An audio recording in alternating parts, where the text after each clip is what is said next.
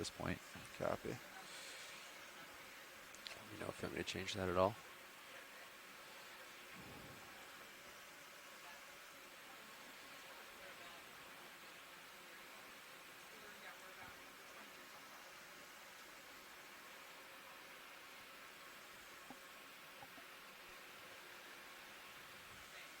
We are about 20 meters off bottom.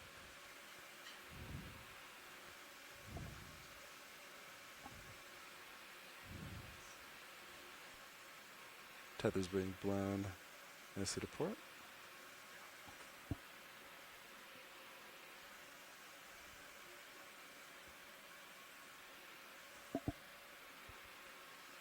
Oop. There we go.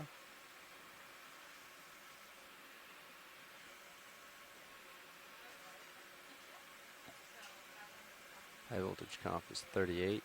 Still okay. Copy that. Starting to pick up some sonar. Looks like a nice gentle slope. Which agrees with high pack. Starting to see And we got bottom. bottom.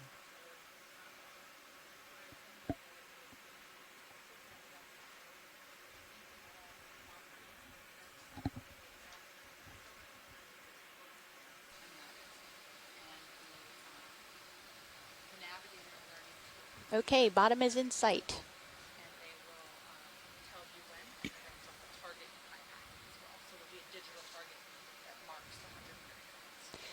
We wanted to tell you that we have confirmed with nav that along our transect we're going to get a notification every 100 meters. All right, watch leads. Yeah, we have bottom in sight. We're just going to take a couple moments Thank to you. Get the vehicles Sure, ready. no problem. And Thank we'll you for the start dive reminder. shortly.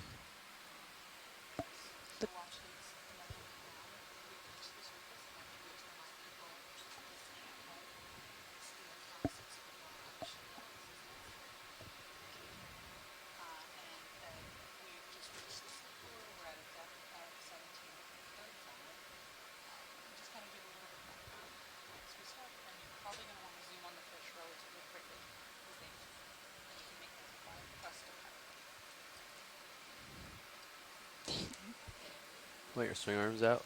Yeah, you can go ahead and do lighting. So which one should we do Get first? some Z bias adjusted.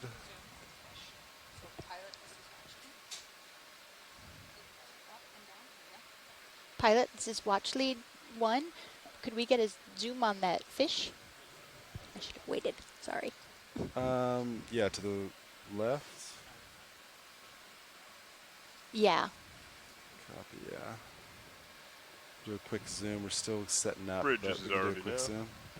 Go ahead, RV Nav. Have you guys completed that Okay, move? everybody. We Video I this have is the about Okeanos 3 more Explorer degrees. beginning Okay, this dive we at the just wanted to Blake let you Ridge know that Escarpment. the vehicles We have are on just the reached the bottom, bottom at and I'd like to take a 1,735 chance meters. to discuss a It's a quick soft bailout sediment plan with bottom you. with I'd like to some set the a bailout plan snack-branched to eel, most southeast. likely. We're trying to get a zoom on that. Okay. Bailout of We southeast, also have and then Leslie as soon as Sauter I here finish Yeah, as video another degrees, watch do you lead. want me to switch There's a the lot center going rotation on. to A-frame? Hi, Stand by everyone. for a Exactly. If you second. could switch that over as soon as you guys are done moving. And we'll take do a few that. minutes I'll to let you know. settle Thank out, you very and then much. we'll start moving towards the escarpment wall.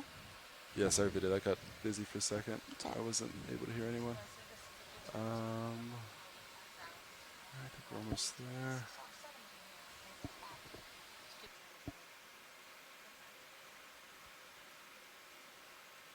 In some of these areas, we're likely to see broad, flat, sediment-covered areas like we're seeing here. And as we move toward these topography areas of relief, we're heading toward a scarp. We hope to find areas that don't have sediments. And when we see rock exposures, we often see invertebrates clinging onto those rocks. So that's what we're really looking for. You can see there's plenty of life in this environment from the reminders they leave behind, the grazing paths Thanks, from Caroline. burrowing across the sand. Great. The Z bias I think is pretty good, and I think we're ready. We don't see any ripple marks in the sand, which is telling us there's not a strong current in this area. All right, watch leads. Vehicles are positioned, and we're ready to start the dive. So I'm just going to slowly maneuver around, and if you see anything you want zooms on, just let me know.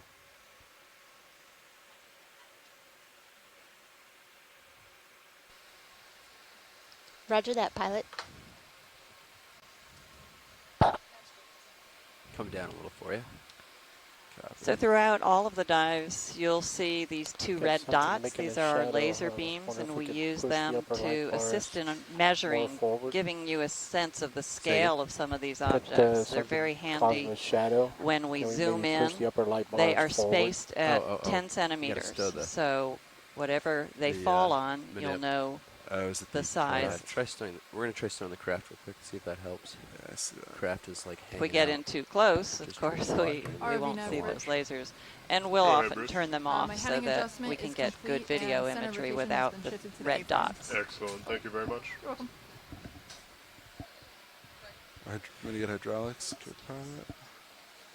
We're at a water Push that up. depth of about 17, 20 Spin up. meters. All right, arms coming on. 3, 2, 1. Okay, that's the one that they were looking. Oops. Arm is live Oh well. and rotating. And we're about to start heading toward the scarp. All right, arms coming off. It's drooping pretty low too. Try bringing it up a little. Yeah.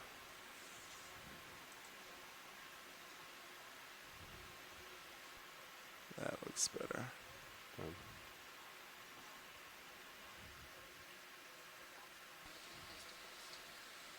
All right, Oopsie.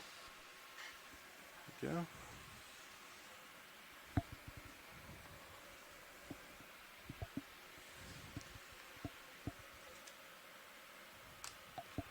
Is that better video? Yes, it is. Great. Not seeing the shadows anymore.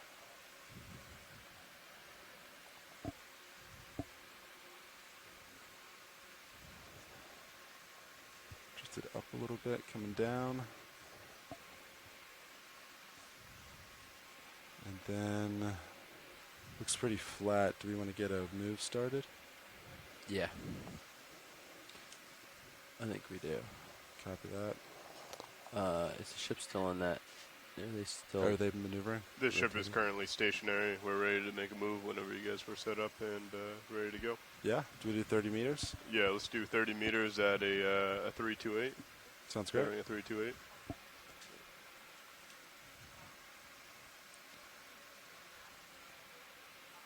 Spinning down hydraulics. I will call it in. Disabling.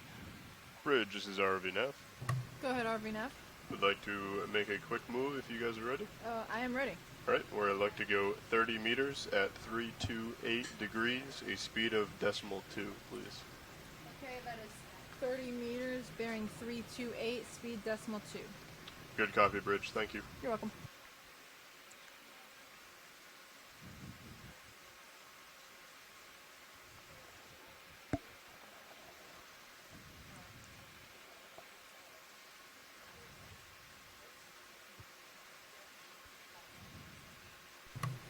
RV As Nav, we bridge pan move around, initiated. you can see Copy that, Bridge. Thank you.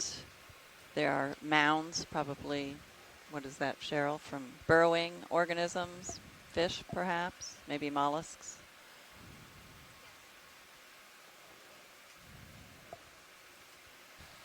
Yes, Leslie, I would imagine there are echinoderms that leave trails like this. There are holothurian sea cucumbers that might leave trails. The bigger burrows could be something more like fish. Oh, and there's an echinoderm right there's there. an echinoderm as we called them up. Do you want a quick zoom at all, watch leads? Yeah, that would be a great introductory echinoderm. Sure. All right, video, you want to come on in?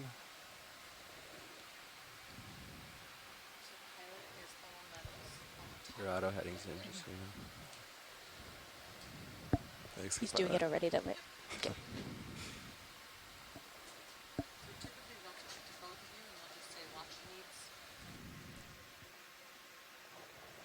Partial.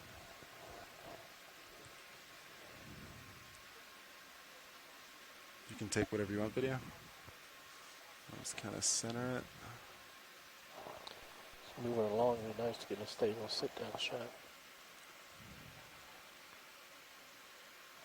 Do to kill lasers, co-pilot? Lasers And I out. believe they call this one a pancake urchin, if I'm correct, and it has poisonous spines. Come back into view, video.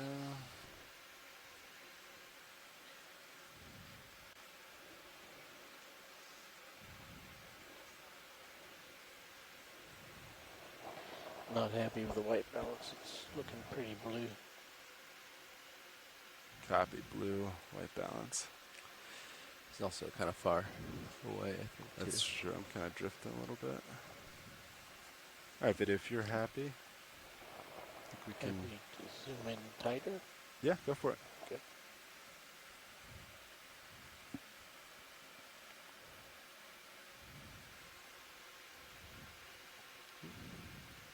That was me.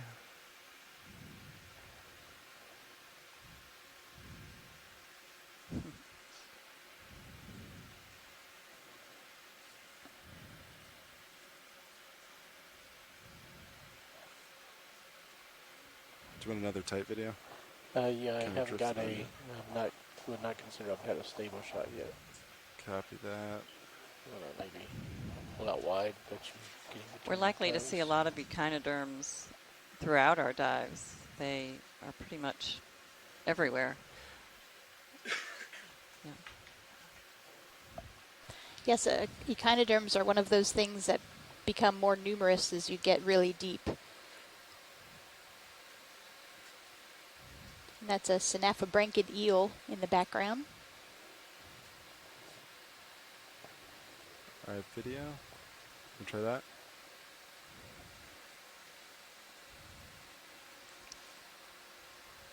Rotating. Oh, that's a great shot. Yeah. Looks like he has little boots on his tube feet. And so the tube feet are a part of the water vascular system that they use for locomotion. As you can tell, as he's moving those feet around. It's Wow, and it has an isopod, a looks like, yeah. Do a slight parasite rotate down. on the left side. Get the feet in. There we go. And if you look in the sediment, you can see little spines that have probably fallen off. Not this particular one because he's still alive, but when these organisms die, very little of the shell part of the organism remains in the sediment record for geologists to look at the historical aspect of these sediments, but often the spines remain. And so I think you can see a few spines here and there on the seafloor. And we have someone in the chat said that this is Aerosoma, Just pulling out a little bit. genus for full screen. Aerosoma. Yep. Thank you, Tina.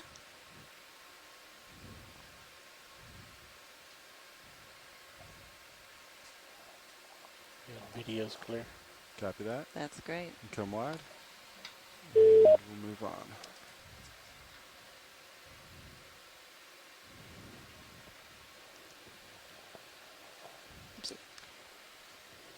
And that sea urchin we just looked at, which is the common name, of course, was next to a brittle star, and they both belong to the same phylum, Echinodermata, but they are in different Pass this, classes. kids. And we'll see Yeah, go several for it, of video. both, I suspect. So how frequently do we see echinoderms on the soft sediment? I would say that they're one of the more common organisms in the soft sediment, and RV net it's bridge, move interesting complete. that different species will Copy that, live Bridge. Thank you. in corals than necessarily on soft sediment. Brittle stars Video, I in adjusted all the drawer a little, places, so you but should different be able to, species potentially. get a little And more out of then it. also the urchins are usually different species when you Copy get that. to hard Pulling a little substrate wide. and corals.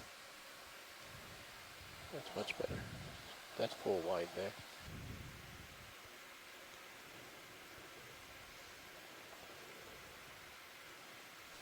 There are also lobsters that make burrows in soft sediment, blind lobsters. So that's another organism we might see.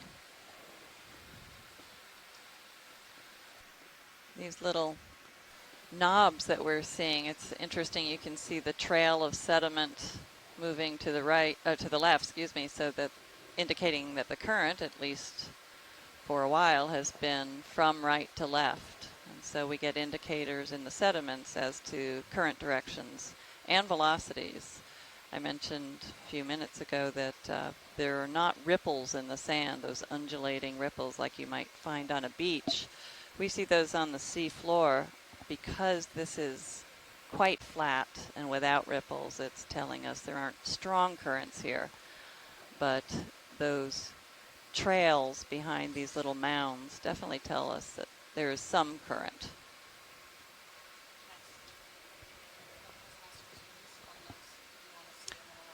Yeah, it would be good to maybe zoom in on these to see if they're perhaps burrows, and there's a nice scour in between these. How are we doing on that move? Do you want to look in the That burrow move or just completed look at a trail? Watch lead. 1429. You feeling comfortable with another one, or Yeah.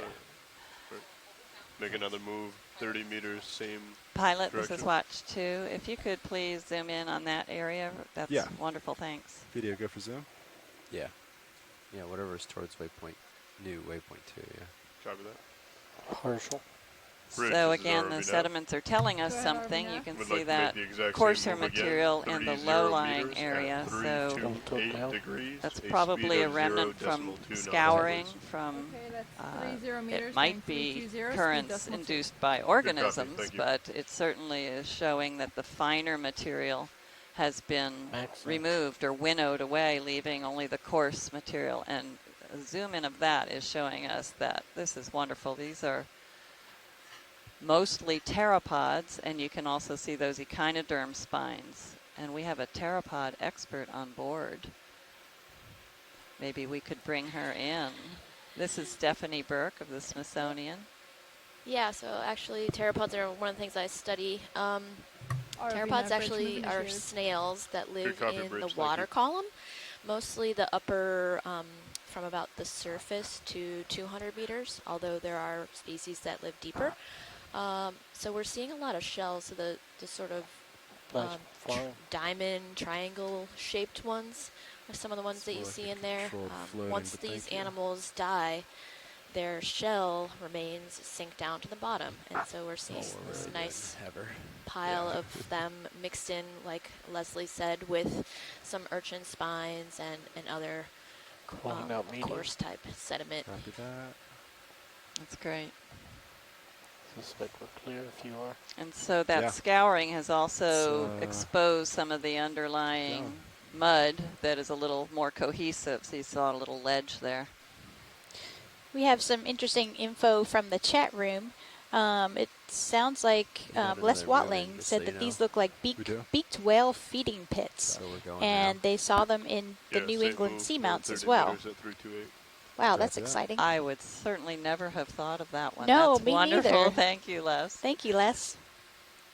And Michael Vecchione from the Smithsonian also agreed and has seen Quick them in the zoom Gulf on of fish. Mexico. Video. I I have don't know if never this is, seen one, so thank you. yeah. This is another synaphobranchid eel. I don't know if it's the same one that's following us, but they're pretty numerous in these kinds of depths. So All right, we'll let him go. Video. Let him swim out.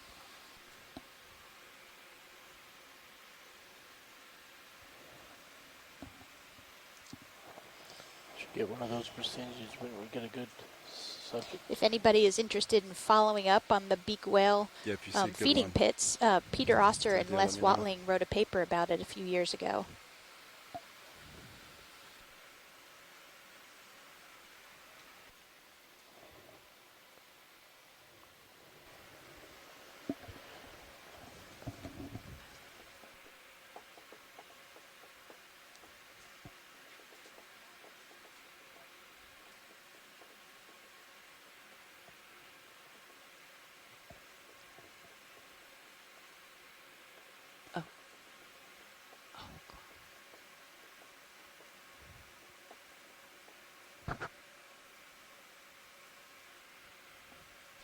Mike Vecchione just noted that this is interesting because 1,700 meters is close to their maximum depth record for these beaked whales, and we are presently at 1,730 or so. So this would be a little bit deeper than they've been found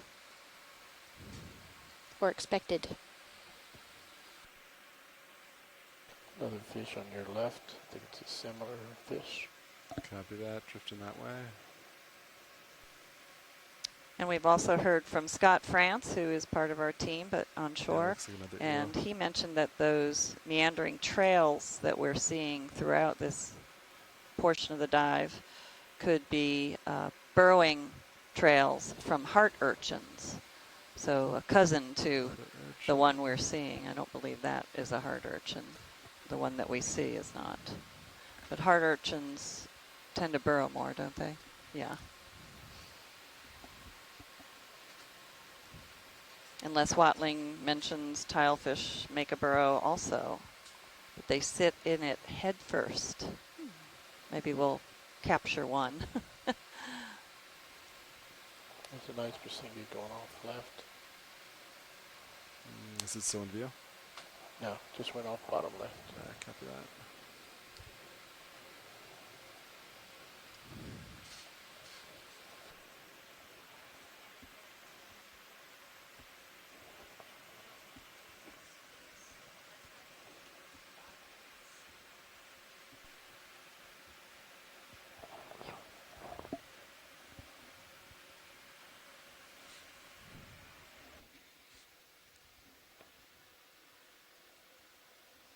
Dark object lower left. We had an interesting note that from Mike Vecchione that he thinks that Anything the you want, beaked video? whales Yeah, may you be wanna chasing snap it? squid into these Oops, depths, sorry. and so Yeah. that's why they It's a are pin. hanging out near the bottom. Snap. C-pin. You'll probably want to look at that close. Watch, do you have any interest in this?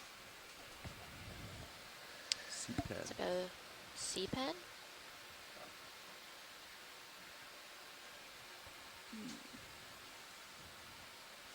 Wrong one. Watch, is anyone interested in Oopsie. C-pad?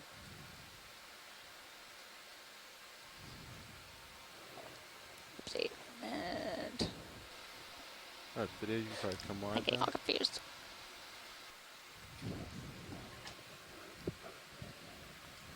Wrong one. Yeah, you want to talk to. Yes, Nav, that would be a good idea. Oh, wrong one. Wrong button, sorry. Operating difficulties.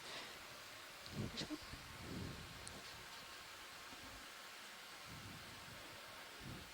Yes, pilot, this is watch one. We would like a zoom on that. Thank you. Copy that. Alright, video, let me get set up real quick, and you can go for zoom.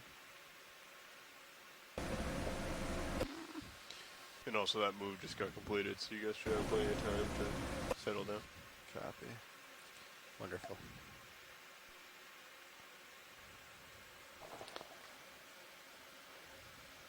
A little center on the bottom. Centering. Looks like you're still drifting forward. Copy. Okay, so we have a sea pen, our first cnidarian of the dive. And back.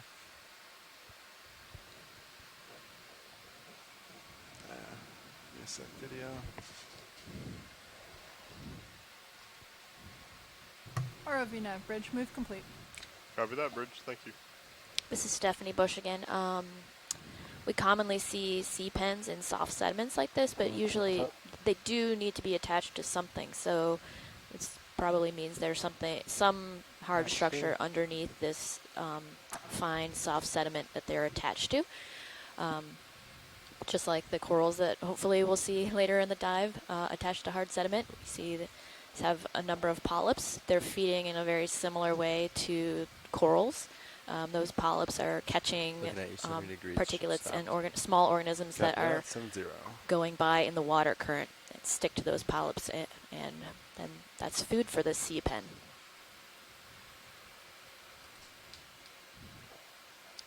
And just a few minutes ago, we saw from that little Copy. scoured Good area command. that it was a little more consolidated beneath this surface loose sand area. So once sediment gets buried, it gets compacted, and sometimes fluids help to cement together the particles. And so Different perhaps kind of that's fish in the upper that left. relatively Like hard fish. underlying substrate Yeah, that I see it. Stephanie was That's where I'm gonna go suggesting anyway. would be the attachment part. And Scott France has added that he thinks this is Anthopilium. We can get it on the front right side.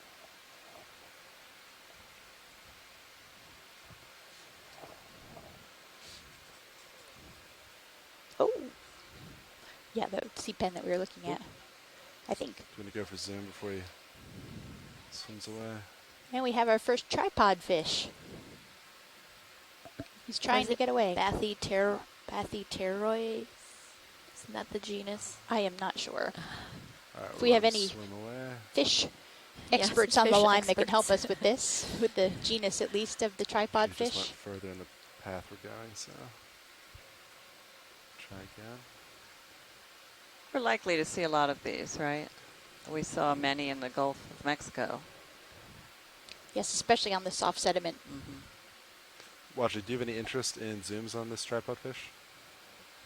If we see a lot, is that, do you just want to keep going or pause for a moment?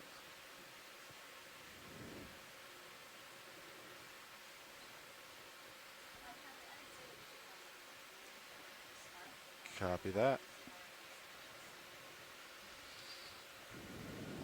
Right. If that's the case, I'll call in another move. Keep rolling. Yeah, sounds great. I'm going to adjust it a couple degrees to 325 Swimming rather than crinoid 328. coming straight at you. Another tilt up. 30 meters coming up.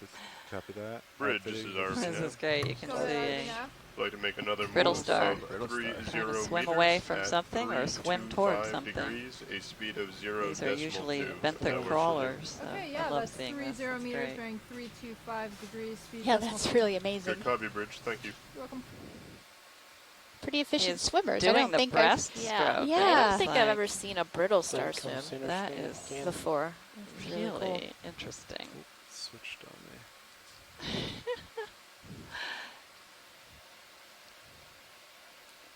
Looks like he uses one of the arms as a rudder It's going away from you. and the other four as propulsion. ROV nav bridge, move initiated. Copy that, Bridge. Thank you. You're welcome. Definitely a first for me. Yes, me too. Imagine really fast. Yeah, first for all three of us. Full wide. Very cool. Leave him. And goodbye. That's got to be a pretty efficient, well, I don't know about efficient, but the best way for a brittle star to travel long distances, because they can crawl fairly fast, but they can't really cover a lot of distance that way. But if they need to move to a different spot because there's not much food where they're currently sitting on the sediment, looks like they could just pick up and maybe get carried a little bit by the currents, let themselves sink back down, and hopefully find some more stuff to feed on. Go ahead, co-pilot. Or go ahead, Decade. Hey, I wanted Yes, to put the temp sensor housing back on the storage drum. So I wanted to establish It sounds like competency several first. people in the chat Yeah, room my have never hand's off seen the this, stick. so this I is still definitely a got a few highlight to minutes. see I'm a up in brittle the star hangar still. swimming in this Okay, But I in the will water call column. when I'm ready to do it. sounds good. And Scott France says, given the right impetus, I guess anything can swim to Yeah, escape. snap it real quick. Watchley, do you have any interest in this? That looks like one of the heart urchins. That looks like a test. Yeah, That's it's not- not a Yeah, test. no, he's not going to go anywhere. But this is what Scott France suggested earlier would be the maker of the burrows that we've seen across the seabed. Do you want better zooms of this, Watchley, or do you want to keep moving?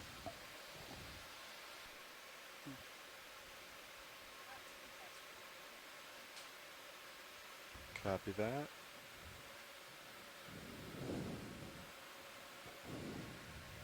All right, video whenever you're happy. Keep moving.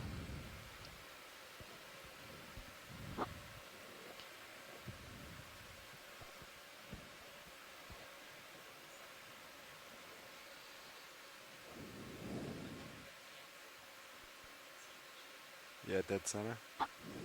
Yeah, quick zoom. Yeah, Watchley, this is Nav. We There's are a piece making of our way towards the sargassum escarpment now. that obviously started at the surface of the ocean and now has come down through the water column and is looking like tumbleweed. Yeah, that sargassum has floats that keep it at the surface, but I guess this one, the floats are no longer functioning, so it's sank down, and that can be a really great source of food for some of the animals down here. So if one of these animals comes across that, it's probably going to be a big meal for them. And So- we have another pancake urchin here. Small fish center screen. We're going to start heading toward water? our first waypoint along the scarp, The one moving at the quick foot of the scarp. video. Yeah, he's gone. unless we come Look, that across was on the anything right. particularly unusual, but we definitely want to see get to something? some of that hard bottom area that Is that just a and dent the or steeper something slope. real growing there? Coral or Up there. sponge or something lower right. The light Coral. colored. Yeah. Yeah, copy. And Ken Sulak, formerly of the USGS, he's now retired, fish expert, deep sea fish expert, in said on that the that tripod video. fish that we saw before was probably That probably won't get Bathopteryos our super tiny phanex hooks. or I'll sit down. quadrilophilus. Quadrilophilus, sorry. Easy for you to say. Oh, it's not, obviously. Don't You leave get that it in the hands of a science- geologist. Yeah, scientific names are not Yeah. always easy to say. Better written. Yeah. And is this Is another this a little- sea pen? Not a sea pen. No. Our video, I think you can come on in. Slight tilt down. Slight tilt Is it a down. I think it's chrysogorgon?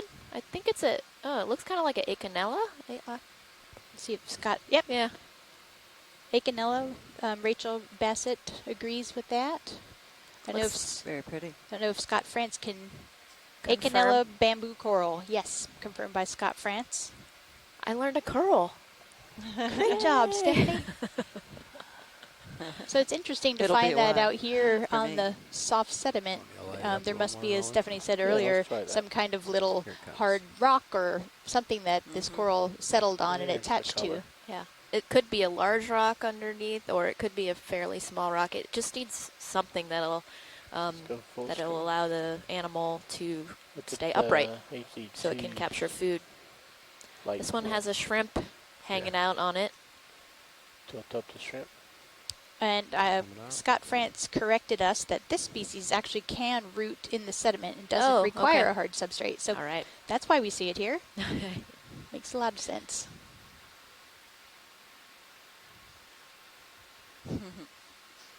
Looking at you, 65 ships underway. 6'5". So Last this time, I species think, of coral yeah. must have a I can sort of an boogie after this. extensive Full rooting screen. structure Yeah, in order Yeah, to looks like allow we it have another to 5 meters in that move, stay, so it's gonna settle out. attached within the soft sediment. Hold that. Yes, Scott France pointed out that the base of the skeleton forms a big root system, Okay, video's clear. All right, go ahead, come or on. at least enough of a root system to Lights keep it are clear. upright. Yeah.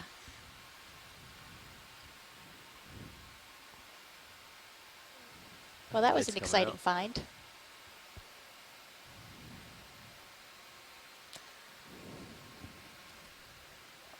And lasers coming back on. If you're just tuning in, earlier we learned that these little mounds that we're seeing on the sediment may be where beaked whales have touched their noses to the seafloor in There's search a of barrel in food. that one on the Very right, interesting. straight ahead. Upper right side looks like it's got a hole in it. Copy.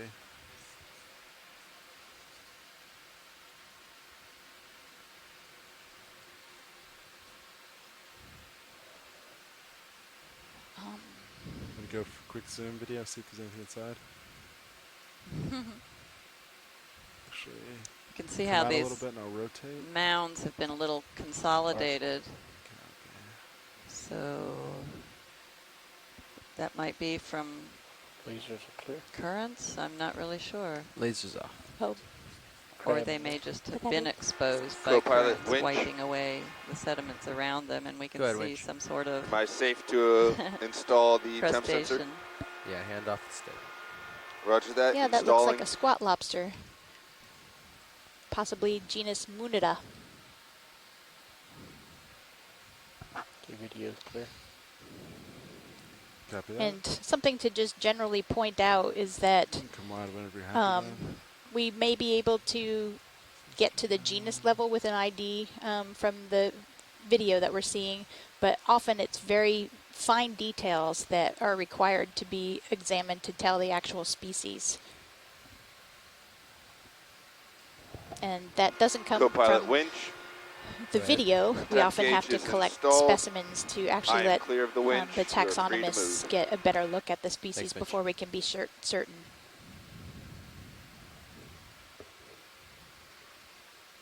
So for something like a squat lobster, that would be, you know, maybe I'm not a squat lobster expert, Pancake but urchin. maybe counting segments or counting little CD along the claws or something like that, which is why it's really difficult to, or impossible to do that just looking at the video. And also their mouth parts, they have lots of sets of mouth parts, and you have to look at each one of those. And The shape and number of the mouth parts, things like that. So.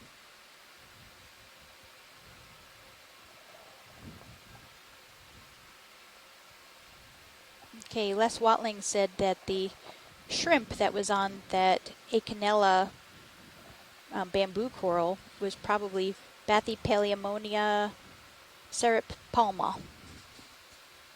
So it sounds like that must be a common relationship where you find this particular Nav, what's, shrimp on that you say something? Oh, particular you're good. coral. I was Is saying that we're- Bridge move complete. I was saying we're Copy lined that. up. I'm not as Thank you. familiar maybe with maybe this Les can coral, answer but that. yeah. I was just saying we're lined For up us well. and We see can- if I was that just gonna if tell the if Nav, that particular lined up type well, of we shrimp can is add commonly another. found Keep on roll. that coral. Yeah. Another 30 meters. Sounds great. Bridge is already We now. just had the same thought at the Go same ahead, time. Nav. I'd like to make another move. Same exact thing. 30 meters at 325 degrees. Got a nice sediment speed of trail 0.2. Yeah, again, this is from the heart urchins that 325 speed decimal burrow Good just copy, below Bridge. the Thank you. sand. And they leave that trail. I figured just great minds look alike.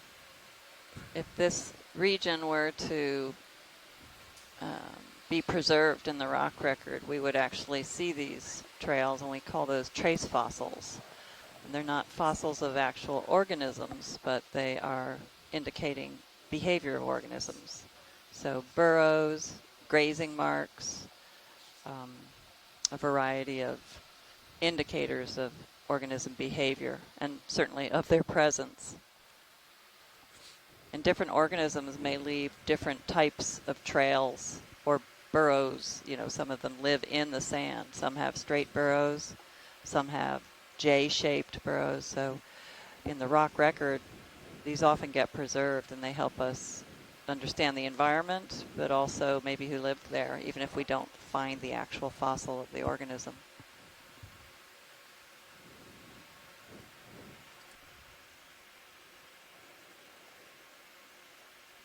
It's really flat out there, and that's telling us that there's very little current See if here this to dark object is push coming the here sediments later. around. The burrows are Yeah. being nicely preserved. They're not being blown away by currents.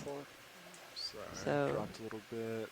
It may change. Can I We've go for seen zoom? indications of Enemy. some currents, but right now there's not too much. That looks like a Oh, Venus flytrap It Yeah. anemone. does look that's like cool. one. Mhm. It must be on the stalk of a dead coral, I imagine. So is that Looping its own. Cnidarian, perhaps? Oh, and there's a, Oh, is there's that a still crinoid behind it? There could be a crinoid behind it. Yeah. Yeah, it Looks looks like like that. it. One little stalk of a dead coral is making a habitat for several types of organisms. Isn't that interesting how they just flock to make habitat? Other Yeah. organisms flock to anything that has found That they a can home. attach to. Yeah.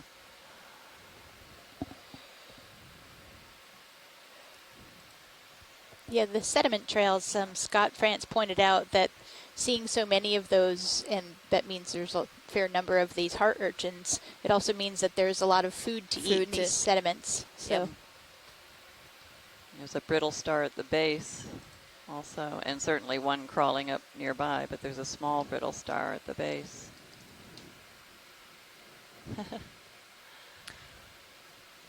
So a lot of food that these brittle stars that are crawling around are eating Do are you have anything else you is missed in the material video? that is Just that produced stalk. at the surface Stock, of the ocean do you want low? and then slowly sinks down. think So, that like Scott branch- mentioned on the chat, and the fact that there's a number of heart That's good right urchins there. Exactly. burrowing partly through the soft sediment here means that there's quite a bit of input from the upper water column into this particular area. The thing that you guys thought was a crinoid, is that possibly a coral, possibly a carnivorous sponge? Behind this, Yeah, it seems Cnidarian? seems to actually be part of or seems to be creating the stalk. can't really tell. It does look like there might be a sponge to go the down a little to the bit? left of the stalk that the anemone is attached to. Aravina Bridge.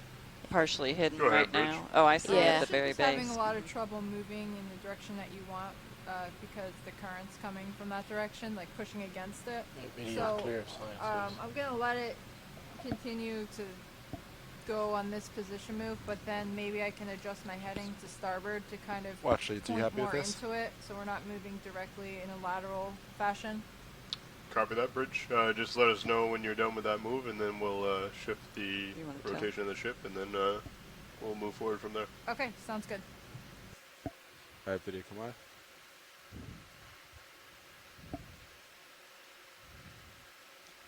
So now you see the Watch Lee. red this is laser Nav. beams. Those are 10 centimeters apart, and they are used as our reference measuring device. And the stalk that we saw the Venus flytrap anemone on, that might actually be a hydroid. Thank you, Tina. Which is another type of cnidarian. So a cnidarian possibly that created that structure, and then later on that Venus flytrap anemone found that as a good attachment point for itself. Watch Lee. This is Nav. That particular burrow looks very fresh compared to some of the other ones we just passed over. Just wanted to let you know that we've completed 100 meters.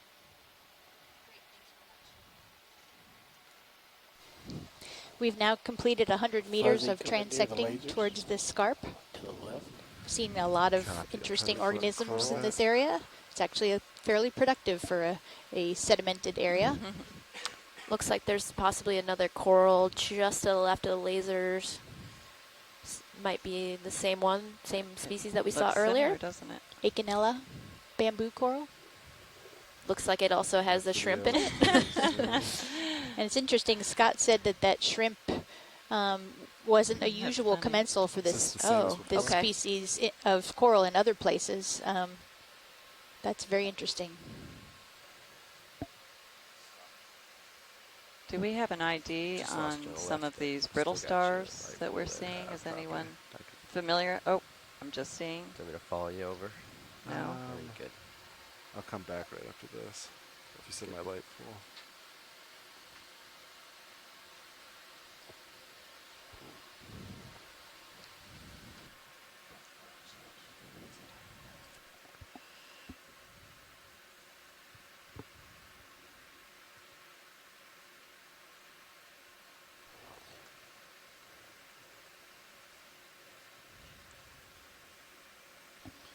Pilots, just so you're aware, after this next move, which should be done in a couple meters, the bridge asked to change their heading more towards the starboard so that we can make these moves a little bit easier.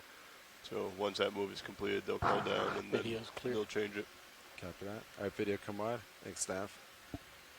All right, co-pilot, I'll come back to you. You can see the skid mark. Pilots are great at touching down without disturbing, making clouds of sediment that would get in the way of our video. Leslie, did you talk a little bit about that earlier? I know you've talked about the sediment a little bit, but just how fine some of this sediment is, and so when it does get disturbed, it can stay in suspension for quite some time. Yeah, that's very true.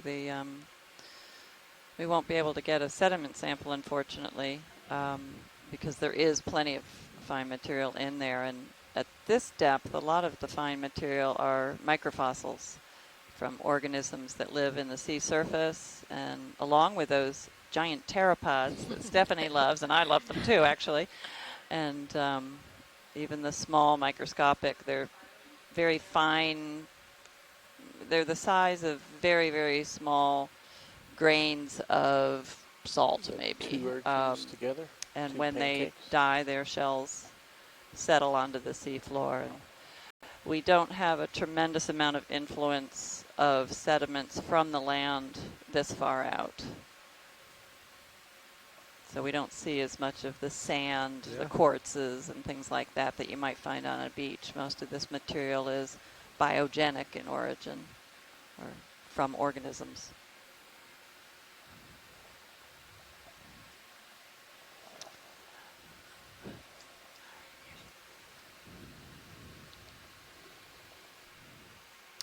So Ken Sulak was telling us that some of these pancake urchins that we're seeing out here actually have a commensal fish that lives underneath the spines.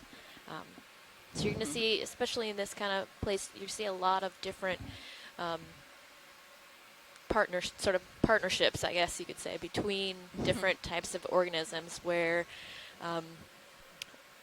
there's the shrimp living amongst the branches of the coral, or this fish that's living within or underneath the spines of these sea urchins.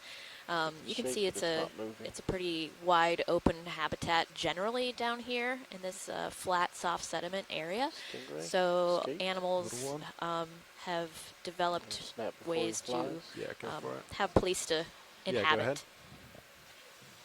Let's get clear lasers. Absolutely. Aravina Bridge. Go ahead, Rich. We're just about done that move now. Would it be a good time to switch the rotation? Yes, definitely. We are ready for you to go ahead and change your heading. Okay, I'll switch us in a rotation and adjust our heading to starboard. We just turned off the lasers, but Thanks. they showed us that he's only about 15 centimeters from keep him centered. tip to tip of the fins there. The bridge is also changing their center of rotation, pilots. And then they'll switch it back once the Changing move is center complete. rotation And that, where? I wonder if To that's the his ship. burrow over there right Not next while to we're on him. bottom, generally. Unless they really need it, and then we need to be paying close attention. I believe they need it. They said the current's pushing pretty hard. Okay. Let me come up. Are they already starting all that? Yes, tight they are. to his eye, Yeah. How far are they going? drifting backwards. They're moving, I want to say, like 10 to 20 degrees to starboard. Okay.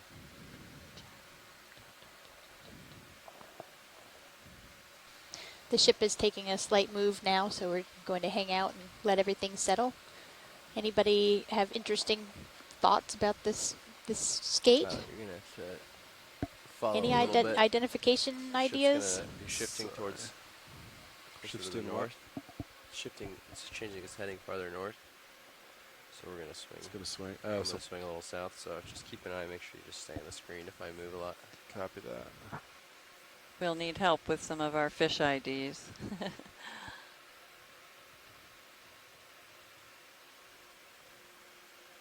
Washley, do you want me to keep pursuing this or move on? Drifting back pretty far. Yeah. Alright. You can come wide video if you're happy.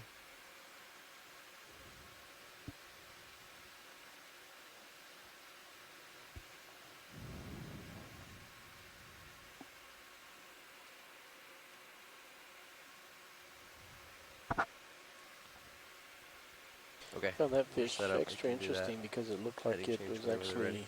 using some modified fins underneath. It was sort of walking. Ooh, yeah, that's cool looking. Yeah, certainly aiding in his maneuverability on the seafloor. Probably not Just off very the right useful screen in now. swimming. What are you looking at? Yeah, but for small shifts, there was like we some- saw, where it's Yeah. just turned There's an away. interesting little something Ball orange there. I shaped didn't know if that was Landing gear.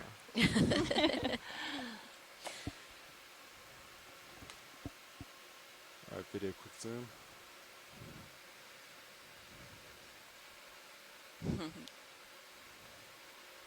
I imagine that's a Serianthid tube Yeah. anemone. So there's just this little polyp type thing at the surface, but the actual tube goes down several feet or maybe even a meter into the sediment.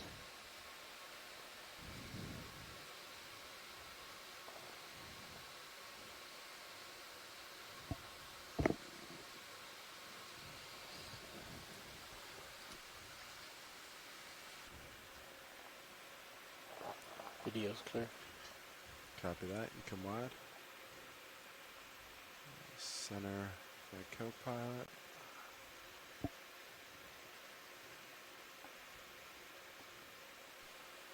So that tube anemone looked like it was only about 2 or 3 centimeters in diameter,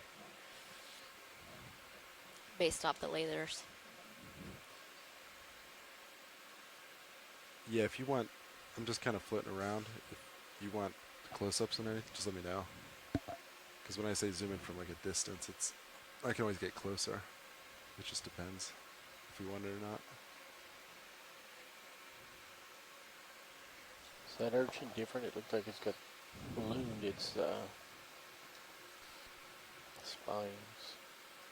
This one right here? And we got a note from Tina that guess said it's that the that was same. actually not a ceryanthid, but a normal anemone Oh. that can sit on the mud or on a small stone.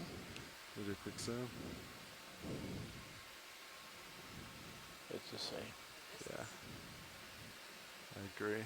Optical And this illusion. is why we have the team approach. Yes, Very helpful. Thank you.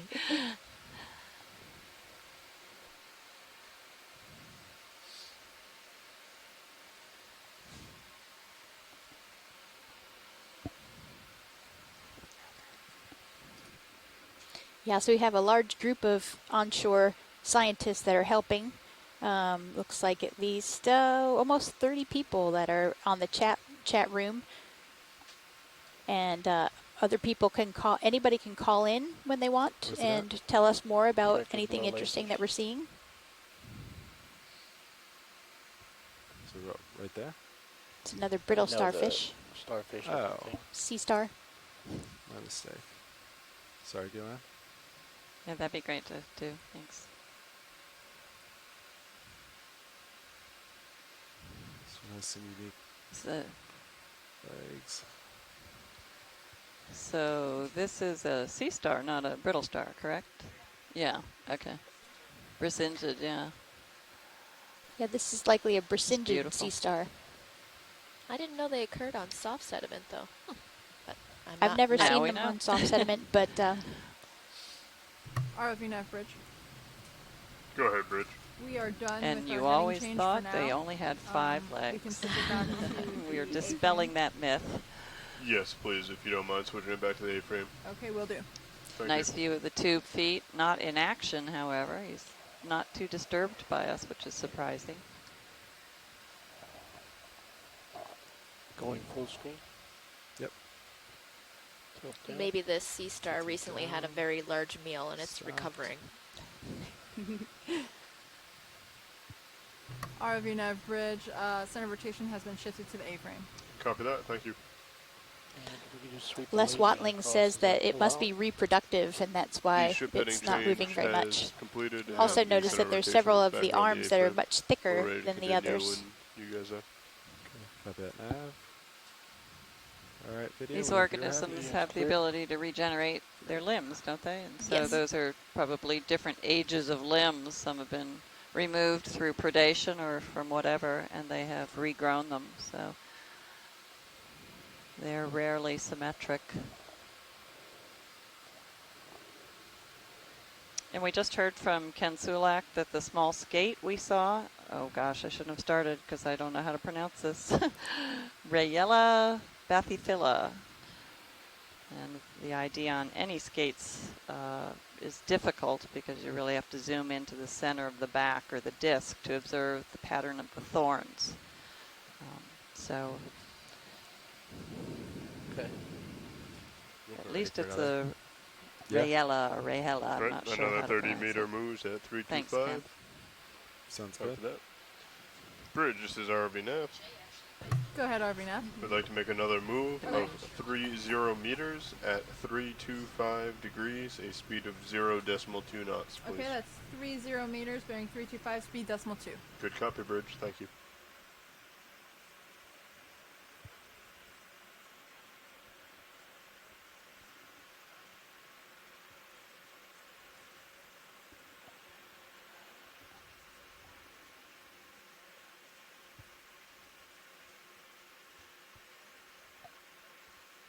ROV Nav Bridge, move initiated. Copy that, Bridge. Thanks.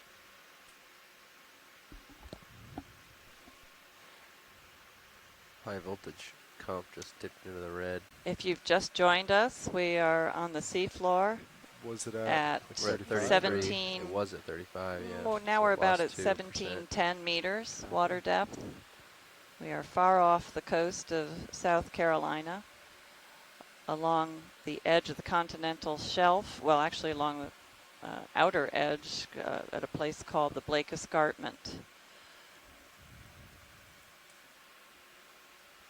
And we are heading toward our dive site that is a scarp or a steeper area that we hope to find exposed hard bottom, harder rock surfaces that will be suitable habitat for many coral, deep coral and sponge species. And those particular organisms, when they find a home on rock substrate, they tend to attract many other organisms and define several of these deep sea communities.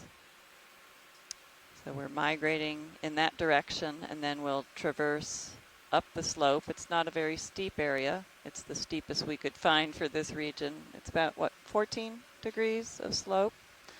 And and then if with time, once we get to the top, we will move along the crest of that feature. And I'm sitting here with two of my colleagues on board the Okeanos Explorer, Cheryl Morrison. Cheryl Morrison from the U.S. Geological Survey. And Stephanie Burke. Sure. Stephanie Bush. Oh, how have I gotten that Some wrong? might be Bush. That's okay. You're just Stephanie to me. Stephanie Bush. From the Smithsonian. And I'm Leslie Just, Sauter from the College of Charleston. A clump, Would this right? be more consolidated Yeah, mud? that definitely Oh. looks like some sort of burrowed rock. You can see all the holes on it. Those are from worm burrows, likely. Now, where that rock came from is pretty difficult to say, but that little bit of hard substrate is providing a little habitat for a few organisms, it seems. It's shell on the left side. Say that again? It's a hull, sort of like a rock. Yeah, almost like a shell. or I'm something. learning Oh, that wow. this is probably a sponge, I'm gonna get up tight on it so we can see the perhaps a edge. dead one. Yeah, give me a sec. Is it, and that came in from Tina, what's the last I'm name? looking at that lower left edge. I thought I saw some fuzzy. Might get a little bit of dust. And is it an encrusting Go into that if you sponge want. on Right the between rock, the or elevations is are. it the sponge? I'm not sure about that. It looks like there's some rock showing on the left side of it.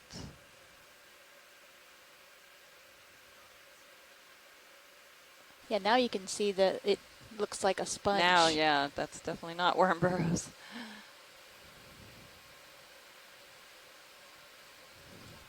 You can see pteropod remains and some echinoderm spines in the sediments as well.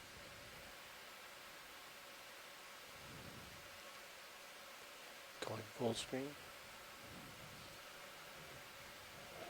Tina, I'm sorry if I'm pronouncing your name wrong, but I believe it's Tina Molodzova. Video's through. And Right. Tina has Go ahead and provided come the wide. information that it's likely a dead sponge. Still uncertain, though. We haven't heard from her. Oh, there she is, yeah. That perhaps it is an encrusting sponge. A demo sponge is what Nolan Barra believes. Thanks, Nolan.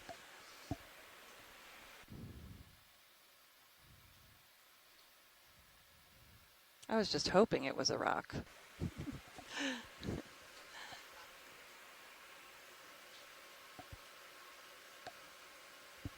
It's amazing. We're feeling a little bit of swell up here on the ship, but of course you don't notice it at all on the sea floor, which is a good thing.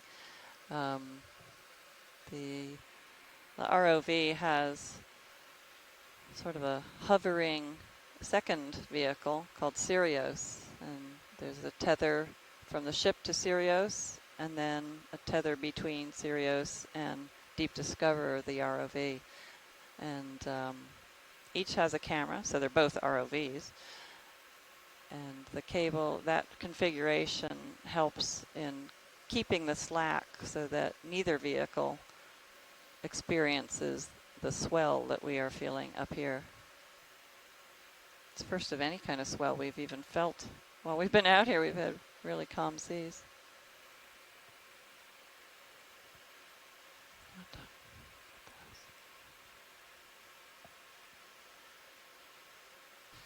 We might have another coral here close to the lasers. Maybe another one of the Acanella.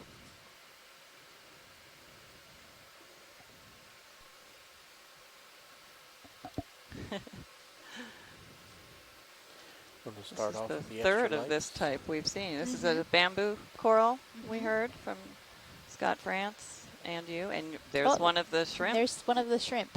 Looks like it's a single family dwelling, however. And Graffiti, come on in. each one of these, we've seen one of these shrimp. And the shrimp, Isn't that interesting? the shrimp is, let's see, Bathy pulmonea. That was from Les Watling.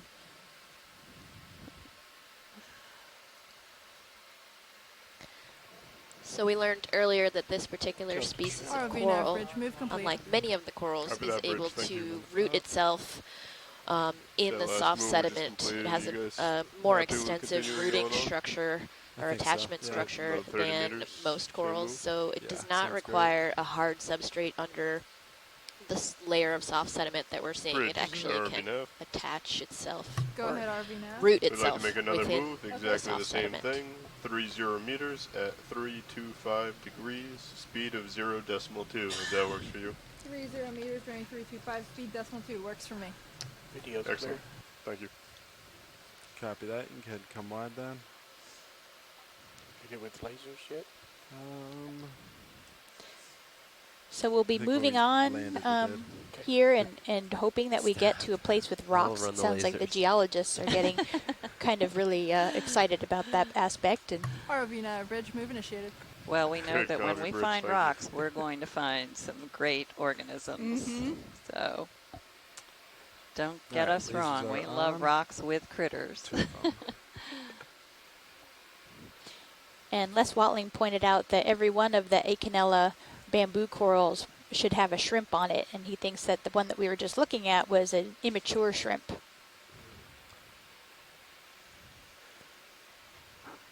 You have more burrows. We promise we have not just been going in circles and we see the same one over and over. They all look so similar and they have just one shrimp. And here's another one on Oh. the left. Might call us wrong, though I don't see a shrimp with that one. I but- think the shrimp was on the sediment, Oh, good. so good. I think it was there. He was out mowing the lawn or something.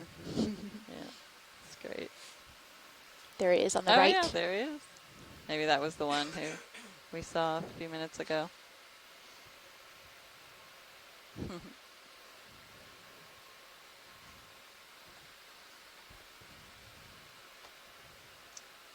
Right.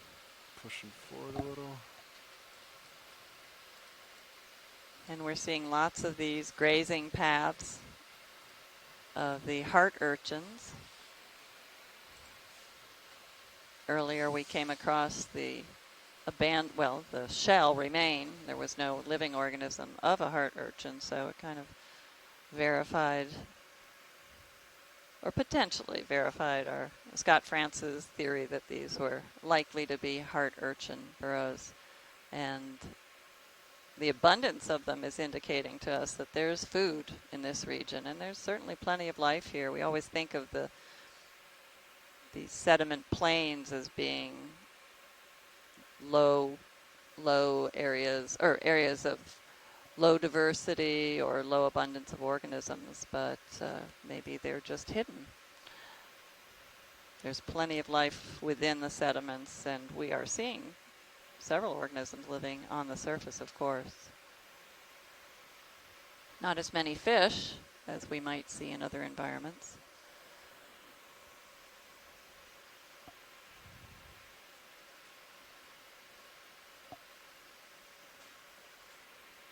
If you follow us throughout our next 18 or 17 days of dives, we are going to be visiting completely different areas, many different depths, as deep as over 3 kilometers and as shallow as maybe, what, 300 meters? Yeah, so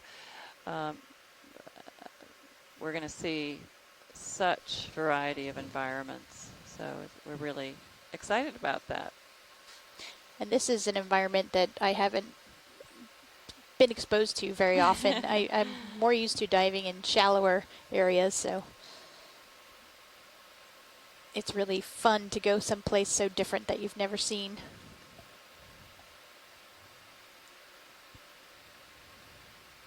So we haven't seen any kind of ID, as far as I can tell from the chat room, for at least the genus of these large brittle stars. We caught one swimming earlier in the dive. I'm sure that will be on the highlight video because it was pretty amazing. Is there anyone out there who can help us with the brittle star? I know it's in the class Ophioidea. Is that correct? Trying. I'm going to have to learn some of these. Leslie, you know an impressive amount of information about the biology for a geologist. Oh, so that is say. the kindest thing you could ever say. Well, I will admit that I've been on submersible dives where I was the only geologist, so I had to learn, and a lot of biologists, and I learned a lot, especially echinoderms. I'm quite fascinated with them, I will admit. But I can't call them by the species name. That looked like there was something gelatinous in the water column that just floated past us. May have been a salp. It was kind of hard to tell because if you noticed it, it was almost 100% transparent. So it's hard to identify.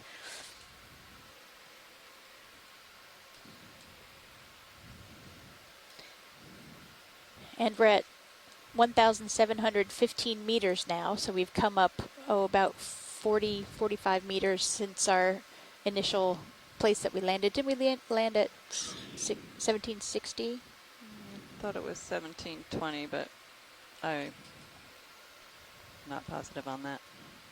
This is nav. It was 1736. So yeah, we landed. The initial depth that we first landed on was 1,730 meters. Thank you, Nav. Now we're at about 1,703 meters. Oh, this one. That's Sirius. Oh, okay.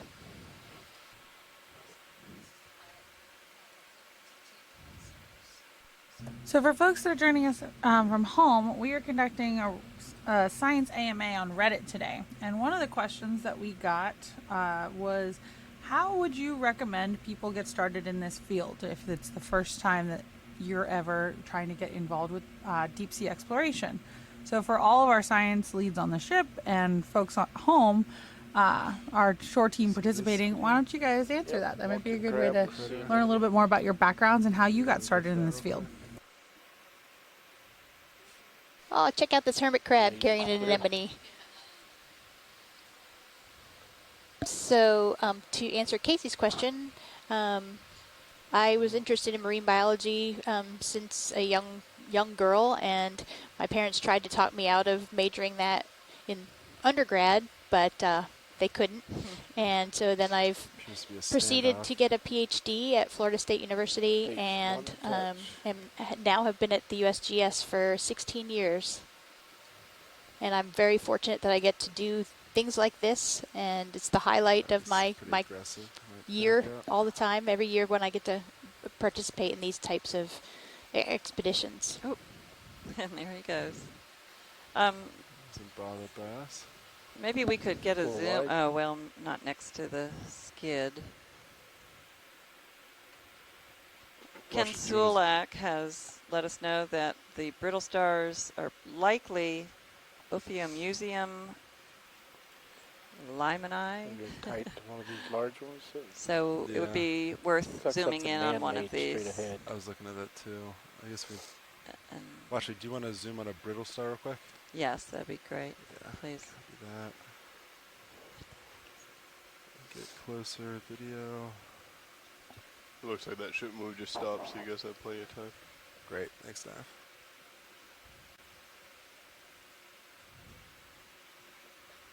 All right, video, if you want to go in. So again, the genus Okeanos. ROV nav bridge, move complete. Copy that, bridge. Thank you. They're beautiful.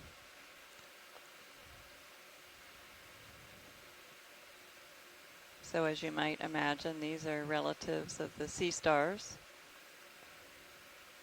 Very common. I've seen them everywhere that I've ever been. And Going they're full feeding screen. from underneath the plate.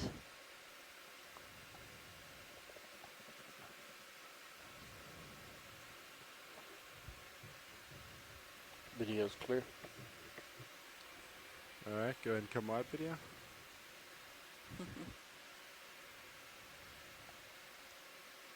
Sadly, we can't flip it over so we can look at the mouth, because I know that's where we get the identification down. We're going to take a look at this feature here that sadly might be marine debris. Not sure. The Yeah. chair. Yeah, this might be our first It looks like a observation secret of human looks influence on the like a seafloor. back That end of a looks surfboard. related You know, the leash. to diving, maybe? Oh yeah, Nav just said that it might be a surfboard, and that's the leash that you strap to your that ankle. Comment on it, definitely looks video? like a leash. Oh, it's a buggy board. Yeah, Oh, yeah, yeah. It's got words on it. But that's more of a pad. Mhm. Oh yeah, no, Huh. that's Yeah, it's a electronic. cable. Velcro. Yeah. Yeah, I was Oh thinking yeah, diving. a dive computer maybe. And then like the BCD like kind of opened up. I don't know, it's kind of hard to tell when it's Yeah, partly- Rachel Bassett agrees, BCD. Good, the Velcro's there, we could see what it was. Yeah. So look up at the where the connection's made. So Ken and Tina, what did you think about the brittle star? Did you think it was the Words on the Okeanos? hose. I guess you'd already determined that, Yep, but yeah. were you able to See one hose. pin down a species from that view? 24. Here you go. R237 We have some pretty good cameras here. A90. That's amazing.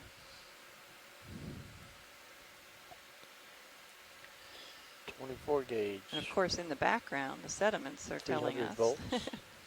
We have, I see multiple species of pteropod Yep. shells laying Yep. on there. yep, I don't and think, lots of echinoderm spines, Yes. which is no surprise. I don't think this is BCD because it indicated No. voltage. Yeah, is that just like a Huh. put on a chair, one of those like a chair massagers cover. or something? It has straps for sure. Oh, like one of that, those like a, massage chair, Yeah, it like looks or like- like a chair warmer. Or It looks like a something? chair. it's from a yacht, obviously. Oh well. I would say that's definitely man-made debris. Yep. Yeah. All right, video. Clear, Happy full with wide. that.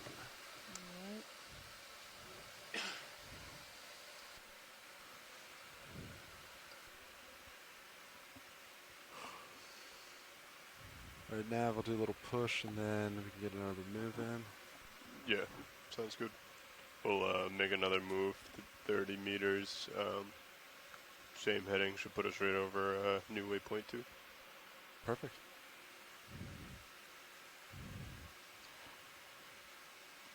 It's too far. Stephanie, maybe you could tell us a little bit about how you got involved with It's 45. your studies of pteropods.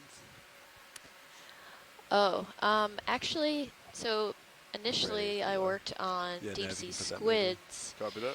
and I was Bridge, this is interested RV the nav. whole time I was working on This is them. bridge over.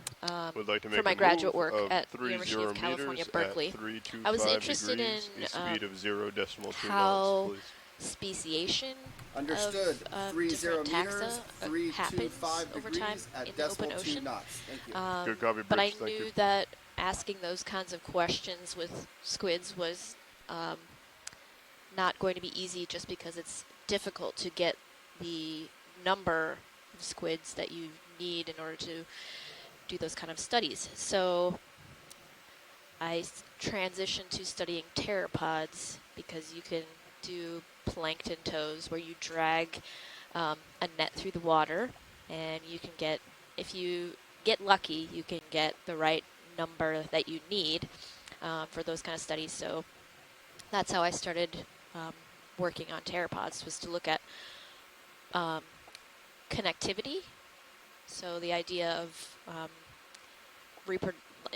intermixing of individuals between different geographical Is that a bottle locations. of me to And read below one of the ways that lasers? we study that is to RV now is ready collect for loop initiator. Copy that bridge, specimens thank you. of what appears Yeah, go for physically, morphologically, to be the same species from wood. different Wood, yeah. locations. And then we sequence the DNA and compare to see if actually what we think is the same species Coming up on it very soon. truly is. Like, do they have, you know, is their DNA similar enough that we would Sorry. consider them the same species, or is their DNA different enough that would be Different coral that there we on the would right consider of them lasers. separate species, The but dark one? visually they look the same.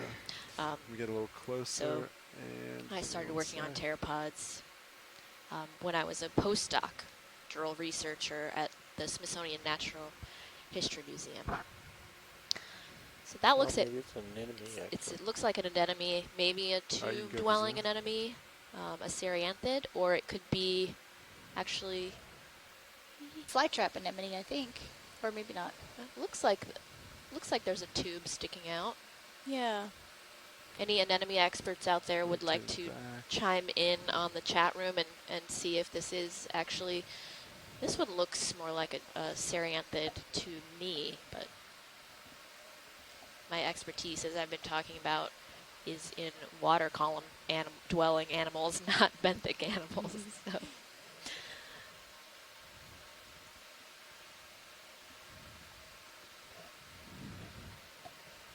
Video's clear.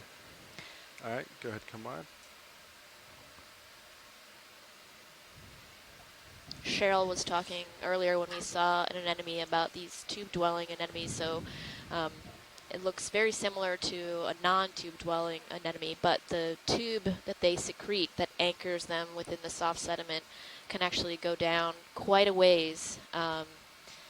So if you're ever out, it's not easy to collect one of these if you're interested in studying them. I know people that have been doing research on them, and they said it was very difficult to get the entire tube out of the sediment. We actually did that on one Video of the swapping first out. cruises that I went on in the Gulf of Mexico, Nice and video. we used the suction sampler, and it was quite a long endeavor to try to get him out.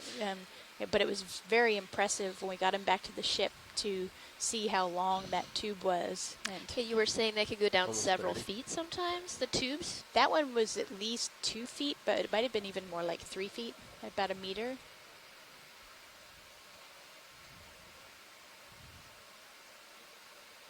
And did the animal within the tube extend that far as well?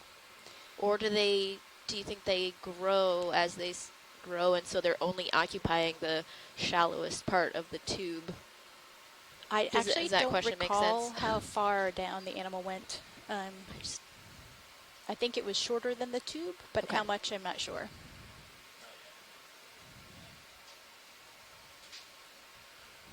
Watch lead, this is Nav. Wanted to let you know that we moved another 100 meters, a total of 200. So we've now reached another 100-meter transect that we've just passed. So total, we've gone 200 meters since we reached the seafloor. We just passed another tripod fish. I think that's maybe the third one we've seen so far. I think we passed another one when I was talking about pteropods. The genus of those tripod fish, Bathypterois.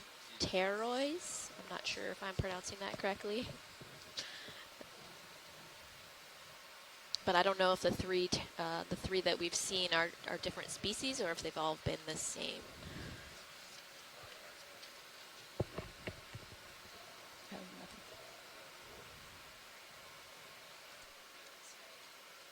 Oh, no.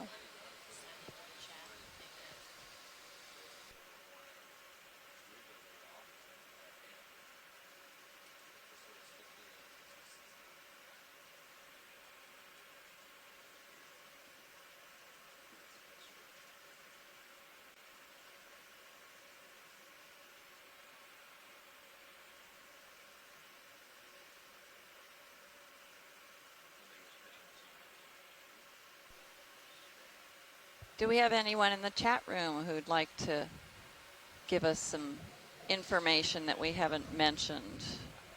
Feel free to call in.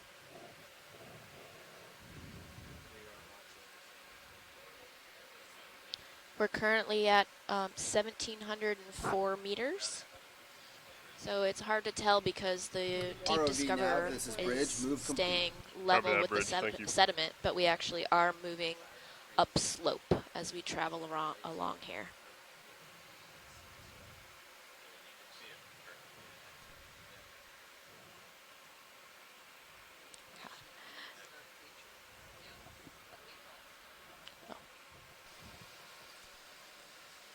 Nav, this is Watch 1. Go ahead, watch one. Are we actually on the Scarp feature now? Would you be able to tell that? Yeah, we're coming right up to it. It's a pretty shallow slope, so we've been on it for a little while. Great, thank you. No problem. Watch leads. Any interest in item coming to center?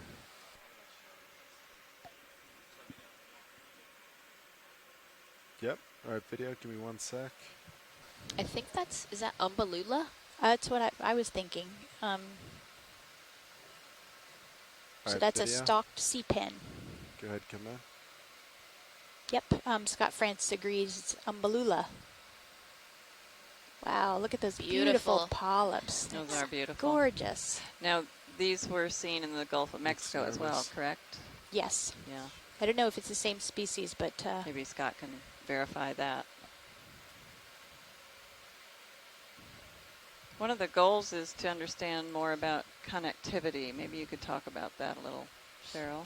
Stephanie Or just Stephanie. talked about that. But yeah, I'm sorry, I was out.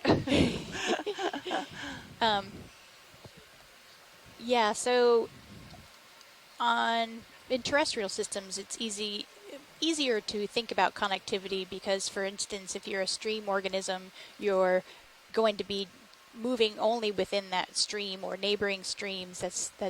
You're confined to a narrow set of Yeah, I think so. places to travel. But when we look Same at the thing. ocean, the Bridge, this is barriers ROV between nav. places are nowhere near as obvious.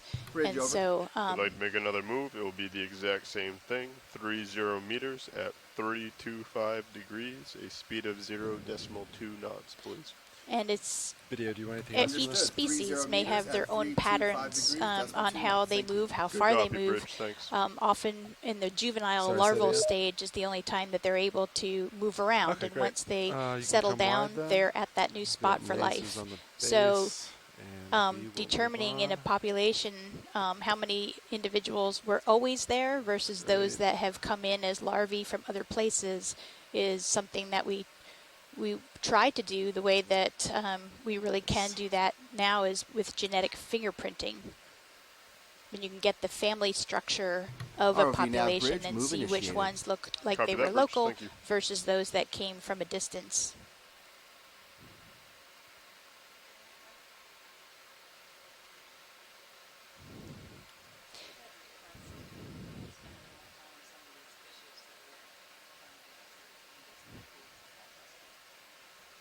Yeah, copy that, watch leads. If you see any, just let me know. Yes, Ken and Amanda, we have noted that we should be stopping a little longer to get some zooms on the fishes, and we will certainly do that.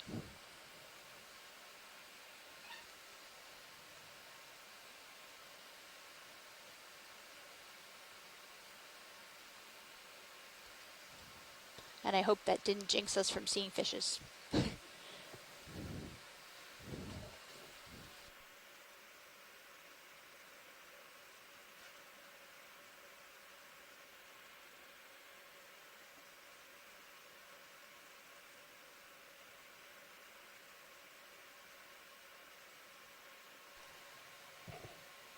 So Cheryl Morrison of USGS was just talking about connectivity of organisms in terrestrial systems. One of the things we're interested in looking at possibly in this cruise, collecting the same types of organisms that we've collected in the Gulf of Mexico and then taking subsamples from those See the specimens fish coming up. and and looking at DNA fingerprints from those and comparing those that we collected here off the eastern coast to those that we've collected in the Gulf of Mexico and see if the populations are interconnected between those two systems. All right, video, you want to go in and Go ahead push? now. Go ahead, watch. Yep, working on it. Wow, we have a beautiful tripod fish here.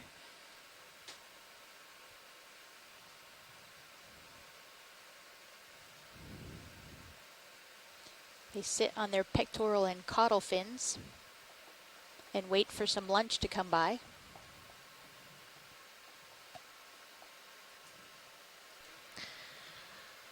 As you can see, they spend a lot of their time sitting stock still, and as Cheryl said, they're waiting for food to come by. And one of the reasons that those lateral fin rays are so long and sticking out above the main body of the fish is so that they can detect water movement, and so they have, you know, sort of like an early warning signal that something that could be potentially interesting to eat is coming along, or it could be a warning that something potentially dangerous that would want to eat the fish is coming along. So then the fish has sort of, you know, those fins extend further out from the main body of the fish so it can detect from further distances things that it may or may not want to respond to.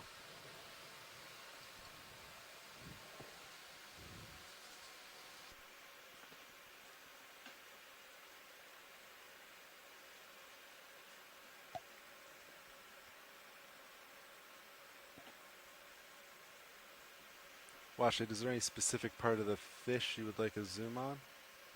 Or an area to focus? Or is this good?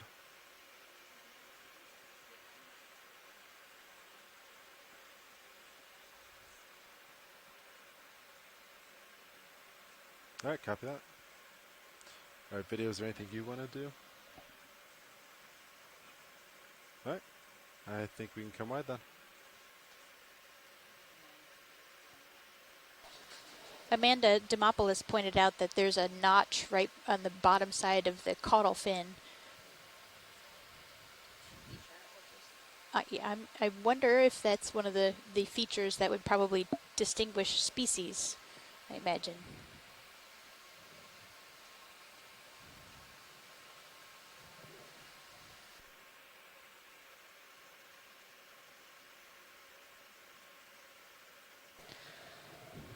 Another thing viewers probably noticed that the eyes of that fish are very small. Keep in mind that without the lights of the ROV, it is completely dark down here because we're at 1,698 meters. So other than biologically produced light or bioluminescence, there's not much that can be seen, which is again why animals down here have developed other means of sensing their surroundings besides relying on vision. And this here looks like a Bathypathes black coral, if I'm not mistaken. Could we get his... Yeah, copy that. Could be a sea pen. Looks like a peninsula from a distance. Oh, okay. It actually is most video. likely a sea pen. Go ahead, come in. A very It's a different nice- looking one than we saw It's earlier. a nice And one. could probably kill Nice big lasers, please. branches. Nice. Yeah, so this is definitely the genus Peninsula. Earlier we saw a sea pen, so they're both in the same group, the sea pens, the Peninsulaceae. But this is definitely a different genus, and you can see it has what are called leaves. So those things that look like side branches or pinnules coming off are fleshy extensions from that main part of the body, and the polyps come out of those fleshy extensions. So essentially you have one giant polyp with a lot of arms, and then a whole bunch of smaller polyps arising from those arms.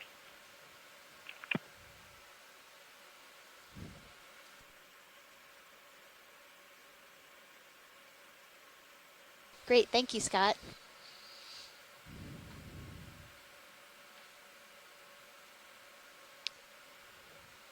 So again, this is a type of sea pen, and it's, as Scott was just explaining, it's one very large polyp with a bunch of smaller polyps branched off from the main polyp. And Like many of the organisms down here, it video is whenever you're happy. capturing particulate material that's going by in the current as its food source.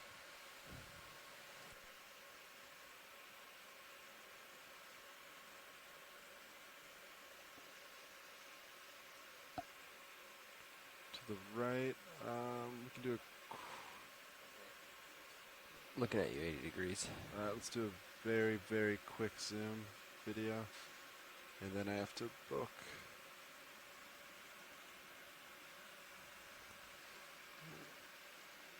And here we have a different type of sea pen With the shrimp on it. with the shrimp. Alright, just give it a few This, seconds video. at a first glance, this looks a little bit like a Halipterus. Maybe not. It depends. So one of the ways that you identify sea pens, one of the first things you look at is to see, are the polyps coming directly out of the stem, or are they arising on ridges or leaves? And from what I can see, these do look like they're coming directly out of the stem, which would suggest something like Anthoptylum or Prototylum.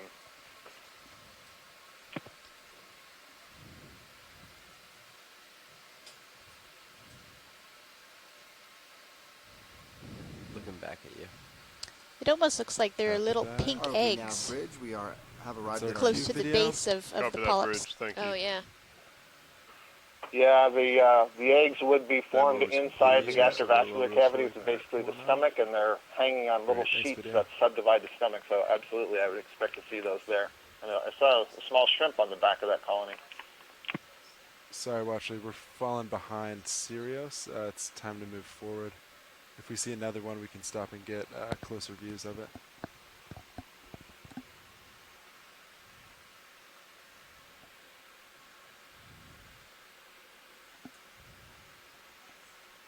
Did you copy, Watchley?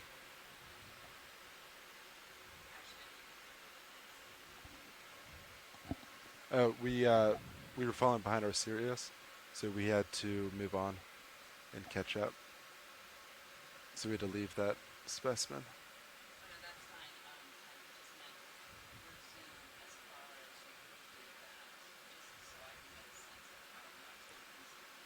It depends. So it's also take into account the physical zoom of the camera, but also the distance between the actual camera and the specimen. So it depends how close we are to it relative to the zoom as well.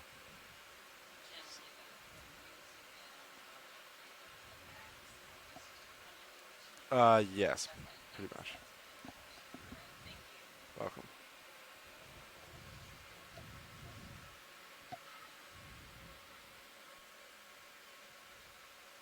This looks a little different. So going back to that tripod fish we saw, Ken Sulak has some interesting information that the notch is actually a subgenus character. Several species have a notch like that, but the function is not known. He said that the elongate pectoral fins are provided with thick nerves that go similar, directly to actually. large extravertebral Can we go for it, ganglia, video? which is evidence of important sensory function. Very interesting. Thank you, Ken. Copy. And here we have another sea pen. I don't know if it's the Haliptera genus again, It or looks similar to the last one, but yeah. Yeah, I think Do we do this I one said first video Halipterus and before we got a do the zoom on it. second I one, believe these are something like Anthoptylum or Prototylum, but this is, yes, similar to, I think this is now at least the third one that we've seen. So similar to what we just saw a short time ago, where the polyps are arising directly from that main, what's called a rachis. Yep. That was weird. I thought I lost footing or something. oh, and there's another Oh, Acanella in right in front. front. Yeah. All right. Do you want to note that now? Which in looks time like so maybe we it can has look back? one or two shrimp. Yeah, we'll do. Yeah, 1549. Complete comms with D2 was lost for about 2 seconds or a second. Yeah, what is And that? then everything was regained. Sorry, but I'm just adjusting.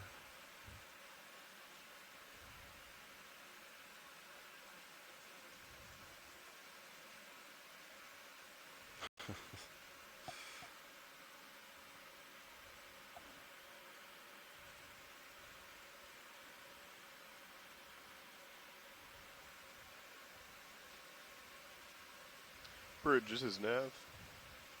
This is the bridge, over. We just wanted to know how hard are is the DP working to hold his position right now? Mostly it's just the bow thruster is working about 50 to 60% of its capacity. The stern thrusters and props are not working that much. So it seems to be somewhat balanced between the forces of the currents and the wind. We just get a little slap rotate down now, from the video? wave action. Copy. Excellent, thank you very much. Yeah, the bridge said that the DP is not working terribly hard, so we should have plenty of power going down to the vehicle. Yeah, I don't think we lost power to D2. I think something happened with the communication link.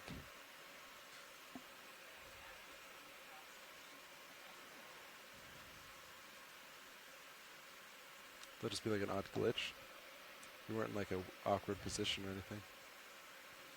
I'm not sure.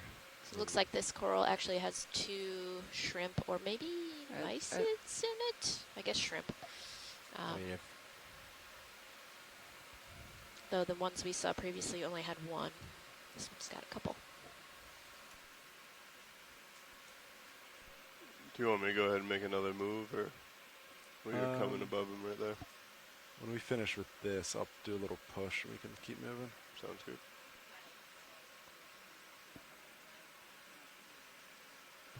ROV nav bridge.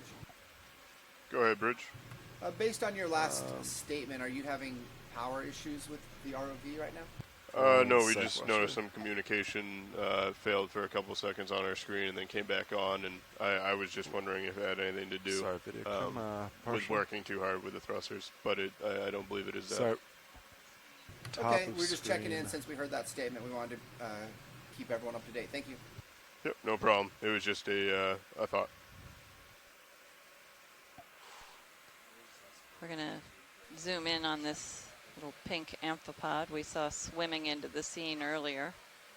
Copy that. We won't get a really tight zoom probably because we're kind of far away from it. I can get closer. This is the maximum of the Yeah, camera that's right a now, fairly large amphipod. It certainly is. And Les Watling suggested that the amphipods, that the organisms in the Okeanos were amphipods. All right, watch leads. Are you happy with that, or would you like any different views? Yeah, that's the tightest we can get. I could move closer if you want. But that's the. We had we had a request for it, so just a little bit farther. Is that a pycnogonid in the foreground? Yeah, that could be a pycnogonid that's just on the Look bottom how of our. slow he's inching along. Right there? Yes. That is a very slow one. So yeah, pilot, if you could just inch forward a little without running over the corals we've been looking at. Video compartment. Just gonna move around quick.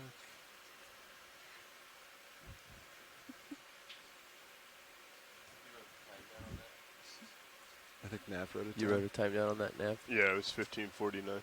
Okay.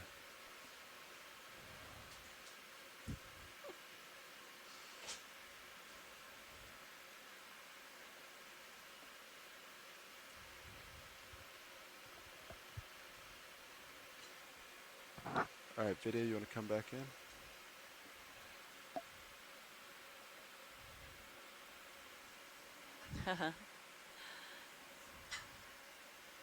That's great. Copy.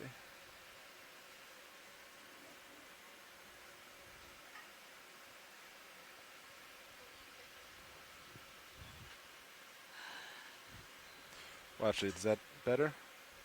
That looks great. I'm waiting to see if I have any comments from the chat room. If they want more, that's as close as we can get without moving the ROV, but we could still do that.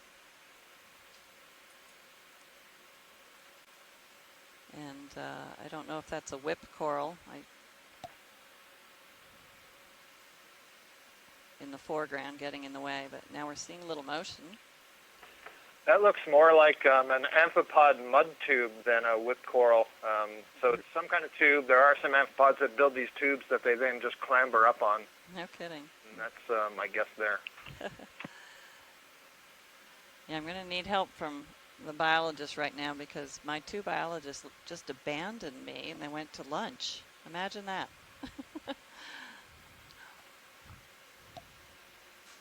So, pilot, I guess that's a good view, and let's head on. All right. Video, go ahead, come wide.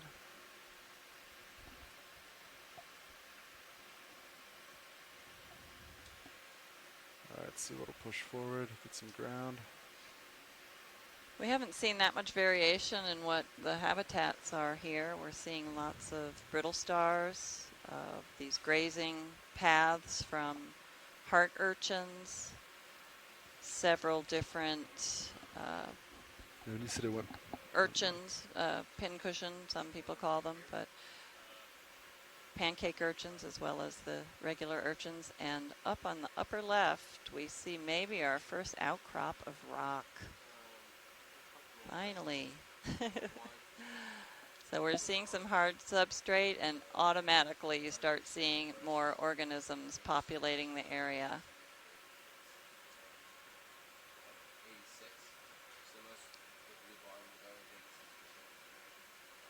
Yeah, watch it. If anything jumps out that you'd like a zoom, just let me know. Yeah, I think since this is our first look, let's zoom in on that bright white near the lasers right now. Yeah, copy that. And of course, as soon as the biologists leave the watch lead, we encounter this.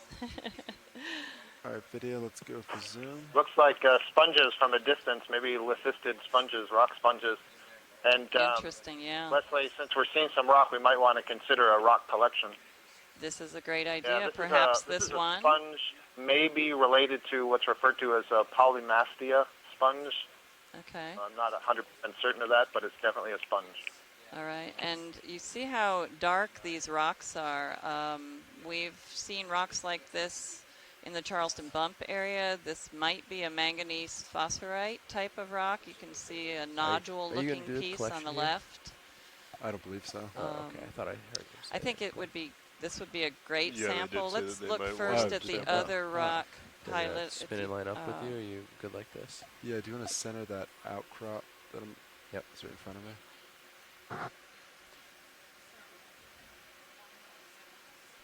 How's that?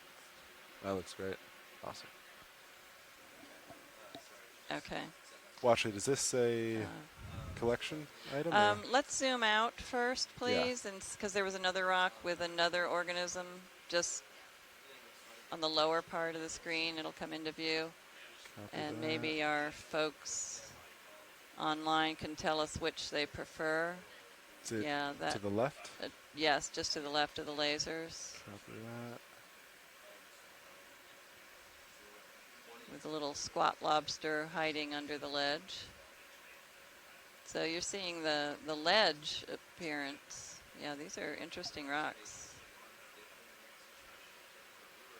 All right, video, go for zoom.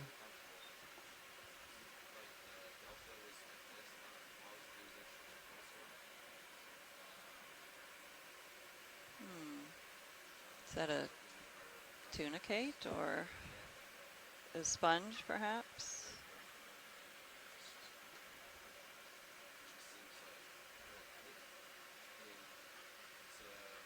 Sorry, video might get a little dust cloud.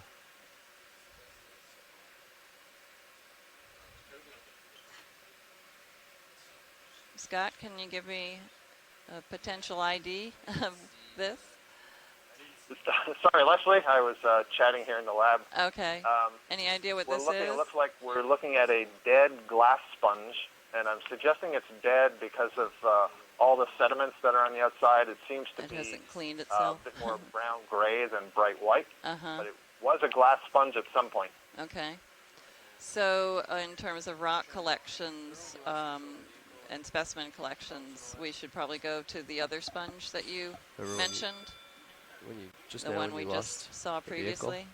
Hold on one second. I wasn't one suggesting second, the Watch sponge it. for a Stay there. collection. I was just Just now when noting you that lost the since we do vehicle see some collapse, rock, might Did want to the take camera advantage if stay there's on? anything loose Yeah. and Yeah. get a rock I didn't sample. notice because I was looking at the Yeah, camera. Gotcha. yeah, Okay. let's go back to the other one, Pilot, if you don't mind. Yeah, copy that. Video And come maybe out a set little. up for collection.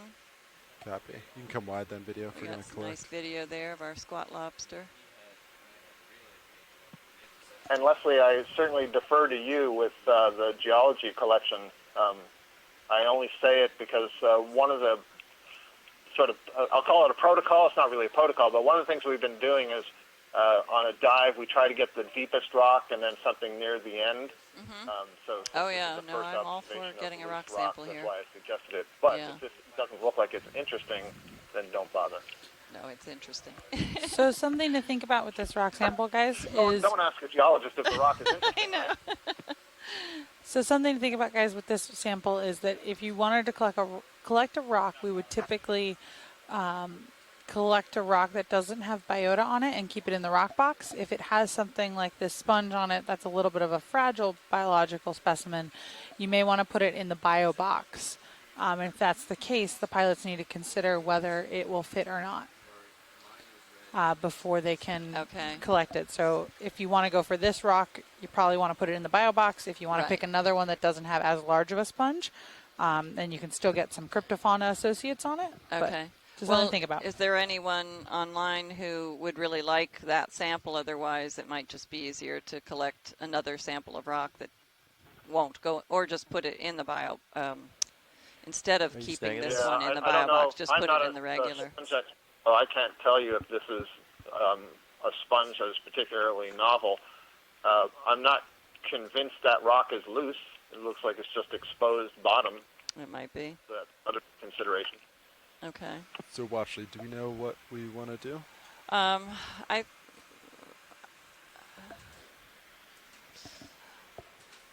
Let's, if you can zoom out a little bit, maybe there's an easier rock sample, unless anyone specifically wants this specimen Copy in that. the bio box. Video go come wide. There might be just a piece. Sorry, that was wide, right, video? Oh, Yeah. that's it? Okay. I can back out. Yeah, because there seemed to be a little more rubble in the foreground. But Copy that.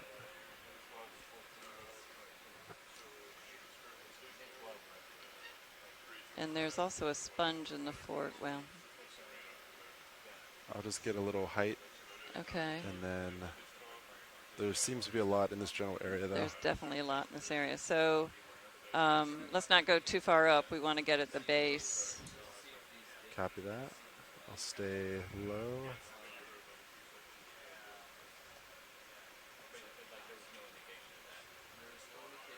Yeah, so maybe right in the bottom of the screen, just to the left of, maybe, is that sponge? There's some loose, it might be some loose rocks. Just above where you had Leslie, landed. just in case you don't see the chat room, apparently a note from Scott Harris, it would be better to move up the mound to better rubble. Or he's asking, would it be better to go to where there's more rubble? Copy that. I can use the arm and poke some. If you'd like. Scott Harris, should we were looking at getting something at the first outcrop, which would be this, the lowest. And then we would hopefully collect some more higher up.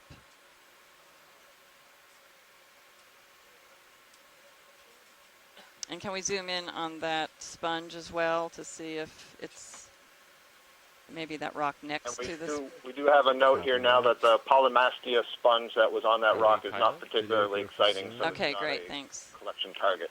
Thank you, Joanna, for that note. Well, if right below where the shrimp is, in the middle of the screen, if that piece next to the sponge is loose, that might be a good small specimen. Copy that. And then do you want that in a rock box or a bio box? In the rock box. Copy. Yeah, in the smaller rock No, box. we're not moving, are we? All right. I will set up and I'll poke it. And if that doesn't work, maybe some of the Stationary. pieces to Stationary, the left and do we have any will- samples? will work. None. Yeah. 0 samples.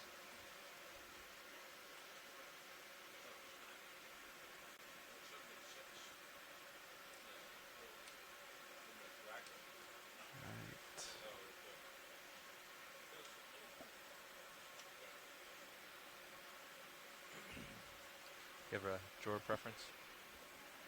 It's gonna be a rock, so we're gonna do Oh, you picked up that rock. behind the sponge. So we'll Okay. just go port rock box. So is this our first specimen collection of the cruise? You wanna get hydraulics up? There you are. Ready It absolutely to go. is. That's exciting. It Yep, is. fully ready to go, and I believe you've already been bumped in. So, would you like me to bring in the wing, or? Let me poke it real quick, and Okay. then we'll go from there. So if you have just joined on us, this we are live. at the first rock exposure on our dive. We have traversed 100 to 200 meters across very flat sediment plain, but we saw lots of organisms en route. And now the slope is starting to increase here at the base of a low sloped scarp, but we came here because Peter Etnoyer and his group wanted to investigate coral and sponge communities, and we picked this site because of its increased slope and that it showed a higher intensity return on the backscatter. And that you'll hear us talk about backscatter periodically because that we kind of like to go to areas that have high backscatter. So Well, actually, that rock was loose. Do you want to continue collecting it? Yeah, let's do that. Alright, Thank great. you. So yeah, Great. go bring that in. Oh, you ready? Yeah. they want Okay, it. port wing coming in. So what we mean when we say high backscatter And is then You in want me to the switch my screen 'cause I'm collection not of moving? yeah, you can put Okay. water depths, the bathymetry. And just the, we use a multi-beam mini Zeus system, Sure. and You got we it. at the same time we're Let me know if you need me to measuring follow the you around or time it anything. takes Should for be sound to pretty bounce off the seafloor, and that gives us the depth range. We also are recording how much of the signal is returned. We And know how FYI, much last time we leaves did the have to ship close from it the sonar afterwards. head and how much returns to the receiver. And we've learned Copy. over lots of years of study that the high intensity return, or as you might think of it as a strong reflection, typically is coming off of harder bottom or harder substrate.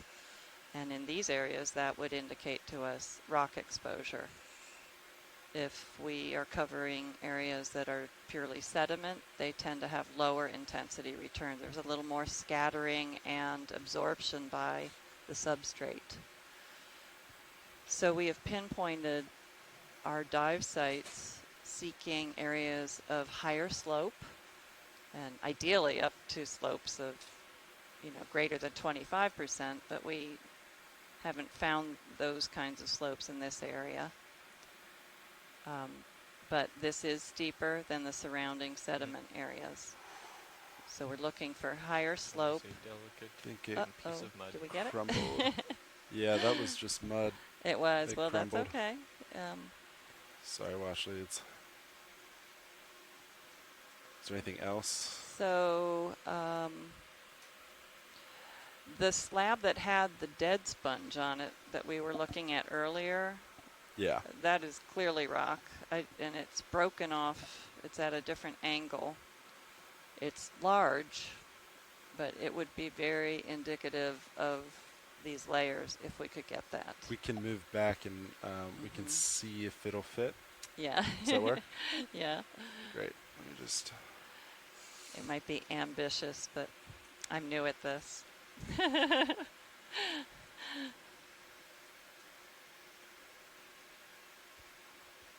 Arms off. Before you go, actually, before you move, can you try the piece that is now right next to the sponge? I don't know if that rolled off or if it's the same, but it's very dark. Just to the left, right. No, to the right of the lasers. To the right of lasers. Yes. Is that a piece that fell off as you pulled it up? Maybe if we zoom in just to look at it for a minute. Yeah, video. You want to do a quick zoom?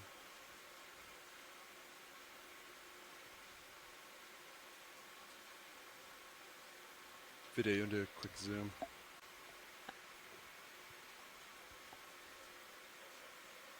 Yeah, quick zoom. Just go a little. Yeah, right. That's good video. So right to the right there. Yeah, and next to that sponge. All right, yeah. If we can get that, that would be fine. If not, I'd like to try the larger rock. All right, Peter, go ahead, come wide.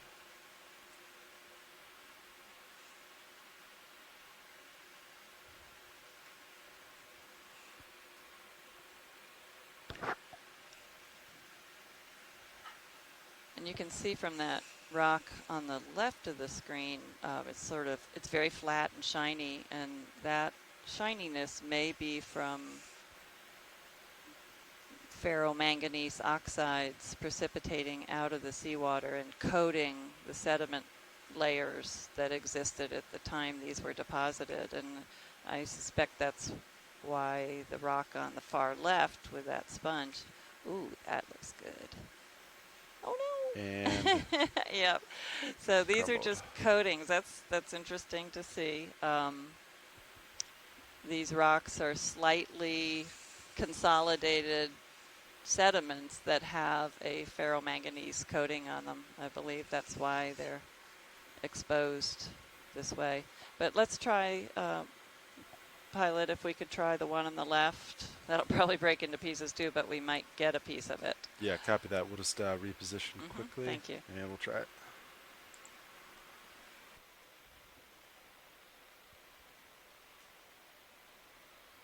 So Leslie, while they're repositioning, why do we collect rock samples? What do they tell us? Well, in our region, the rocks here are not volcanic. So if any of you out there have been watching the Pacific dives, that was a lot more lava and volcanic material. But here we have sedimentary rocks, and these are rocks that are the result of long periods of deposition from the seawater or from the continent, where material has come down off the continental margin onto the slope and settled out, and or from organisms that live above this area in the sea surface areas. And when they die, their shells settle to the sea floor. And when we zoom into any of these sediments, you often see the shell remains of many organisms. Over long periods of time, those layers of sediments build up and they get buried. 30%. And burial then squeezes out water between the grains. We need to watch them because they went down from like 36, then 35, precipitates, 30. you get It wasn't 33 mineral when I took matter watch, now it's precipitating 30. out of that Oh, it's the remaining water last. that helps to glue those grains together. At what point? And so when they get buried Jeff said 12 to 14 is empty. to great depths, they actually get solidified into true rock. Otherwise, they're consolidated sediments, or we call it indurated sediments if they are still, Have your headphones. you know, they look like rocks, but they can still be disaggregated. They are considered indurated. And these, I don't know what I would call these. These kind of disintegrated completely. All right, why don't you take the mini Zeus? But, all right, watch lead. This is Pilot. Yes, Back yes, with you. We just had a watch change. Okay. So as far as I understand, you want to try to go for the rock and dead sponge at the top. Rock and dead sponge, yes. Top left, is that correct? Yes. Okay.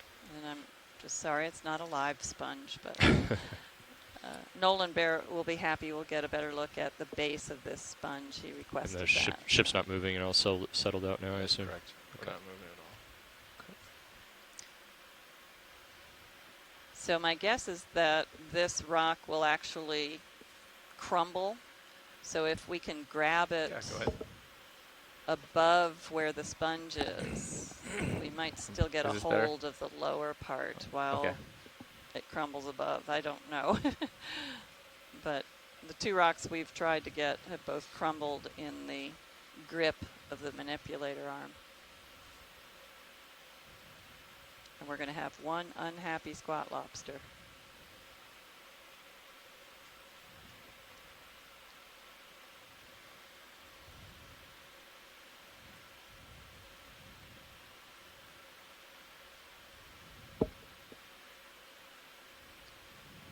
So the rocks we're seeing are layers of sediments that had been buried. And so the consolidation, or what we call the lithification process, had certainly begun the water had been squeezed out between the grains and they started to cement together a little bit maybe, but they certainly had not fully reached a rock stage. All right, we'll give it a poke. So, I mean, we call them rocks, but they're not fully lithified. The chair's a little wet. It's rainy out there.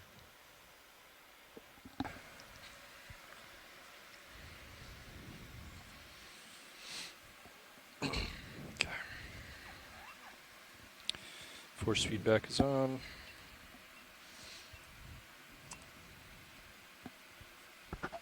Pots all look stable. All right. Hydraulics up. Our hydraulics up. Yes, you're ready to go. All right.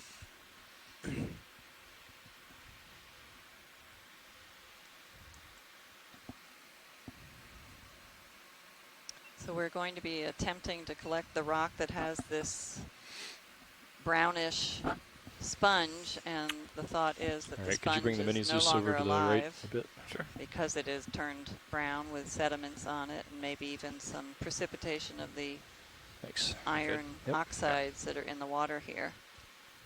Typically those sponges are brighter white. So maybe a little, pilot a little to the right of the sponge so that that end is intact if we can get it.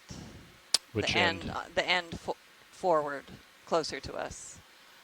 If we can get that intact, that'd be great. Okay.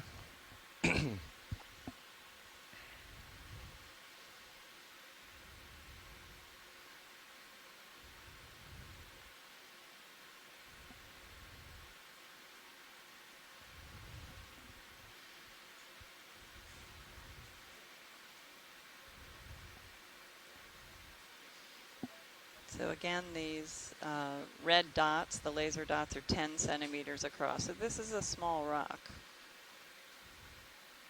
Hopefully we can get just, oh yeah, oh. Nope. Well, whatever you get. Oh, That is quite brittle. it's very brittle. It's just going to disintegrate in the box, isn't it?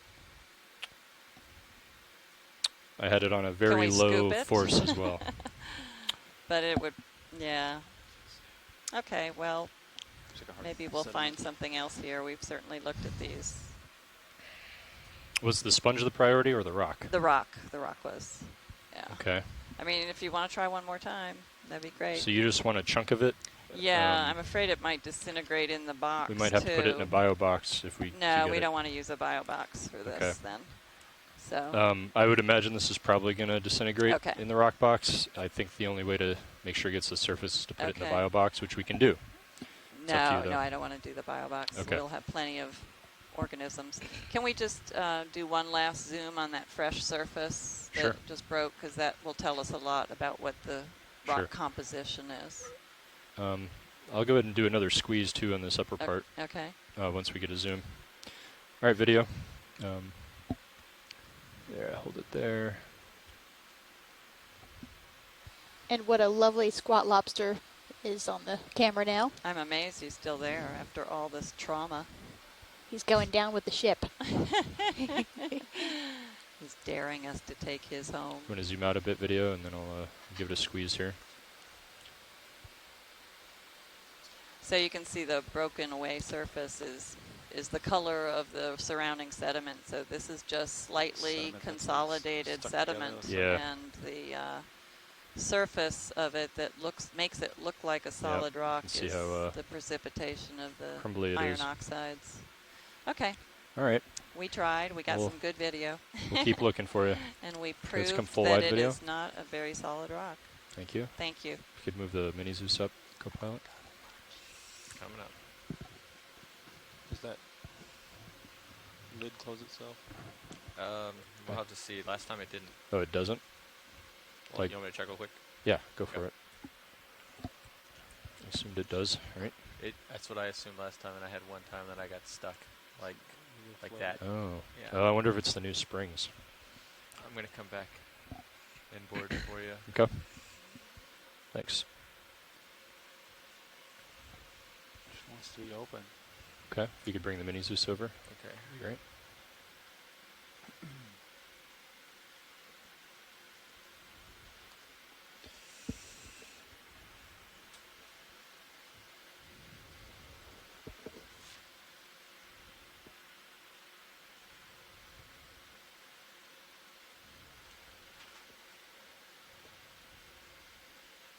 Ooh, it's stuck on something. Come down. Am I all the way? Yeah, I'm all the way out. Let's see. Can we see if it's... You want me to try to move the other arm out? It's stuck underneath there. Should be all the way outboard, right? Should be.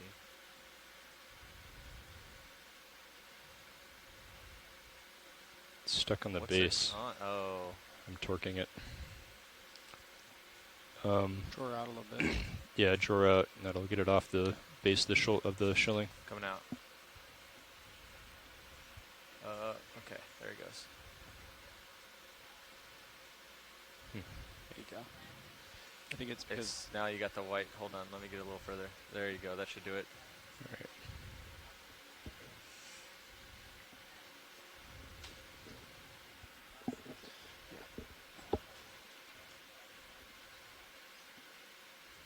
Perfect. Oh.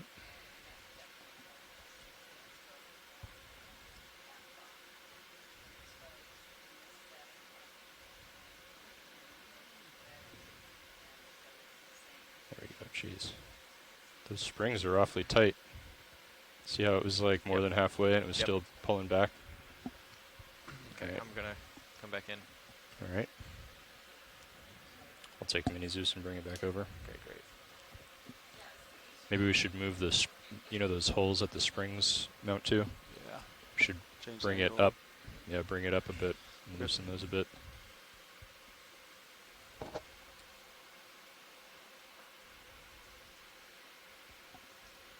Okay.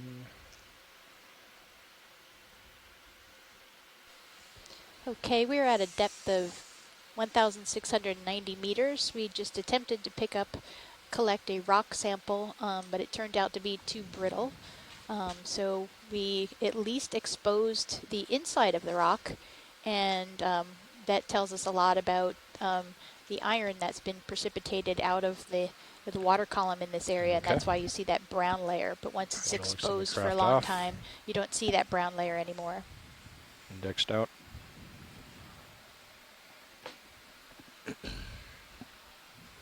Hydraulic secure. And we are also very close to You the can, escarpment now. This is the base of the escarpment, and we're going to be moving All right. closer to the wall. Sure. Okay. So what's our direction of motion here, Nav? 310. 310, so we'll have to bring Sirius over a bit. 305, somewhere in there. Okay. I'm going to come up and saddle to starboard.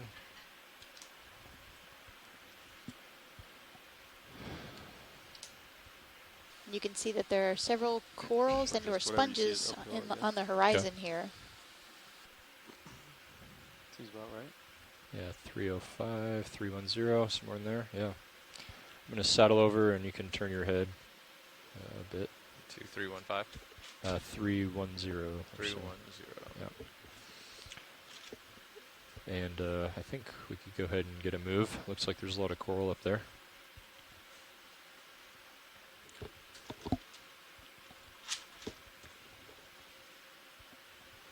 Meters, 310.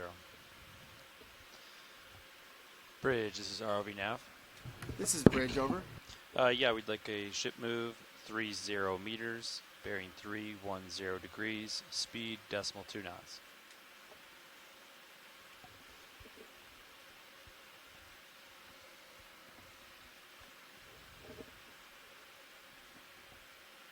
ROV nav bridge, copy, 30 meters. 310. Looks like we have a few sponges coming up here. 0.2 knots. Good Over. copy. Thanks, Bridge. You got Levi down here now, by the way.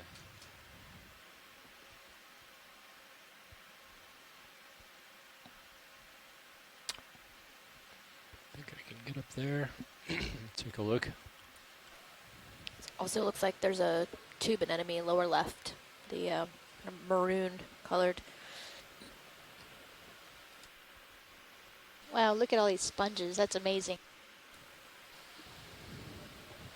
So in general, we have learned a lot more about corals and octocorals, scleractinian corals in this area compared to sponges.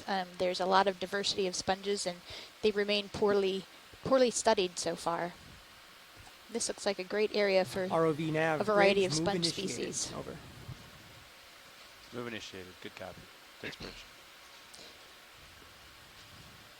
And hopefully our sponge expert Shirley Pomponi will join in and tell us a little bit about some of these sponge species. Oh, but it sounds like she had to leave. Oh, bad timing. Yeah, I was referring to A lot of them Joanna, here. our other sponge expert. She was in the chat room a short while ago. I don't think Shirley's been on yet today. Well, that's too bad. Hopefully she'll be able to look at the video later. It looks like a chrysogorgid in the lower right. Octa Coral. More like Chris Gorgeous.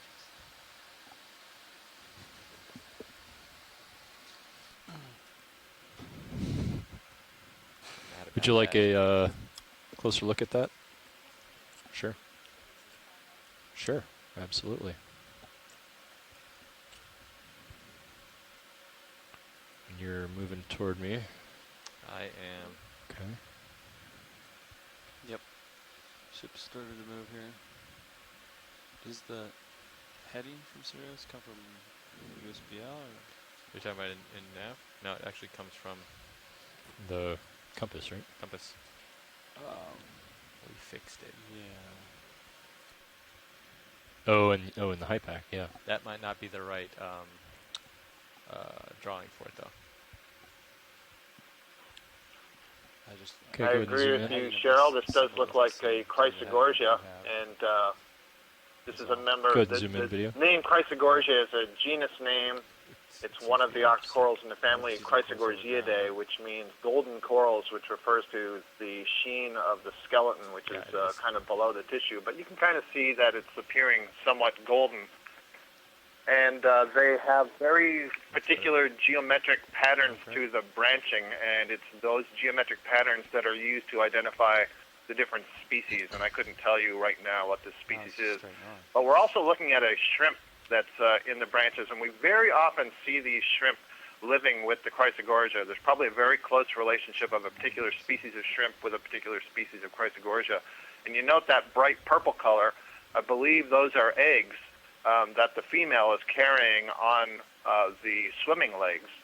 And there might also, I see there's something that looks like it's curled around the branch, a little sort of pinkish orange thing, and I can't tell right now. Looks like an amphipod, possibly. Maybe it's a sperm? Is it a polychaete, maybe?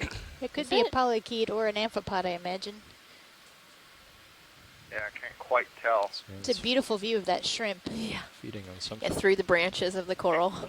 I guess the purple is internal, isn't it? So it's not eggs. So it may be that she's developing eggs that'll be released later. So I wonder if that's a reflection of the internal gametes.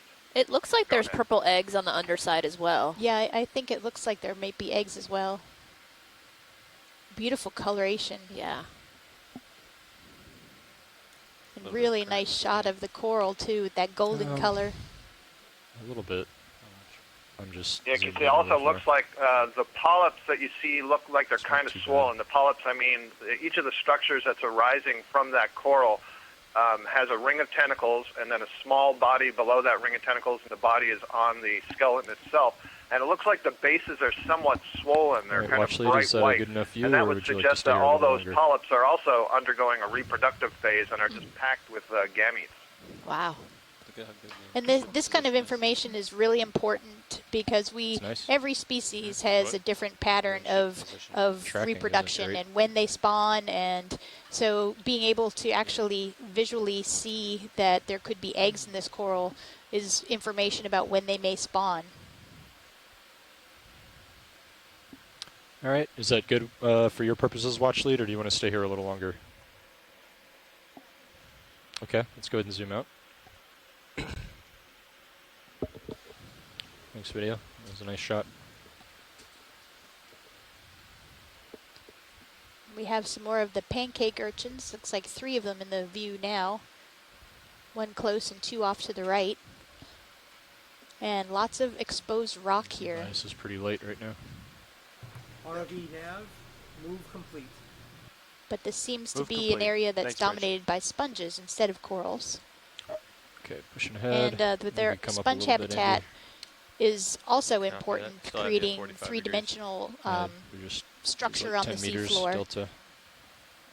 And they're also very prone to human activities such as trawling. If a trawl net came over this, it would You can zoom probably in past the skids, just Bob. take out a lot of these And sponges. feel free to do so they're anytime. also vulnerable species. Coming down.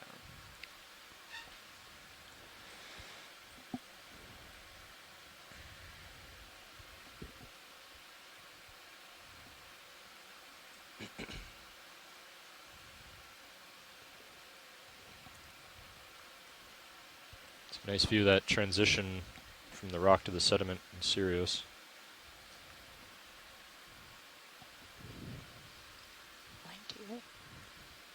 Yeah, if anybody wants to switch to live stream 2, and you can see the Sirius view of the D2 looking at the rock features, it's really a great one.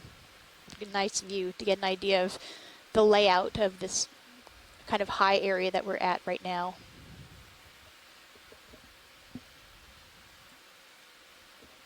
If anybody has a particular sponge they'd like to stop and take a closer look at, it looks like a lot of them might be similar species here. Yeah, looks like we've got some larger ones coming up. Oh yeah, we have some nice ones coming up on the right side. Currently, Some currently larger going straight sponges. down on you. Crinoid down there? Copy. What do you see? Crinoid on Oh, screen, yeah. going off screen right now. Any interest in the crinoid at the bottom of the screen? Sure. Okay. There's a crinoid that we're going to try to get a closer look at. What time did that move in now? Oh, there it is, Move stalked complete. crinoid. Yeah, What time? stocked crinoid. Right 30 close to the something lasers minutes ago. now. Oh, And and there's there's a some can, Marine too. debris. More marine debris to lower left. Oh, yeah. It's kind of amazing to think we are so far off the shore that we would see any signs of humans, but unfortunately we do almost Okay, everywhere go we ahead and zoom go. We don't have too long here. I think we're What? just about done with our move, but I'm still moving. I mean, I think we're okay. It's pretty flat, and Okay. I mean, you should be settled up pretty soon. Okay, I'm maxed out. If you go off here, I won't have you. That's okay. Oh, that's beautiful. Wow. Said it ended like 10 minutes ago. 2 3 minutes minutes ago. 2 minutes ago. 3 Oh, minutes yeah. ago now. Yeah, I think we'll be all right. We got, what, 4 minutes to swim? Beautiful.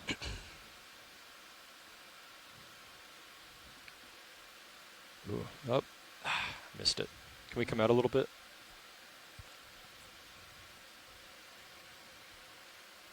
Yeah, hold it right there. We can get him curling his arms back. So this is a stalked crinoid, so it's an echinoderm, therefore related to sea stars and brittle stars. And this That's one neat. is on a stalk in order to get the main body, the main feeding structures, which you can see it kind of folding and unfolding or wrapping around and then letting out. They capture particles in the water column. In order to be in the water column, that's why they're on the end of this long stalk.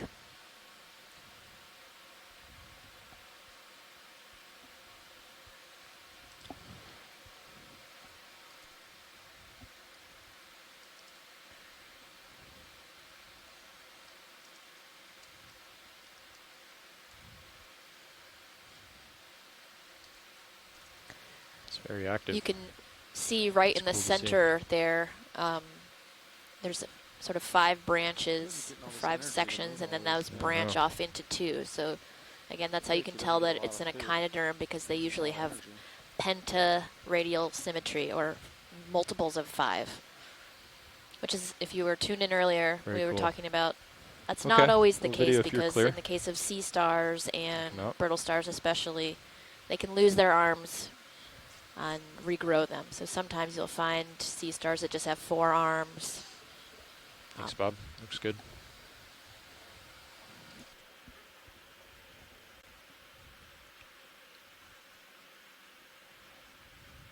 Sure. This one, right center screen. Okay.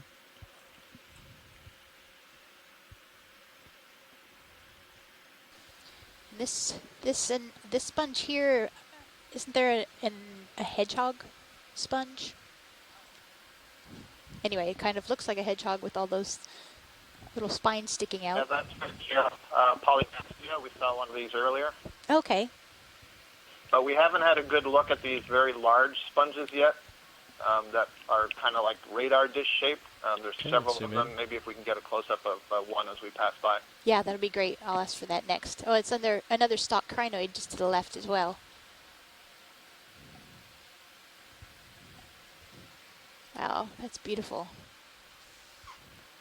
And that looks like a little tunicate on the rock wall to the left of the screen. Just below that tunicate looks like a pteropod shell, kind of just behind part of the sponge. So again, pteropods are snails that live in the water column, but when the animal dies, the shell sinks down to the bottom. So throughout the course of this dive so far today, we've seen quite a few different species of pteropod shells.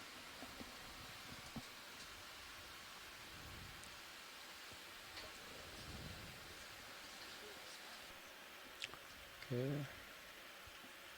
you want to go ahead?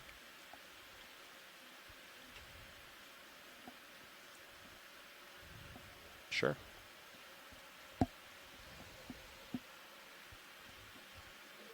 Sure. Is there anything else on the screen you want to look at before we go over to the other sponges? Okay, let's zoom out.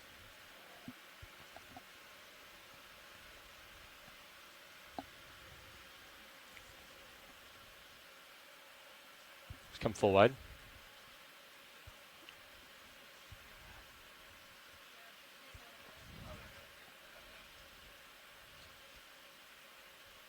You can I think tilt the camera down a little more, Andy. Get a few more degrees.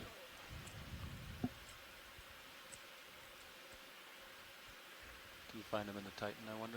Yeah, that'd be helpful. I can spin around. You want me to do that? That might take all the cable hands, though. Or should put me behind them. And We're going to take a closer look at these sponges. We're just going to look at this and move ahead. Seem to be the dominant sponge type on this feature here.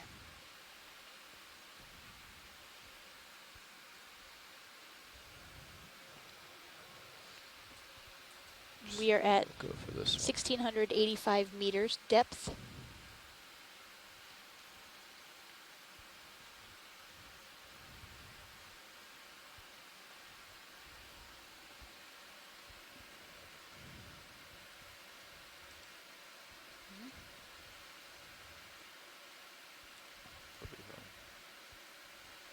Does that look good, Andy? You happy? I mean, there's no change. Okay. All right, we can get lasers off. And then go ahead and zoom in a bit. And hold there, maybe.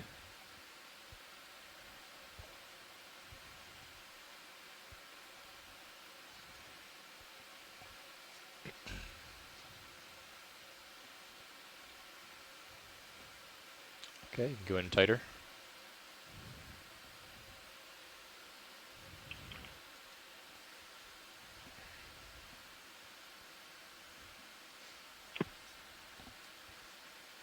Okay.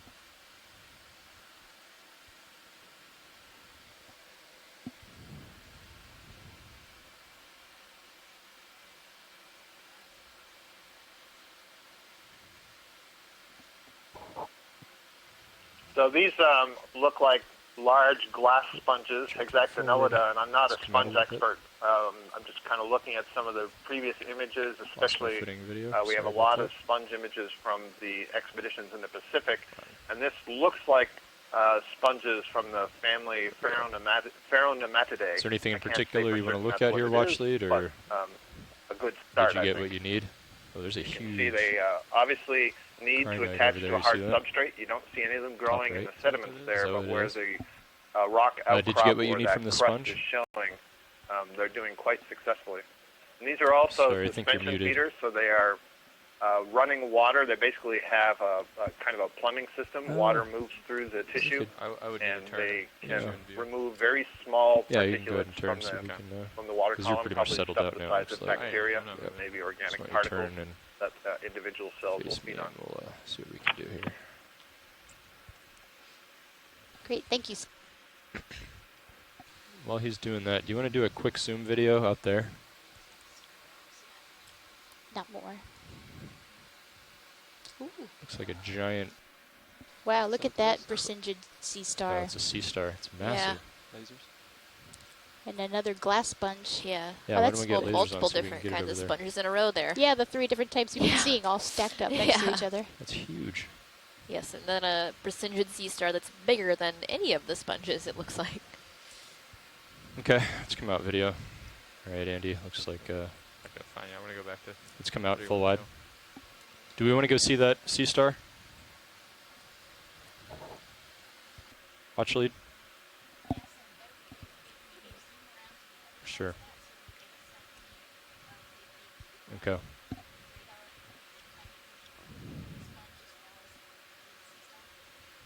Okay. There you go. All right. Do you want to go ahead and put a short move in And while we're that direction? moving the ROV a little bit to Yeah. get a look at that sea star, the Brisingid, I wanted to pass on something Sure. that Jason Chater from USGS and Woods Hole is telling us about Maybe the 15? rocks. You'll have plenty of feather. He said that his work has Well, been we're concentrated gonna on look at that sea star to the south of afterwards. here, but that these rocks Yeah. actually So why don't we go ahead and may do be a 15? relatively thin What crust do you of think? dense carbonate Yeah, with 15 minor amounts of meters. quartz.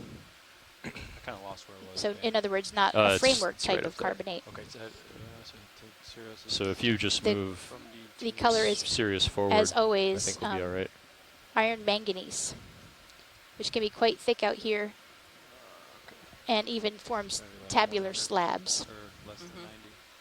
I'm at 95. Yeah, thanks, Jason. I just You got could do back from lunch and I 090. see I think that. 090 would be fine. Yeah, this region, these tabular slabs of manganese iron, these are precipitates. Bridge, And, this is ROV Nav. This is The Bridge. Charleston bump, Yeah, which like a is short west move, of here, 1.5 has also meters, phosphate, bearing and 090 they can degrees, speed decimal become 2. extremely solid surfaces. Understand, range is Jason, if you're 1.5 still meters, in the bearing chat room, I think you 090, are. speed Maybe decimal you 2. think these Good would be copy. worth trying to get a sample of, or do you think they would be similar to what we tried to collect downslope?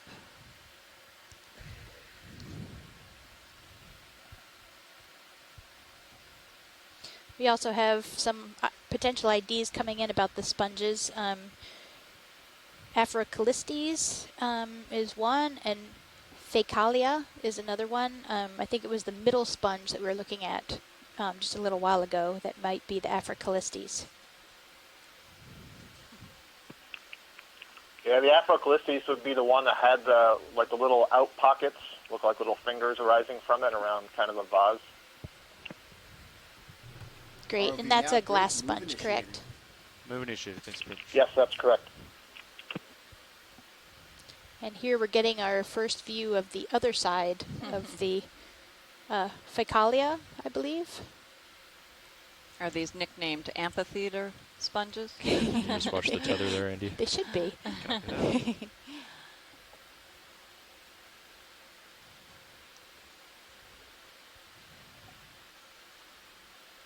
A little bit awkward, It is, but yeah, we'll get there. It's coming around You can there. really You gotta see how much of this watch rock out, has it's in that view now. iron manganese coating on it. It's a little over you, but it's getting close. Yeah. Yeah, it's just a little awkward. It's all right.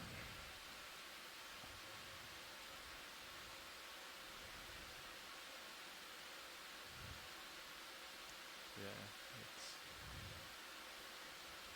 in your area. You can see that these have a lot of surface area, so they're able to catch particles in a larger part of the water column. Be advised. Okay. I got the move going 090 and Cirrus heading to 075. Okay.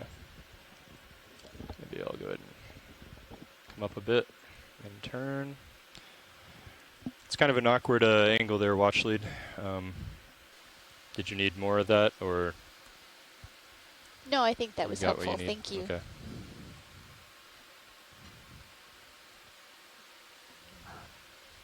So as you move closer, you can definitely come up in altitude, Andy. Copy that, sitting at 15, coming up.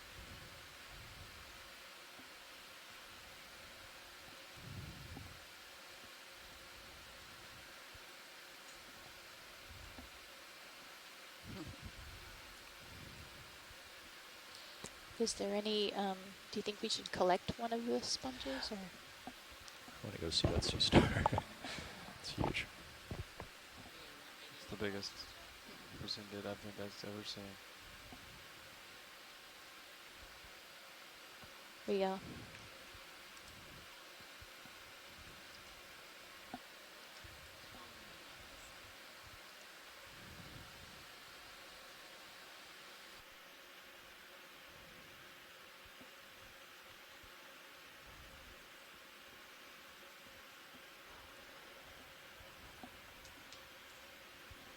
It's getting pretty hot video.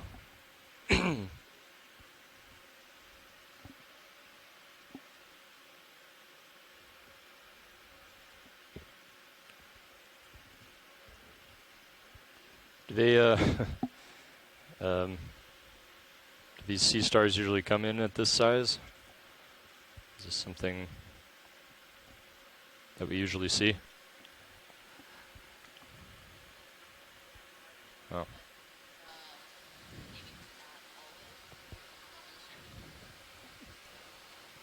Okay, you want to get lasers off and we'll do a quick zoom? Lasers coming up. Go ahead and zoom in video. Hold there. That's beautiful.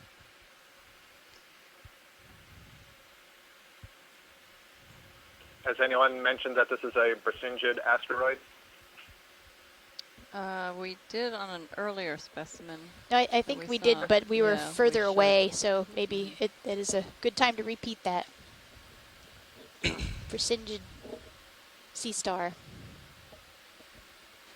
Yeah, this is a sea star that is a little bit different from your typical sea star, or what most people might be familiar with as sea stars, because it curls its arms up off the bottom and feeds out of the water column instead of on prey that are on the bottom or in the bottom.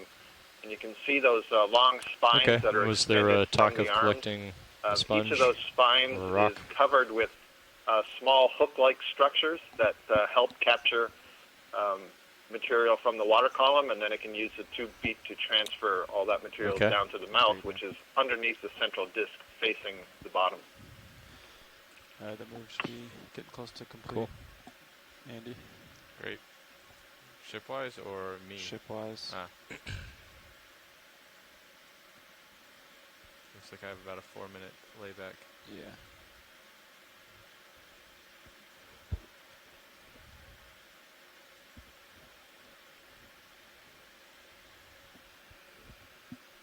I got uphill at maybe 310. I think we want to do one more.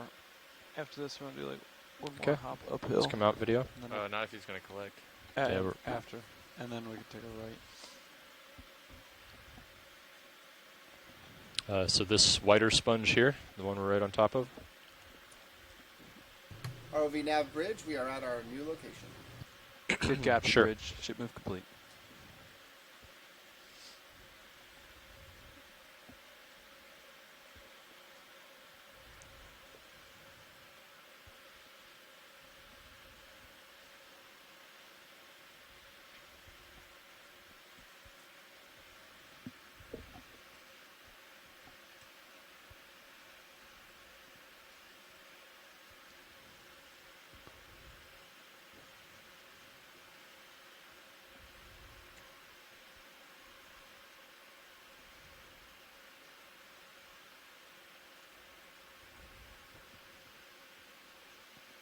Hang on just a second, Cheryl, for that question that you just posed.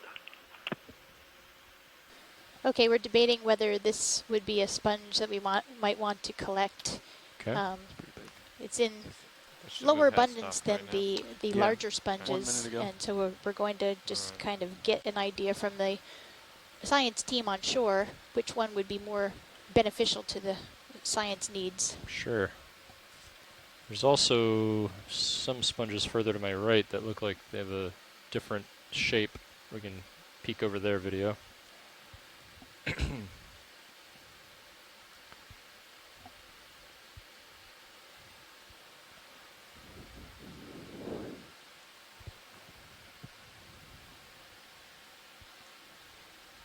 Or a couple more hedgehog-looking ones, maybe.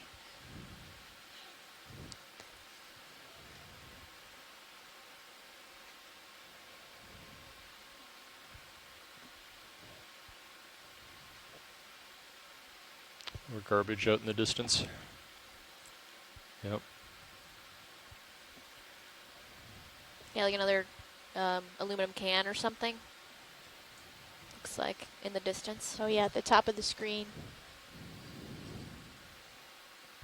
More marine debris.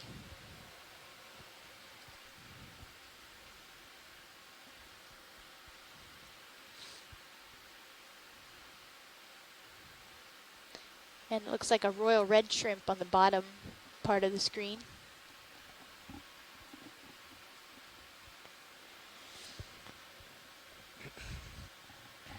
So any word on the sampling, or if not, we might go ahead and put a move in uphill and continue on our track. Sure. Sure.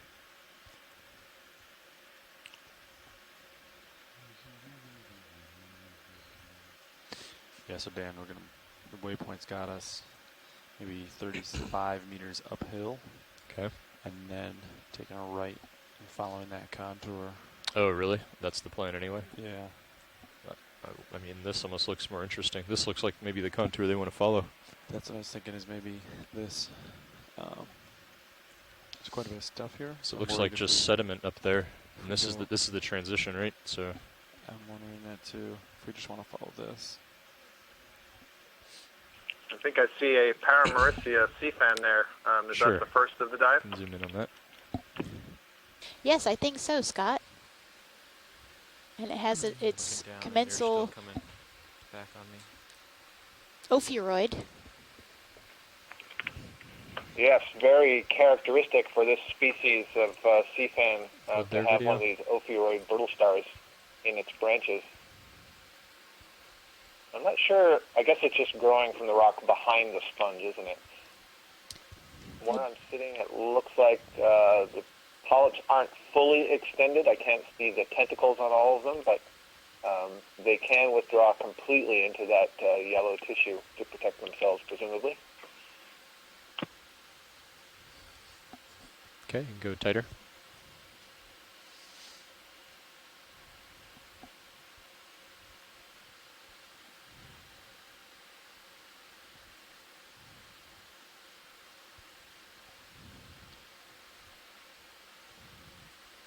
Beautiful video.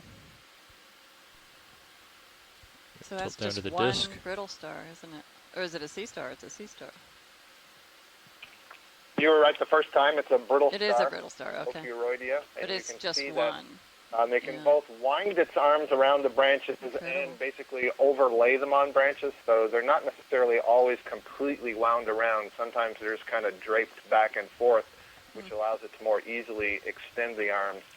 And Steve, the maybe you wanna talk presumption, to I the watch lead believe, and find out if they we wanna might stay hear on this from either contour. Tim Shank or Les Watling let's more come on out this, video. but I just lost my the footing. presumption is that this brittle star is feeding on things that land on that coral, and so in a sense Watch, this maybe is Harvey now. cleaning that coral off or protecting it from other stuff overgrowing it, as opposed to feeding directly on the coral.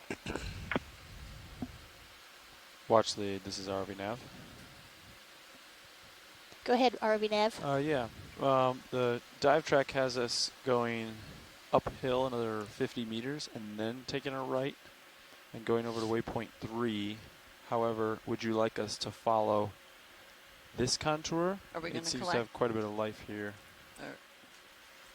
Can maybe mention it looks very sedimented up ahead. Yeah, if we go towards the waypoint, I'm worried we're going to get into a sediment field, which may be... So we're looking upslope. Yeah, this is upslope. You can see the transition. Do we have the lasers on those sponges just to get a sense of the size? I thought they were quite So yeah, large, but there's now two I'm seeing options, that either defeated A, asteroid I go next to them. uphill. Maybe they're not as big as I thought they were. more directly uphill. Or that's a kinda very go with the large sediment. Or percentage. B, we follow this trail, which is towards waypoint 3. Lasers are on.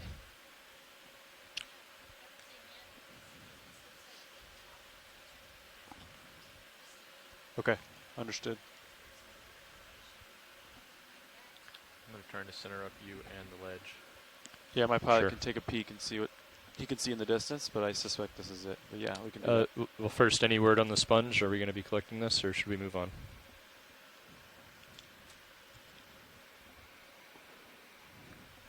Yeah, watch lead. My pilot's wondering if we want to collect or not. Scott, is this something that you think we should collect one of these sponges before we move on? Yeah, I still haven't seen good consensus. So that bright white one, if it's Aphrocalistes, then that is something that is of interest. But I don't know that we have the appropriate people to absolutely identify it. So I guess we should just move on. Okay. All right. So we're going to take a peek up slope. I'll just push out at a tether length, and we'll see what we find up there, and then we'll make a decision about where to proceed. So Andy, you can follow me over and give me a little bit of tether by coming down. In the meantime, Eric Cortez You're looking from at Temple like university 310. added something to the chat room that the brittle stars after the Deepwater Horizon Gulf in the Gulf of Mexico after the Deepwater Horizon instrument actually cleared off the Paramaricia. And the corals with brittle stars actually did significantly better in recovery. That's very interesting. So I'm just going to push out, Andy, and you can come down to give me more tether. Will do.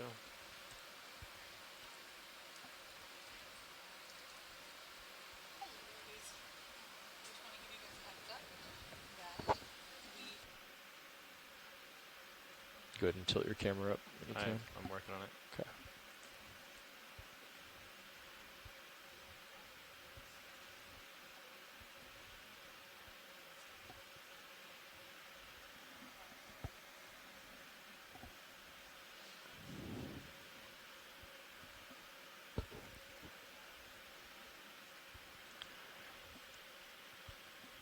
Okay. Okay, watch lead, this is now. You want to bring out the background, Bob, as much as you can? We're just trying to see as far as we can in the distance. Doesn't look like there's much. Hey, watch lead, this is now. So yeah, this is where the dive track kind of has us, kind of in the sedimented area. Okay. So this would be where we would turn right and follow the contour. The other option is kind of going back down where we were, where those sponges were, and then following the trail of sponges towards waypoint 3. So there's two options. Either. Okay. Understood. Okay. Yeah, we thought so too. Great. We'll come back. Thank you, Watchley. Okay, so we're trying to make a decision about where to go next. It looks like if we keep on this heading, we're going to be traversing over more soft sediment. So we're thinking that we're going to instead follow the rocky ledge and the sponge garden to the right. If anybody has any objections to that, please let us know. Next waypoint. Yeah, that sounds good to me, Cheryl. Does that mean we're at the top of the short slope that the short escarpment that we were investigating today? That's what the nav has said to me.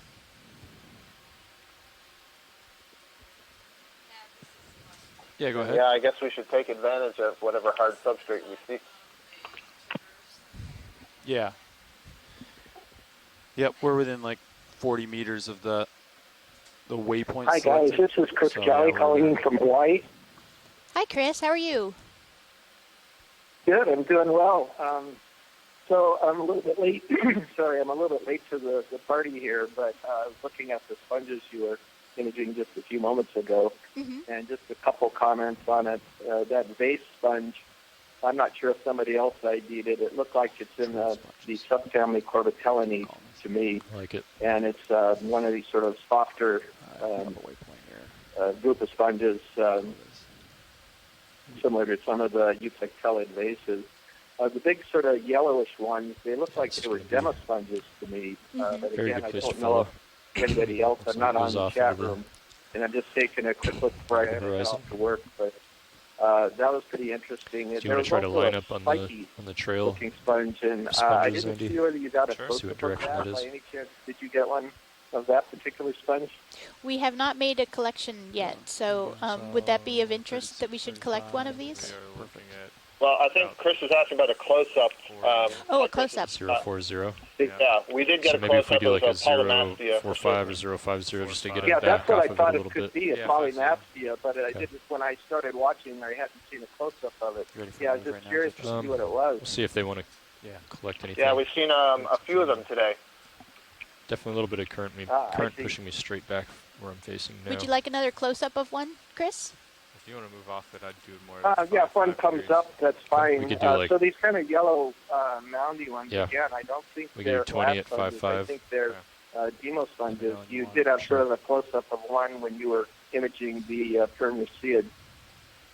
But, yeah, I think any of these, I just don't know the Atlantic sponge fauna very well at all, so it's hard for me to sort of render an opinion as to whether they're collectible or not.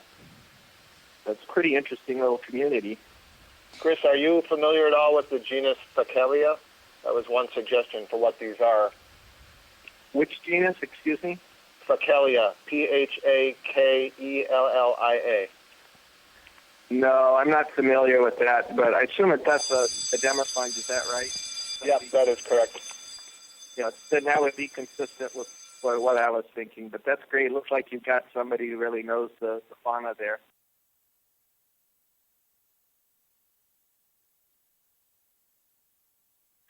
Whoever ID'd it, did they give you an opinion as to whether or not it should be collected or not? We haven't had any strong opinions on collection yet, and I think that was Rachel Barrett who identified that one. So we're not certain. We had Joanna on earlier. She's gone, and Shirley hasn't been able to get on today, but yeah, we certainly could use their help.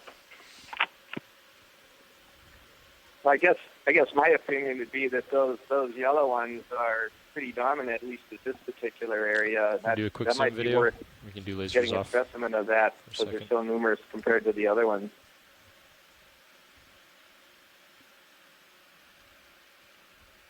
Looks like you have a Seriantid coming up too.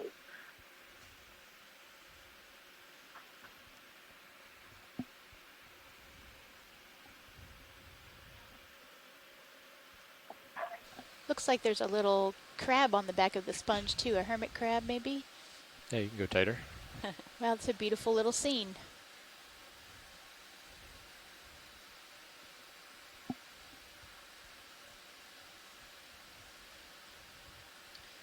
So at the base of this glass sponge, are those hydroids perhaps, or? Actually, it's like an Octa Coral, maybe a. Or is that an Octa Coral? Yeah, I don't know the difference. So I thought maybe we could be educated on that, because I often hear hydroids mentioned, but I don't know how to identify them. I can't quite see them yet. I've changed the screen. Yeah, those are octocorals. They look like they must be stoloniferous octocorals, which the term means they grow like a ribbon, and you have individual polyps arising from a ribbon. And Leslie, I still don't have that great a view of them, so I could be wrong, but I think that's what they are. But the way to tell the difference between the hydroid and the octocoral, at least one way, would be to look at the tentacles themselves and see if the tentacles have small pinnules coming off them to make them look like feathers, in which case it would be an octocoral. If they didn't We're going to have move a those little closer, side branches, get you a better view. It's more likely to be a hydroid. Thanks. Now we're going to reposition a little bit to take a look at what might be another octocoral, a pink octocoral to the left of where we're facing now.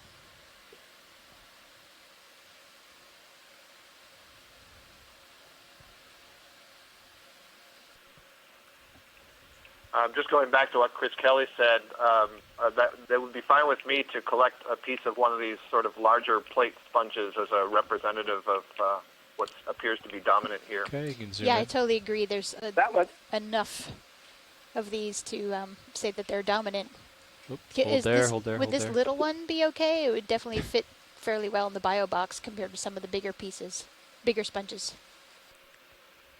Well, this sponge actually looks like a glass sponge. It looks a bit different than the other one that you got a close-up on. It's just kind of a bit of a dirty glass sponge that's got a lot of sediment on it. But you could see some of the structure of it. So I think this is a little different than those other mounding ones. I didn't know there was this guy in here. It's got some light for you. I'm not absolutely positive what the idea is on this, but it's probably one of what they call sort of a brittle or a hard glass sponge. Yep. Okay, maybe we'll look for one of the bigger ones to be sure we're looking at the species that is the dominant one in this area. Yeah, that's what I think, because this looks clearly different than that other one when you were imaging the coral a few minutes ago. Okay.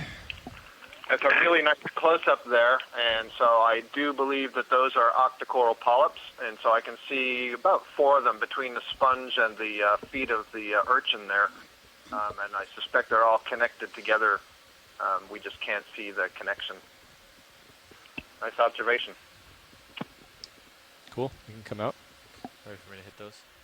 Can anyone talk you about can what's ask going video. on underneath that urchin? Video's clear. Let me know when you're He ready. seems to be Then I can grabbing turn those at back some up. organism down underneath him. Did anyone see that or notice Video, that? let me know when you're ready. I was wondering if there was a little bit of seaweed under there that had drifted to the bottom. It He said looked go like ahead. it had Perhaps the feeding on that. Yeah, to me it looked like a piece of sargassum, a blade It of looks like sargassum. sargassum, yeah. Okay. So we're moving on. We're looking for one of the bigger plate-looking sponges. Is that right? Oh, I see Shirley Pomponi's in the chat room now, so now we're in trouble with the sponges. Okay. No, actually, the cavalry just That one arrived. over there? Okay.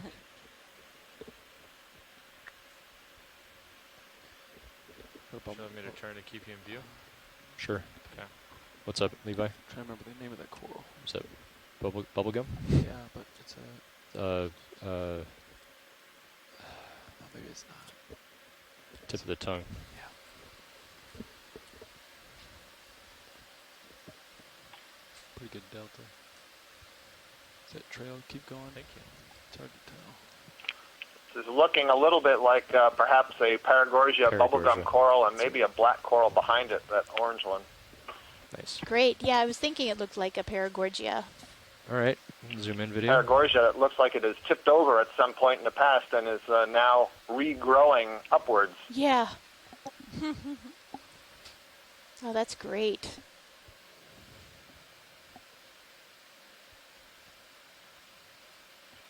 Zoom in more Yeah, if you so got this it. is definitely in the genus Paragorgia, the family Paragorgiidae. Maybe I shouldn't say definitely the genus Paragorgia. It's definitely the family Paragorgiidae. And it would either be Paragorgia or Cibogagorgia. Right. Thank you, Scott.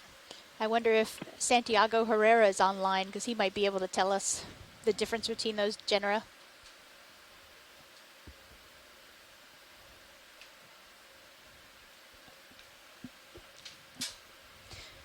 Would this be one that we would want to make a collection of?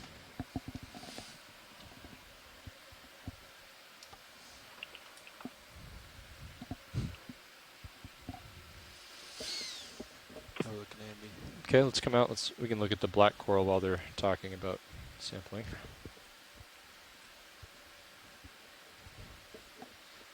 No one's jumping up and down wanting a collection of this, so we're going to take a look at the black coral behind it, which may be a black coral, at least from a distance. That's what it looks like.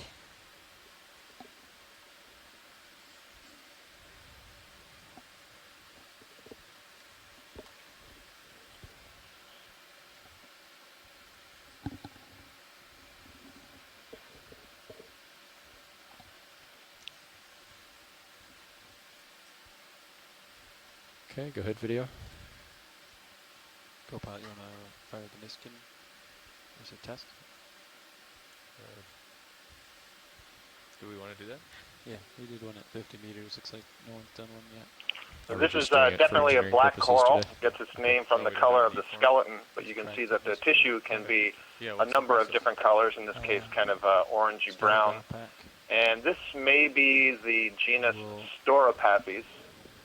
Not 100% certain of that, but That's probably a pretty good guess. And then what's the And you can second? see, like the Octa Corals, this is a colonial animal. It has a number of polyps, hundreds of polyps covering the colony. And each of the polyps is surrounded by 6 tentacles, and the mouth would be in the center. Now, this group of black corals is a little bit unusual because the polyps themselves are stretched. So if you look at any of the branches, the tentacles appear to be more in a line instead of in a circle. Yeah. Basically, you would count 3 pairs of tentacles, and then if you look in the center pair, you see there's a little raised nubbin. That's actually the mouth. And so those 3 pairs constitute one polyp. And all the polyps are connected to one another, so they basically essentially have a continuous gut. Okay, come out. Thank you. Gosh, that's a beautiful shot.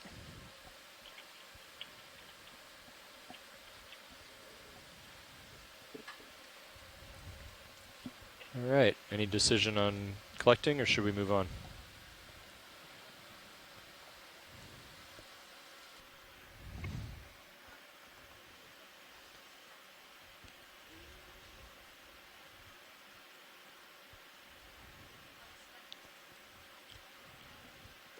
Okay. The fan one. Okay. So up here, would it be the one on, like the rounder one, or the one to the left of it? Okay. Do you want lasers on it? Sure. Okay. Yeah. So these are quite large. We can do a portion of it. I don't think we'll be able to get the whole thing. Well, potentially. Put in the hourglass. Yeah. Stash it in there. You can try. Wonder how like firmly attached it is. I wonder if it's just sediment, you'll get the whole thing, you know, or if it'll pluck off or fall apart.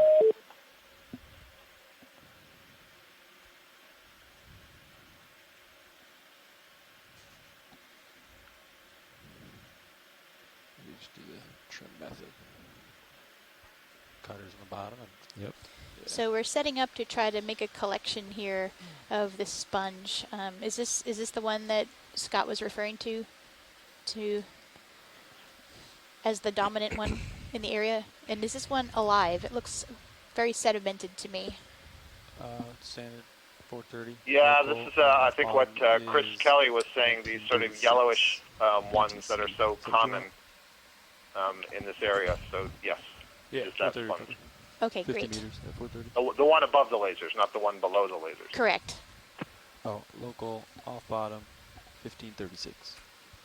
Okay, if you're all studied up, Andy, you can And we change have it to mini Zeus. another canned marine debris in the background of the Up, sponge. but this hydraulic pressure says no power.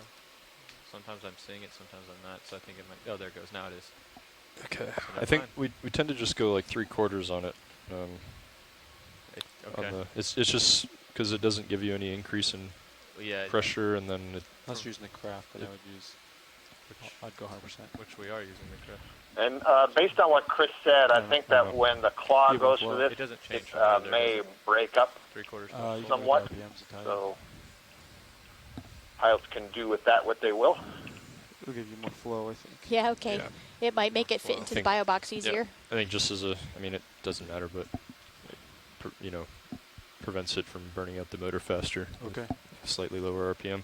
Okay. Just good practice. Less wear and tear on the unit. Yeah. Okay. Understood. Okay. Yeah, you got your wide open, whatever box you want, according to my notes. Pots look stable. Okay, hydraulics are up, and the arm is coming on. All right.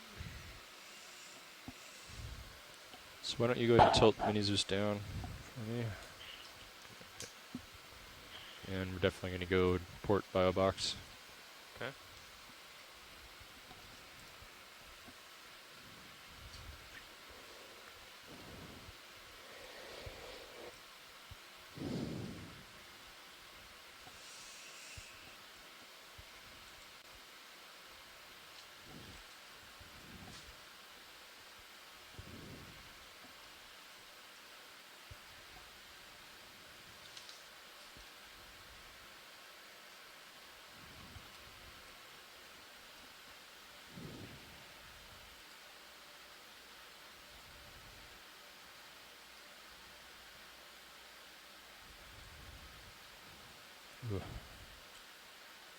A little thinner than I thought it would be.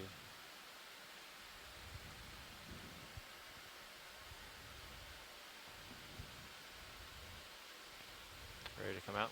Sure. Okay.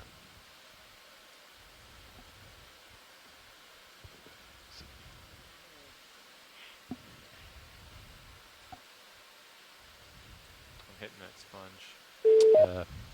That's okay. Just go for it. Yeah. Okay.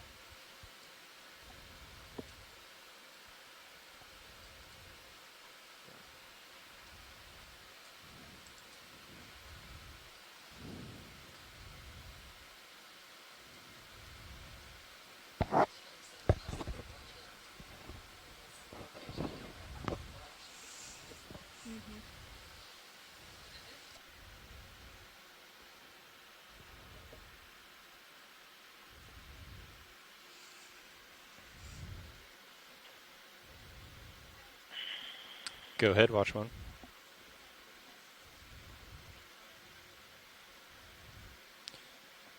Yeah, there's definitely a little bit of current. Actually, if you just give me a second, I'll get this sample in the box and then I'll do a little current test. We can do a little current test. Clear? Port inner. You clear by it? Clear. Okay.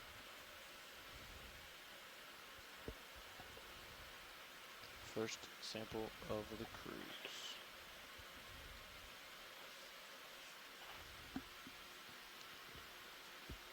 Shut down. Okay. Okay, if you can follow me over on Minizus so I can stow the arm properly.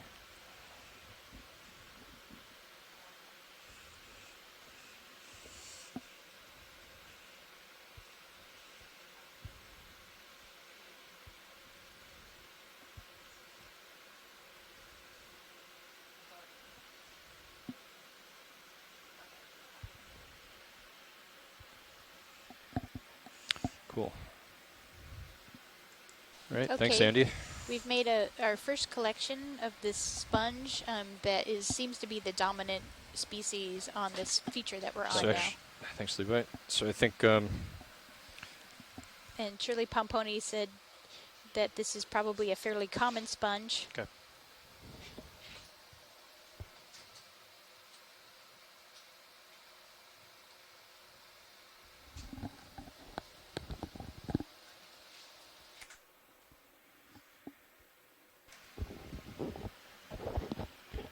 Go ahead.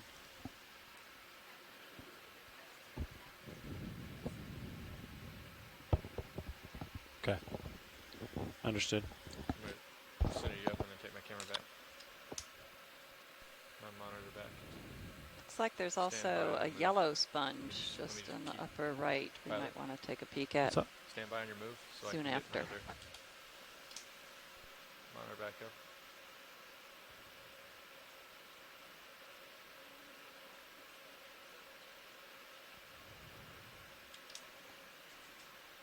It was directly underneath me, right? I don't know, but I just need to put down. and make Jason sure. Chater had asked whether Watch there the was, whether the pilots were noticing much of a current here, and Okay, they said pull yes, back. they were, and they're going to give us an idea of the current speed soon. Yeah, so watch leads, we'll go ahead and make this collection and then we have a method to give us a good estimate of what the current is, so we'll do that right after we make the collection. Great, thank you, pilot. But there is definitely a current, and it felt like it was coming from roughly north to south. Yeah, that's what I feel. You can see the tether blowing. Which is what we would That's over expect there. at this depth, because Yep. that's the western undercurrent that follows goes in the absolute opposite direction of the Gulf Stream. So later on our dives will be in the Gulf Stream, and those are going to be a bit challenging because the Gulf Stream Shocking, currents are going to be quite a even bit. stronger Yep. than this is. Oh, yeah. It was just when the maybe the stern thrusters are ramping up. Yeah, we are certainly in the During the depth move or range something. of the western boundary undercurrent. It follows fairly slowly compared to the Gulf, quite slowly compared to the Gulf Stream, but it seems to be a persistent current and ranges maybe from 1,000 meters depth all the way down to seafloor depths of, I've seen estimates of 5,000 meters, so it's a persistent flow.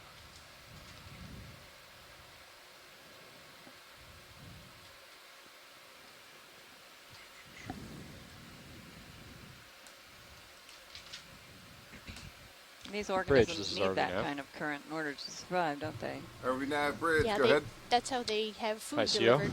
So I just wanted they also to confirm with all the stay out of the watch changes down here sedimentation and that up would there happen that if they were their on the seafloor. bailout is still set to the southeast. Video, can you zoom out? That is what I have on my Zeus? sheet, southeast. Good copy, thanks. Yeah, can you zoom out video on my main HD on Zeus? See I'm trying to see how close I am here. Okay, watch lead. This is the one you wanted a piece of. Is that correct?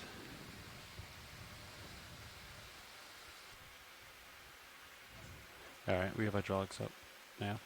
They are. Or go by that.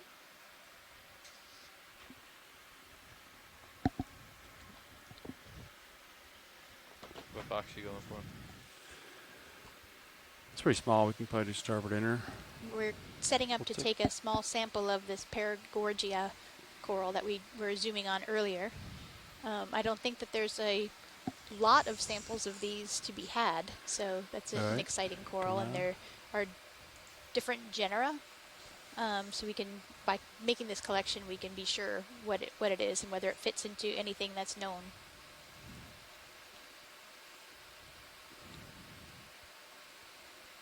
And if there is an Ophiuroid Do you like the other starfish on this, Yeah, but that would Rainey's be a just great right now, bonus.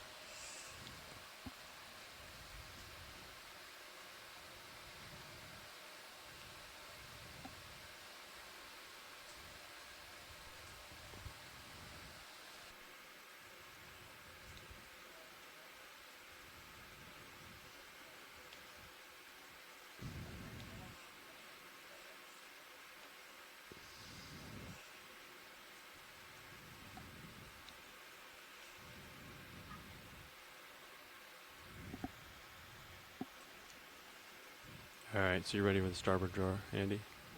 It's ready. Copy.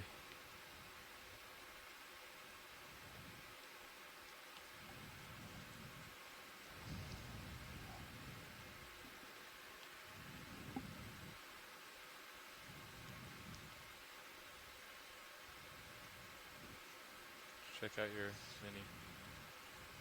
Yeah.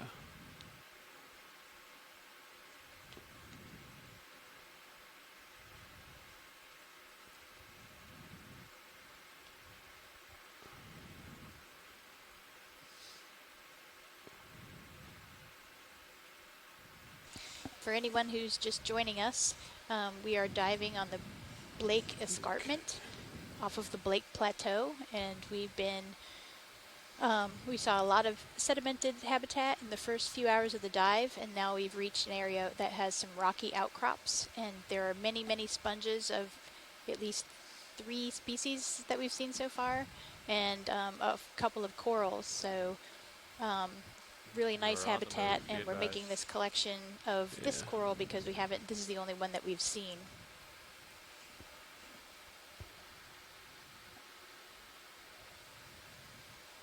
This will help the scientists get a proper ID.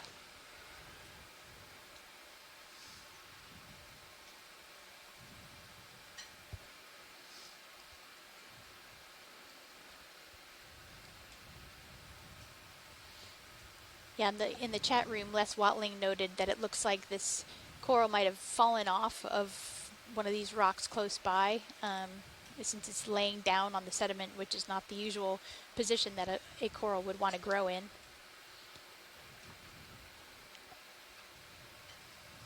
But it is pretty amazing that even though it's laying in the sediment, it still appears fairly healthy and Might try still to come appears to down be on growing. it and then crush it. Maybe come down and then twist it. Try and grab it. Just because it's difficult to get the cutters in there. Yep. You can always pick it and just stuff it in the box.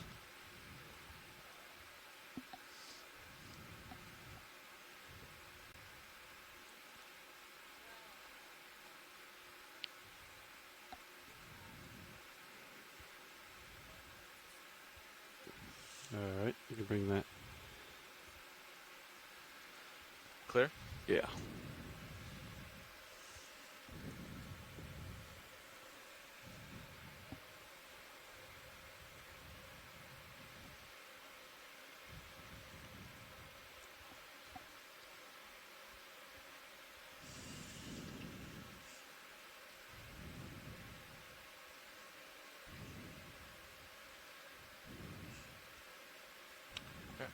Want me to follow you down? Yeah. Oh.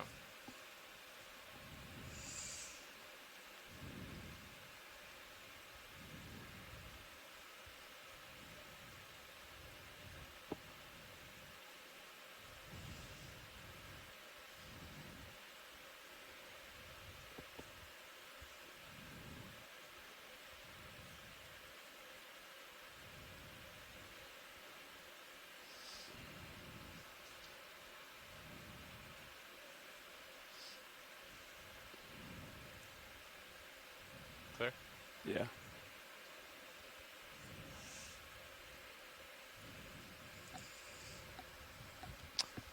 Good job, Levi. Thanks. Been a while, huh? Yeah. First I tried to cut it, but yeah, didn't need to.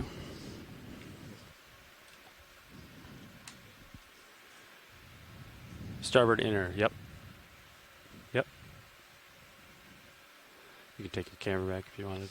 Okay, I'll center you up.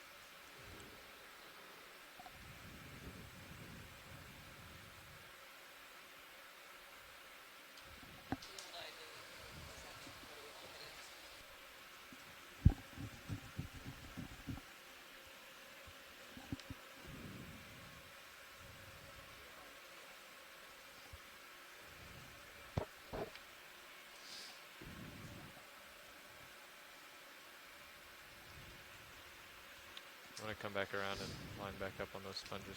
That's good. All right, Dan, I'm going off stick for a second if you want to look at fins. Sure.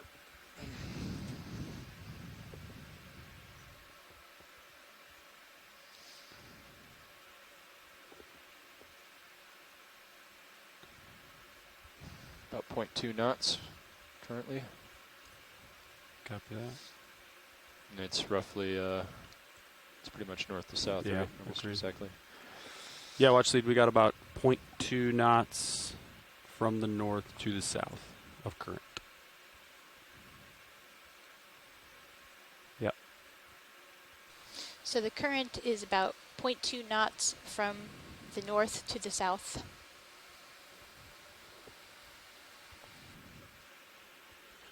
We will continue on.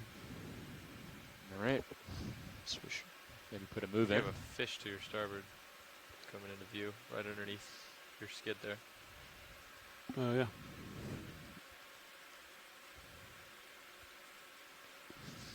So high pack is showing about a 030. There you come in to partial. 1.3. And which direction is the trail of sponges, Andy? That looks like Anti-Mora. I'm looking at 880 right now. I got The fish. 080. Yeah, and it goes off into the distance a little bit to port there. Beautiful eye Okay. color. So this will move him on the other side of it. So if we were to move it, If you move it 080, I can turn and look Sure. at it as we go along. Okay, we can do that. We can do 30 meters Okay. All right, let's let the fish go. at 0. You want to just make it 085? Sure.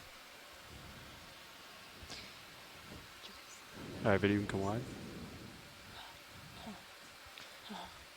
You ready for that move, pilot? So Andrea Quattrini Take a just few minutes mentioned to that fish that we were seeing, the black catch up fish, to you. is I can Antimora. head that way. That's what I said.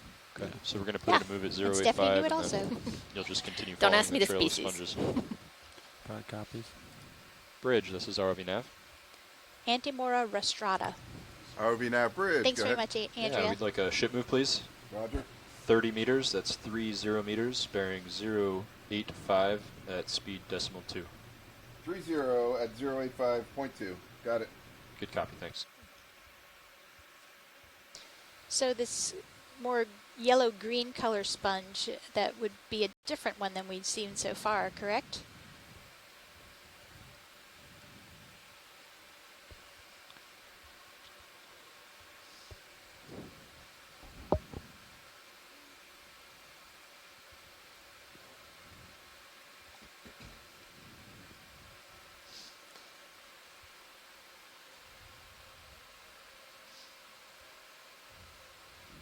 Video come in. So the fish that we saw has also been seen fairly common on the New England seamounts.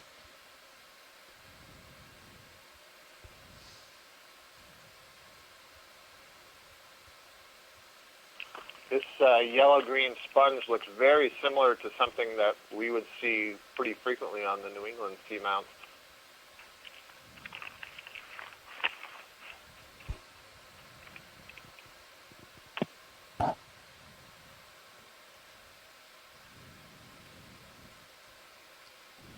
There's a little hermit crab on the left clinging on to the sponge. Oh yeah, tiny.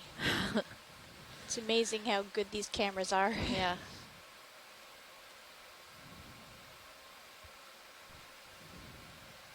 You see why we call our kitchen sponges sponges. Yeah, it does look like So one you could you buy guys at the call them grocery moving, store. Is that correct? That's correct. 30 meters at 085. Understood.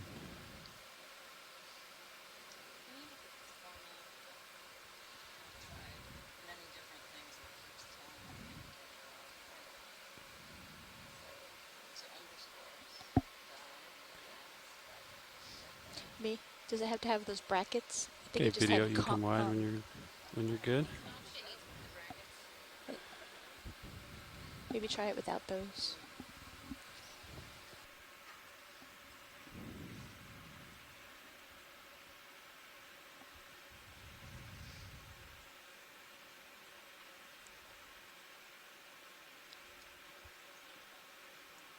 Another fish floating along. Yeah, coming up. We're moving down this trail of sponges.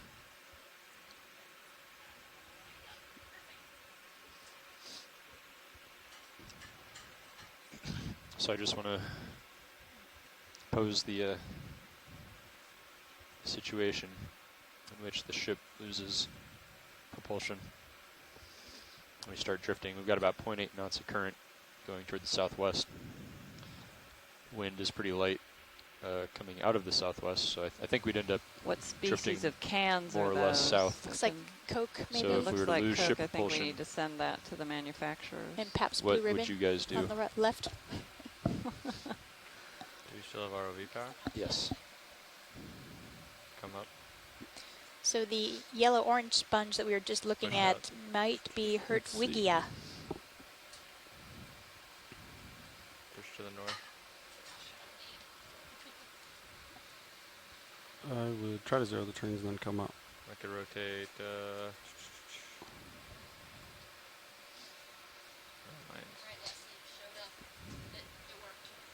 Okay, good. Good. And Sandra Brooke also agrees that Yeah, they've so seen zero Hydroid turns to the before right. in the southeast U.S. Yeah, I could turn starboard and. We get into streaming formation. I get Still off have- bottom yeah. and get the tether tight between us, tail to tail, as quick as possible. I agree. Safely. Pretty much just Come on. turn Sirius to the south. Yeah. D2's already facing their direction. Yeah. And you guys would just come up together in tow formation. Yeah.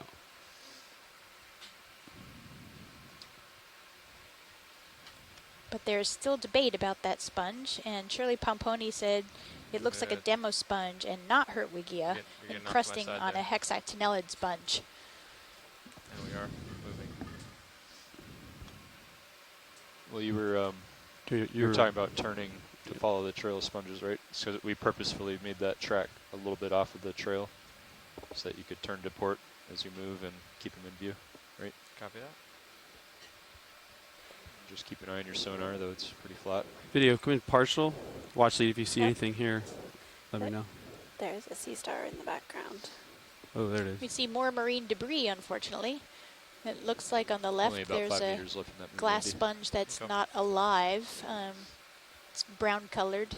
And then we have two of the sponges. It's Ficalia, maybe the Definitely type come that down we in altitude a bit with this collected previously, just a little while ago. separation.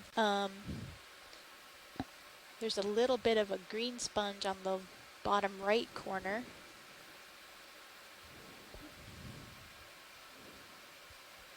Video, come in, snap on this. I can't guy. quite see that stock that's in the back between the RV sponges. nav bridge Cheryl, can you move is see that more just about closely? complete here. Copy bridge, thank you. We just zoomed on a Chrysogorgid, or two of them actually. Yep, I see the Chrysogorgia. Chrysogorgia. It's the the like white corals on And either side of which us. thing? To be different from the taller one that we imaged earlier. The branching get you pattern a doesn't look video quite the on same. Huh.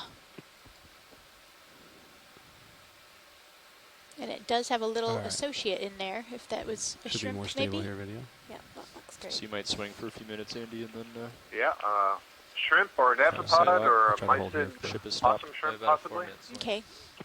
Yep, one's full zoom. Yeah, it Okay. looks more amphipod to me. Or mysid. Just gonna give it one bump.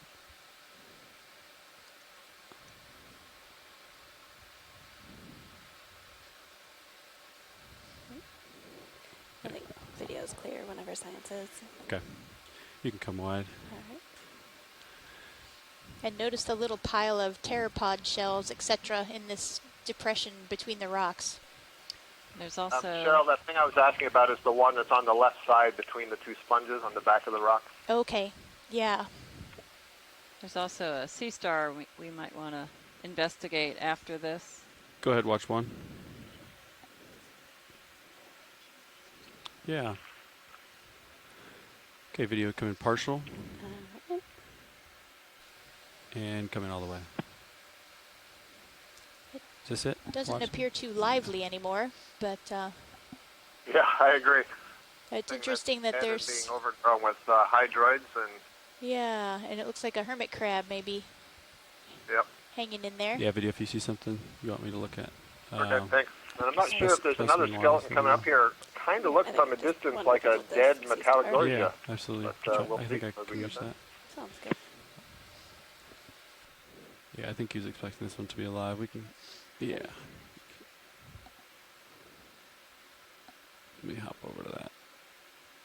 Sea star.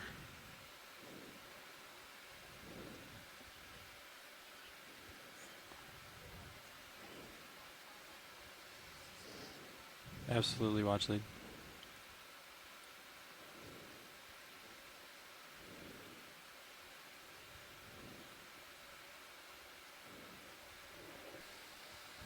Yeah, whatever this is, it does not look very healthy. Come in partial.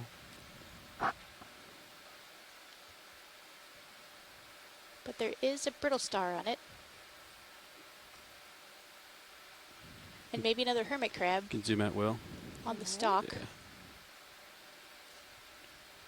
Oh, there's a little bit that's alive up there at the tip. You can see Try to the find sort that. of There it is. flash of gold in there. So it's something in the Chrysogorgiidae. So it could be a very large, old, dead Chrysogorgia. It's probably what it is. Maybe a Metallogorgia, but if that's the case, I would sure like to see some of those alive. Center you back up as it blows in the current. And I think the Octa Coral polyps that you're seeing there, those larger transparent polyps, that is not part of the original colony. I think that's an overgrowth of a stoloniferan or something. Oh, okay.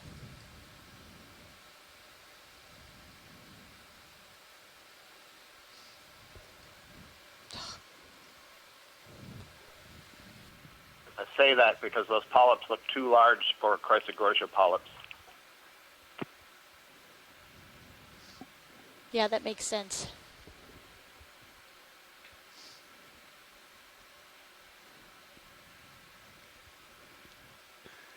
Okay, video, I think when you're clear. Yep. We're clear. Go to the star.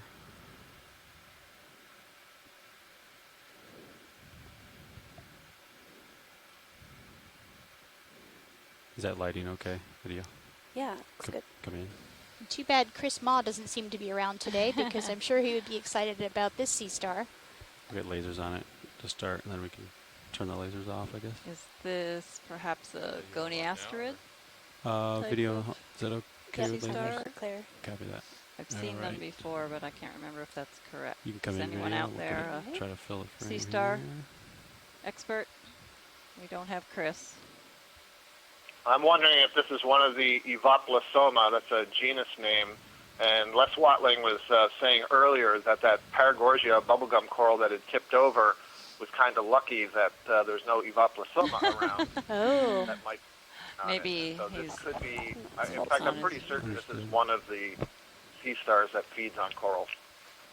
Well, he might be making his way over there, so. You can see the eye spots at the ends of the arms. There's eyes at the ends of the arms? Nice Those shot of little the red tube spots. feet. No way. It's like some sort of scenting thing. Okay. That's cool. I didn't know that. I think video is clear. Copy that. Can zoom out. when Beautiful you're video. clear. Full wide. Great.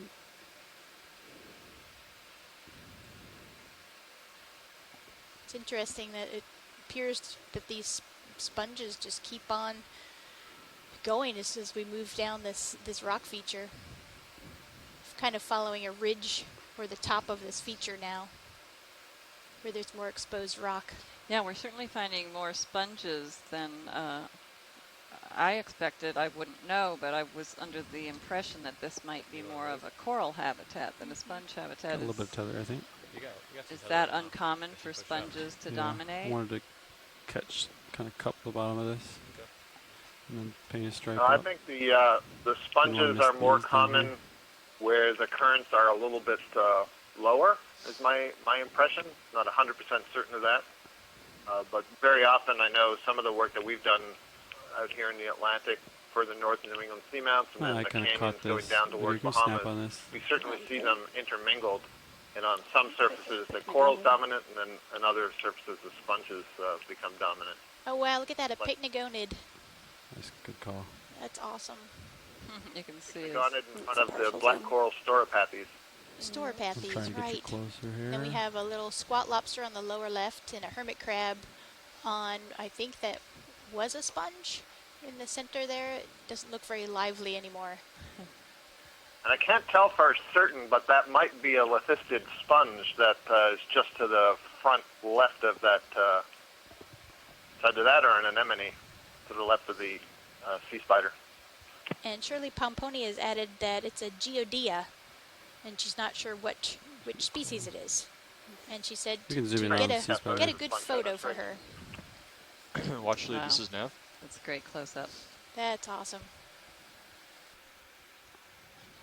I just want to let you know that we have traveled another 100 meters. We have about 150 meters to go to waypoint 3. So many of the pycnogonid sea spiders are specialist predators of cnidarian polyps. So I see there's a bunch of polyps that are maybe overgrowing the sponge. When you're And clear. so I wonder if it might be looking for those.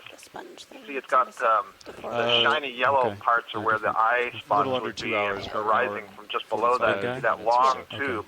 It actually has a mouth that it can create suction. We just dropped to 27%. So the mouth is essentially on the end of that tube. First try spinning Suck around. out the contents of wherever it sticks that proboscis I'd into. be pretty happy with this.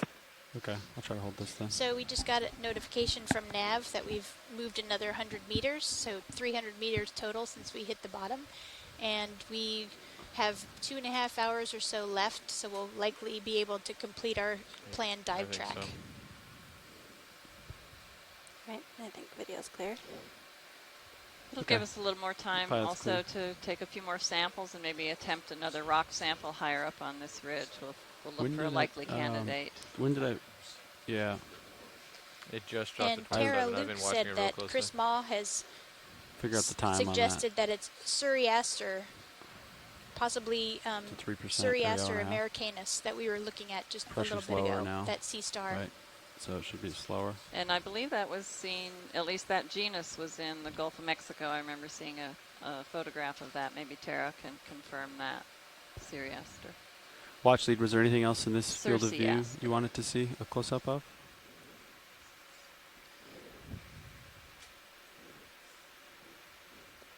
There's a black spiky thing in the upper right next to the hedgehog sponge. Okay. I don't know if we want to see it, but Yeah.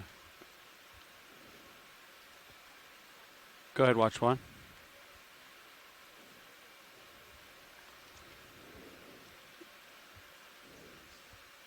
Yes, we could poke one of these here. Or any of these rocks on the ground. What you want, I guess? Or is there specific Can we get lasers on Copilot?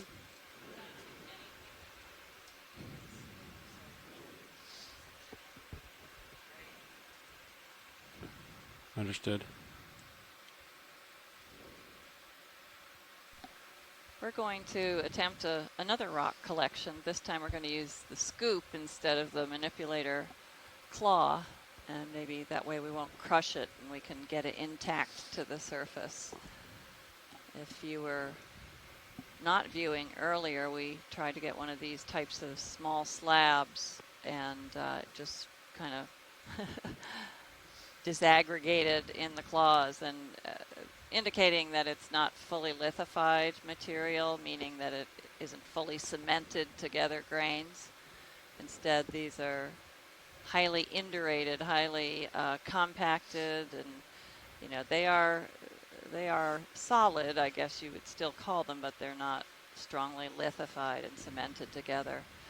And but it did give us a close-up view of the fresh exposed surface from a broken piece, and did not look anything like what we see on the surface here. Instead of this black, almost shiny, sometimes reddish brown, like iron oxide crust we see, the broken fresh surface looked just like the sediments surrounding them, and so these appear to be compacted sediments from being buried, and now they're exposed, and those exposed surfaces auto heading. I changed my auto have heading had set point. precipitation, in some cases very thick precipitation Let me know of if you these see it moving manganese more, and though. I tried to iron dig my left oxides toe in, from right the toe seawater. I'll So watch it. You want to do the camera up? Yeah. sort of crystallized or mineralized, I What- should say, on top So I'm of thinking these Dan, layers. that one right there.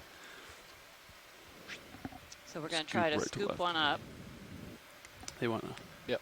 Want to scoop it. We'll put 'Cause the other I- arm out there, and you can scoop into it. So watch, Lead, if this rock is kind of disintegrating, do you still want to put it in a rock box and risk that it falls apart on the way up, or dump it in a bio box? And I don't really want to foul those other samples, but Yeah, I guess I will leave that to the biologists if they would mind a rock in their box, since it's all from the same habitat. okay. Should be okay, I think, but I'll leave that to the folks online. Might poke it first, see how So I'm sorry, Leslie, are you asking Yeah, because you want to collect a rock with some biology on it?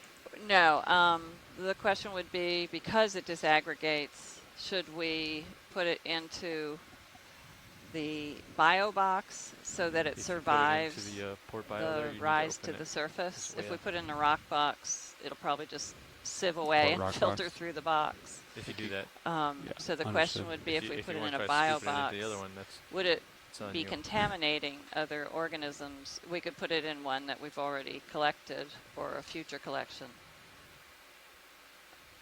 Right. I mean, it's in the Yeah, same well, environment it all anyway, depends on so whether there's something on the rock that we don't see, and how big the rock is. If it's a big rock, I would not good advise size. putting it in. no, on not top of not a big one, just a anything chunk, that's already because in I the don't think we're bio going to get a big one. But if, as you say, it's Oh, going to that's disaggregate, bigger then than the the only way scoop. to get it up is What if to I- use the what if I bio box, cradle then it? go ahead. Just put it in a rock box. I think it's your better bet. I don't know if the scoop Okay. is going to work. Yeah, watch, Lead. Talking to my navigator, we're thinking maybe not use the scoop. This one Certainly seems a we little can bit more collect something rigid. later and put it on top of the rock. We might be able to get this one in a rock box. And it does seem more rigid, so maybe it won't fall apart. Okay, if we can do it, that's the best. Then we don't Okay. have to worry about contamination. Yeah, I think that's Hopefully worth a some check. of it will survive. Yeah. Go ahead and bring port wing inboard, and I'll open it up. Okay. Sound good? Yep. Stay clear if you want to come in. Thanks for your input, Scott. Hopefully we won't need a bio box.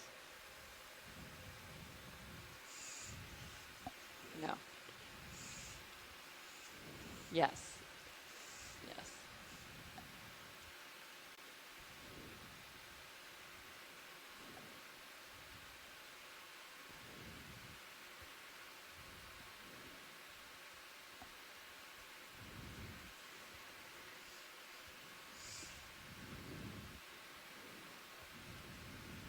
Air Force 5 is going to kill it. Oh yeah, I'd go to 2 for sure.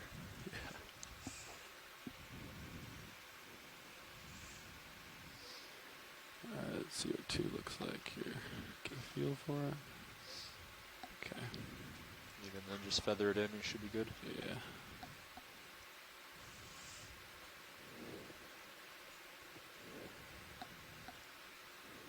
All right.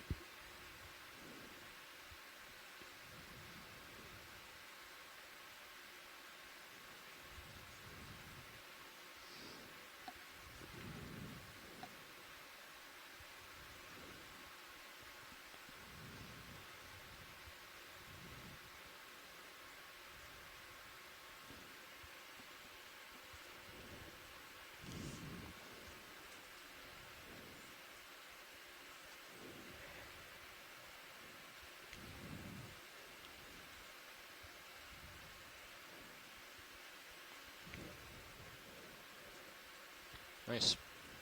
Thanks. Great. You gotta close the box.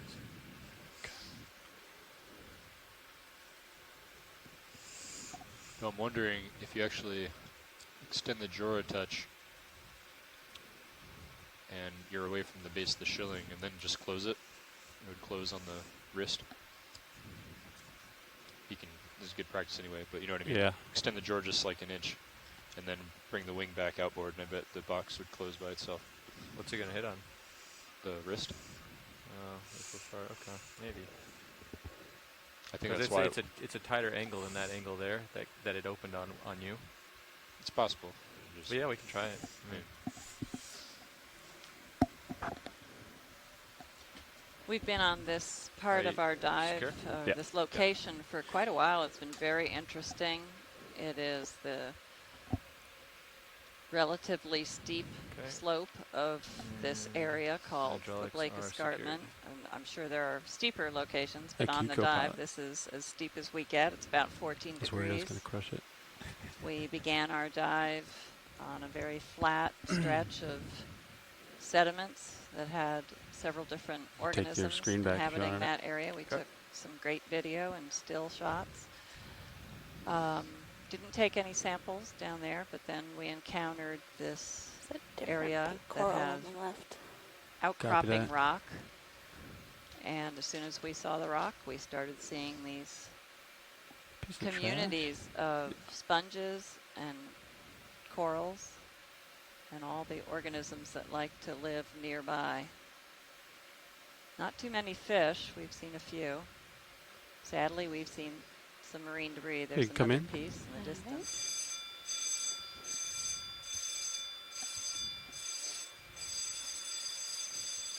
Settling out here. Looks like another nice bubblegum coral paragorgia. This one growing upright. Let me get just a little more steady, and then I'll let you come in And with our video. as we often see, it has Okay, you can come in. an ophiuroid in its branches. You can see those sort of pink arms that are coiled among the branches. And I'm not sure if the yellow is that possibly a zoanthid, which is a colonial anemone overgrowing the branches on the left side. So those are considered essentially a parasitic form of cnidarian, and they can overgrow many other corals and sponges.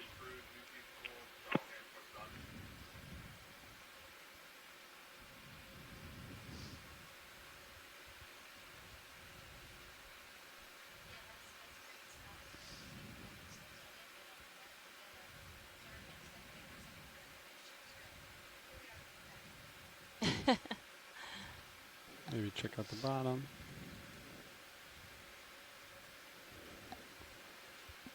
Co-pilot, you want to get the fog lights? Sure. We're going to change the lighting video on you. All right. All right, video, here it goes. If that's, Bam. I don't know if that makes it better or worse, but these are the, I call them the fog lights. All right.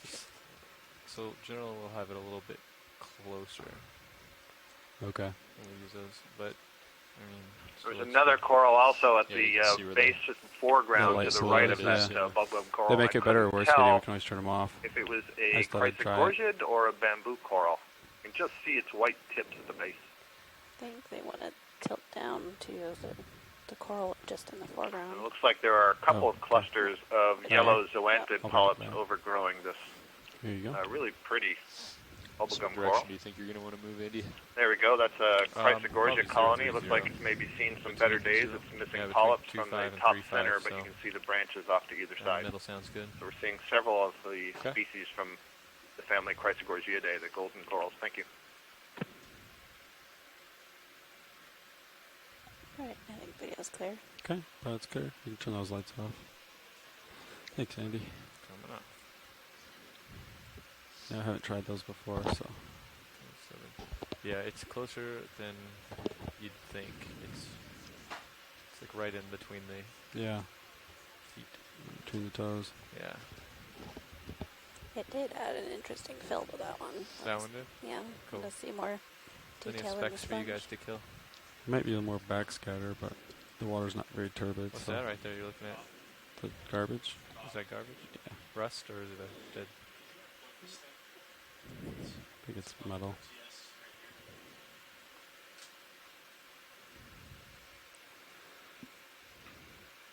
Trash.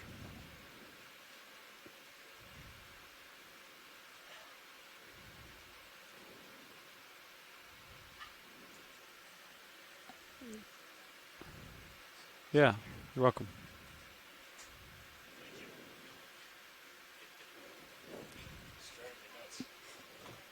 Yeah.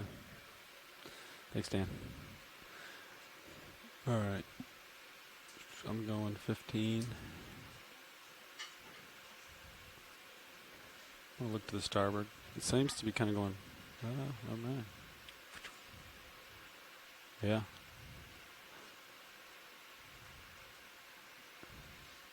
Could probably call moving if you wanted one. Okay, we're looking at, after he's in here, we're looking at 30 meters bearing 030. As soon as the announcement's over, I'll call up. All right.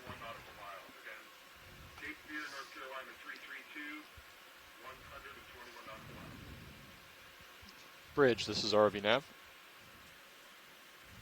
Stand by. Standing by.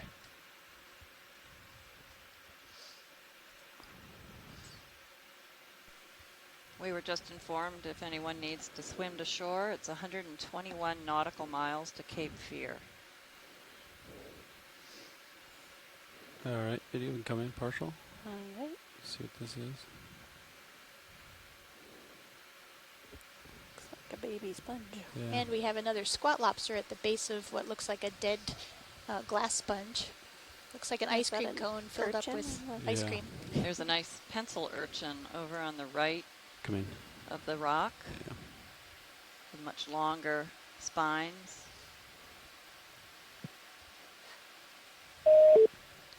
Andy. I don't know if that's considered You a want it- pencil you want in? urchin or not, but Right. it's certainly an urchin. Do you know Tom? Yes, Sedaris is Why the don't- why don't- genus that I'm well, familiar why with don't you of finish pencil out urchins. the shift today? How much we got left? Okay. Only like, yeah, half an hour. Oh, okay. You can come wide video when you're clear. Just because this is you weren't on the last cruise. ROV, go ahead. This is the bridge. Dan, I think he called me and meant to call you, Bridget. Oh, gotcha. Bridge, this is Nav. Go ahead. Yep, I've got a moment now. I was a little busy a second ago. No problem. We're like a ship move. Okay. 30 meters. That's 30 meters, bearing 030, speed decimal 2. That is 30 at 030 decimal 2. That's correct. Got it.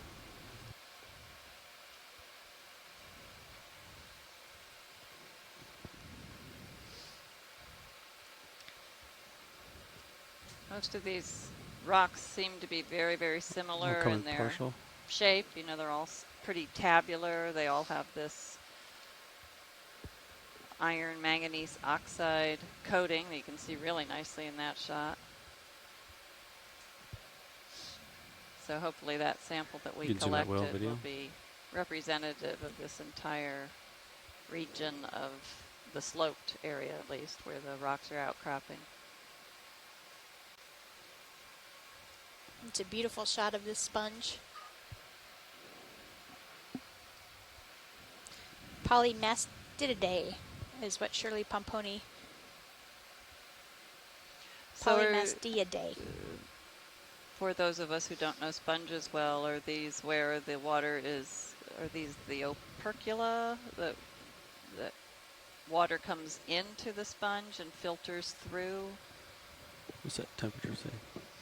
Someone Can you educate think us it's on that. Very warm in here today. 78. Okay. Yeah. It's a lot Video warmer when you're than clear, you can come wide. All right. And Thanks. I think they're aware of the problem with the air conditioning. Oh, okay. Yeah.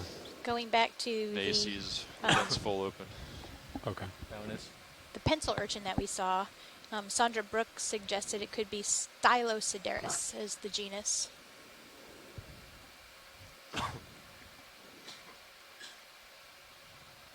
And then going back to the Paragorgia bubblegum coral and the zoanthids that were growing on it, Andrew Quattrini suggested that it could be I'm going to murder this word, but Bulagummazoanthus. And species Emily acadarum, something like that. Sorry if I murdered that.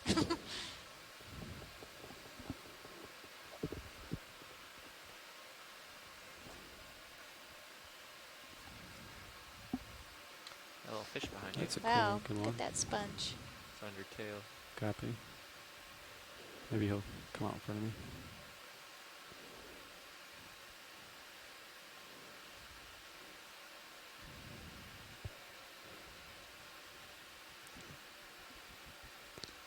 I'm gonna try to get closer for you, video. Sounds good. Try to keep this angle on it though. That way we can get a profile of it. Maybe.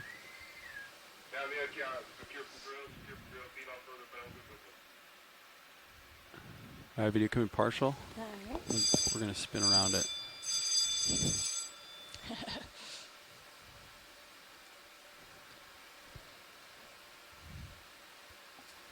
I'm not sure if Shirley's still around, but this looks like a different sponge species. Can we tilt the lasers? Absolutely.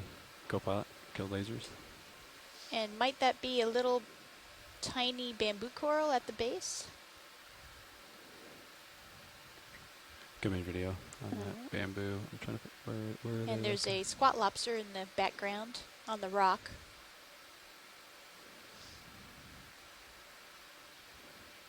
Ooh, some more squat lobsters and a hermit crab on the, or maybe those are both hermit crabs. I can't see the back one very well. Wow, that's beautiful. Come on up.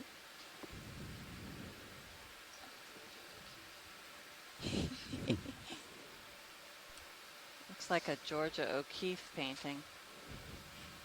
It's beautiful. Watch lead, was there any other specimens in this field of view that you wanted to see close up of, or? I'll give you there's a, okay, yeah, keep moving then. Videos are, Nope, any additional? I think we're good. Understood. He came around. If you want to see him. Yeah, there is a fish over here. I can try to grab. Oh, he's looking away from us. Come in. Well, we have a Snap fish in. on the right here. This looks like the same type that we saw just a little while ago.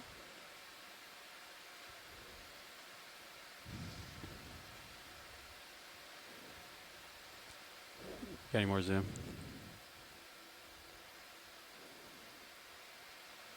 And we'll let him go. Oh, there's another maybe tripod fish out Oh, there yeah. with them. And another tripod fish.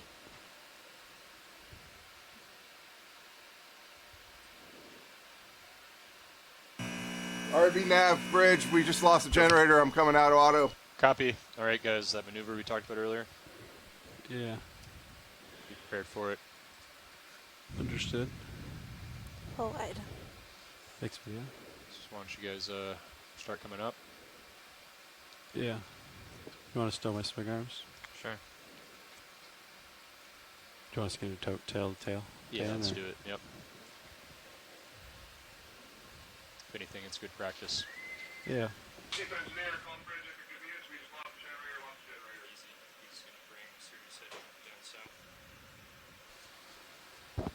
And he's going to stay pointing to the north. We're probably going to drift about south. So. RV yeah, nav we're bridge. coming up. I have auto head in, and so we're not taking a load right now, and I still have bridge activity up here. Copy.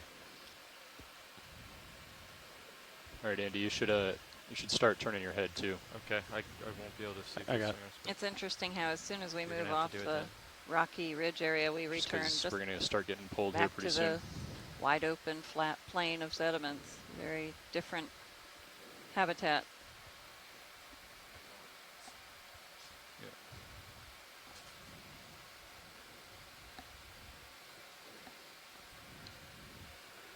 So we need to get up.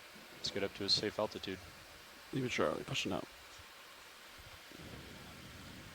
So I would take out auto heading as well on Sirius. Delta 20 coming up, pushing out. I see you. You don't see me quite yet. I do not. Because of the delta. So why don't we... Are we in auto position, Dan, or not? No, he's got auto head, but no auto position, so Understood. we're drifting with the current. So let's come up 50 meters.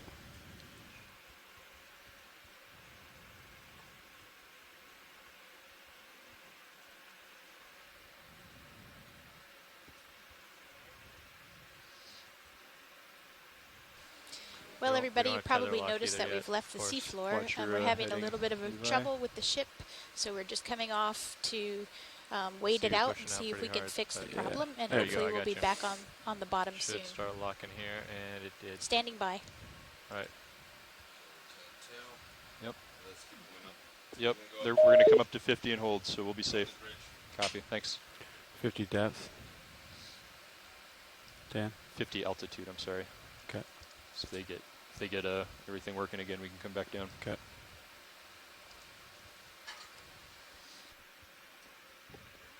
Make sure you keep that forward way on a little bit.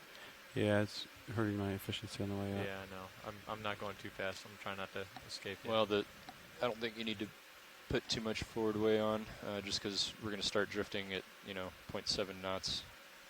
Right now we're drifting at about 200. For the long haul, definitely not. Yeah. So you could even help it out, Andy, a little bit by turning your head to 200, and that's about opposite of where D2 is streaming right now. I did that, and it just pulled me right back. But yeah, I'll do it again. Try it again, yeah.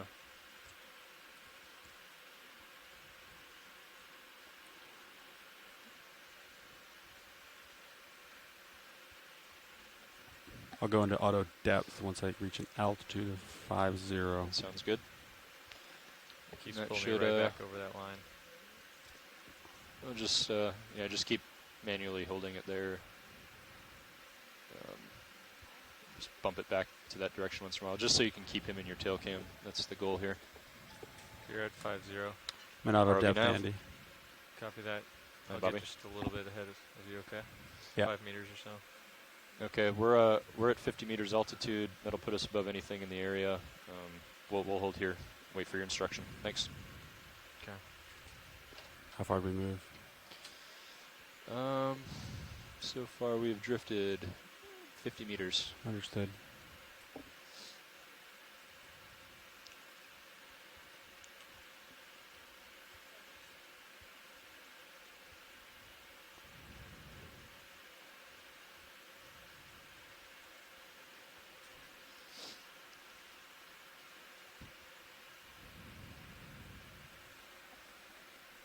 Yeah.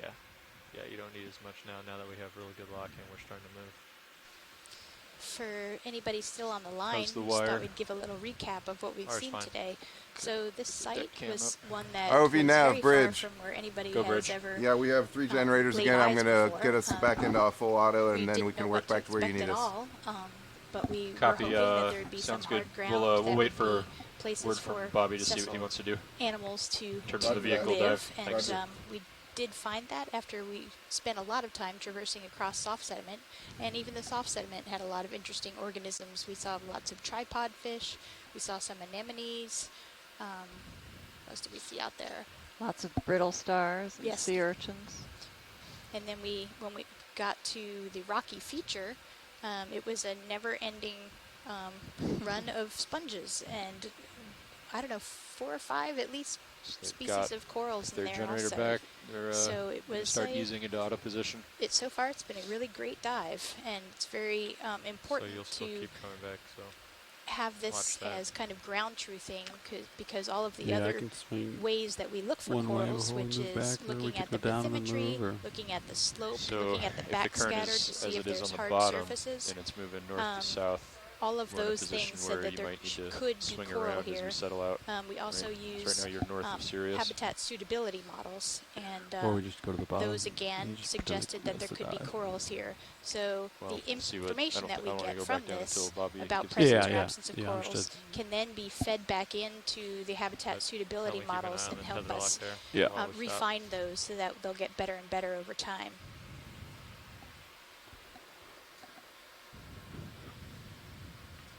Sorry, what was that? RV Bridge, And we had are hoped back to in full find, auto position, and we're standing by for congregations whatever of you guys corals would like to and do next. sponges Copy, Bridge, on thank you. hard bottom areas, or at least areas that had exposure of rock, maybe not completely hard ground, but they're back in auto and also on the You got all the slope swing areas. upstairs. So that was what we had predicted other two. based on Yeah. the bathymetry and from the Definitely, backscatter, meaning when this happens, the how priority is getting intense the vehicles in sonar configuration. signal was Yeah, he returned. It turns, zero reflects turns. off Get- the finished hard Get ground. into tow, get up So off bottom from a little bit, backscatter get analysis, you comfortable, can and then we can worry identify potential just doing hard the ground swing arms and areas. stuff. So we Okay. looked for slope and hard ground in our maps and decided on this site, and we lucked out. It worked out. On the low backscatter flat areas, we saw sparse communities, and It's like we I'm didn't sure move there's a over lot ground we though, didn't right? see beneath the sediments. Yeah, we did. But as soon as we encountered Nav rock station. outcrop and slope combined, we saw a very abundant community of sponges and corals and many other organisms. So as Cheryl said, that's the ground truthing. So we made a That's, prediction that's a based good on copy. the technology, and we are came down to about see it 70 and meters verified from that where we at came least off in this bottom, area so it we'll was a move back good toward that indicator of position. where the coral habitat might be. We'll go. Thanks. All right. So in summary of the So, collections that Bobby we wants made, to Cheryl, which organisms did Get we us end back up into collecting? position, holding You the could vehicles tell at us. 50. We collected so the ship most drifted- dominant sponge type Well, that was let's down put it this here. way, from the ship back to where we possibly a came off bottom, Phycalia. or where the ship was when we came We off also bottom. collected So it's 70 a meters at Paragorgia 020. Octa Coral. So I could do that. It might be one and that's it looks known, like you're but starting we to drift weren't toward sure. the west. Yeah. So that's a Um, good ground truth of that species. The wire in looks here. okay right that now. have a common name? That Yeah, we we might Bubblegum have- coral. Is that the Yeah, bubblegum? it's If I a start bubblegum doing beautiful that, pink you'll bubblegum keep coral that coming we around saw. counterclockwise. And that was also know, identified in the Gulf of I mean, Mexico. you might I not even remember move seeing much that quite often. because of the in delay those here. Curious why videos. we're not. And then there's closer to the another ship. species of Paragorgia that we'll probably see when we get to the canyons Well, if we dives lost off propulsion, of North Carolina, and that's 5 minutes ago, we Paragorgia might arborea. just now That be feeling the species pull gets because of larger the and Something kind of is has delay, more Yeah. Bridge, this is RV Nav. fatter RV Bridge. arms. Hi, So we'd like a it's quite position different move, looking please. than the species that we We'd saw like today. 70 meters, that's 70 meters. So we Bearing made two 020 biological samples. We hope to at make speed, more. We hope we can get decimal back 3 on if you can the do bottom. it, if you're comfortable. We also made a rock collection. RV We made Bridge. more than one 70 attempt. meters. We started off with the first 020 at rocks encountered at the 0.3 base of knots. this Over. That's short, low angle slope. And every attempt we completely crushed and disintegrated the rock just because it's not very well cemented. And we learned that the dark black to brownish red coating or color to it is a coating on the outside, and the inside of the rock looks very much like the surrounding sediments. But we were unable to collect that rock. So then we continued on, and just before we had to come off the bottom, we had a very successful large rock sample collection. It may well be the same kind of rock we attempted, but this one at least held together, and we successfully put it in the bioduct.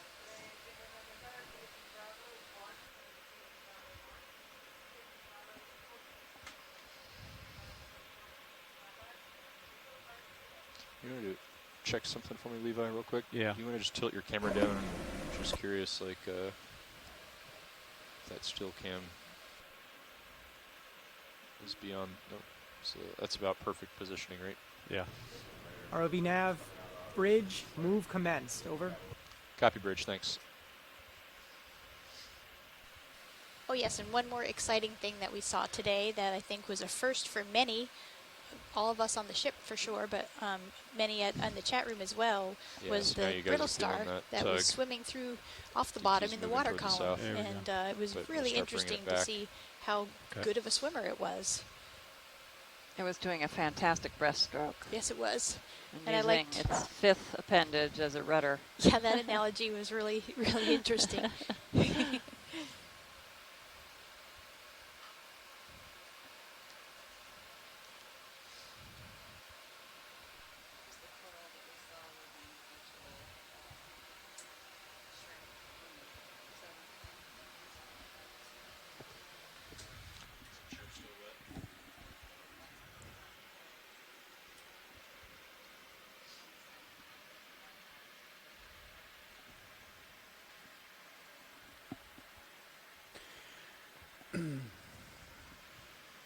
Andy, do you know how to get Zero's heading piped into HyPack?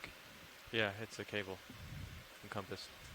Because I think I unchecked course over ground, and it seems to just be locked in at like due north, right? Yeah, it is right now. It is right now. Yeah, I don't know. It was working last cruise. Yeah. Could be a number of things. Okay. And going back to the soft sediment where we began the dive, we also saw a fair number of Acanella bamboo corals, and with every one of them was a shrimp species. There were also at least 3 different types of sea pens that we saw in the sedimented area.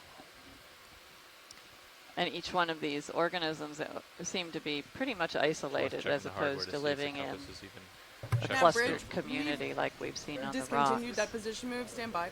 Copy. But it was Ship is holding amusing to station. see in each of Copy these that.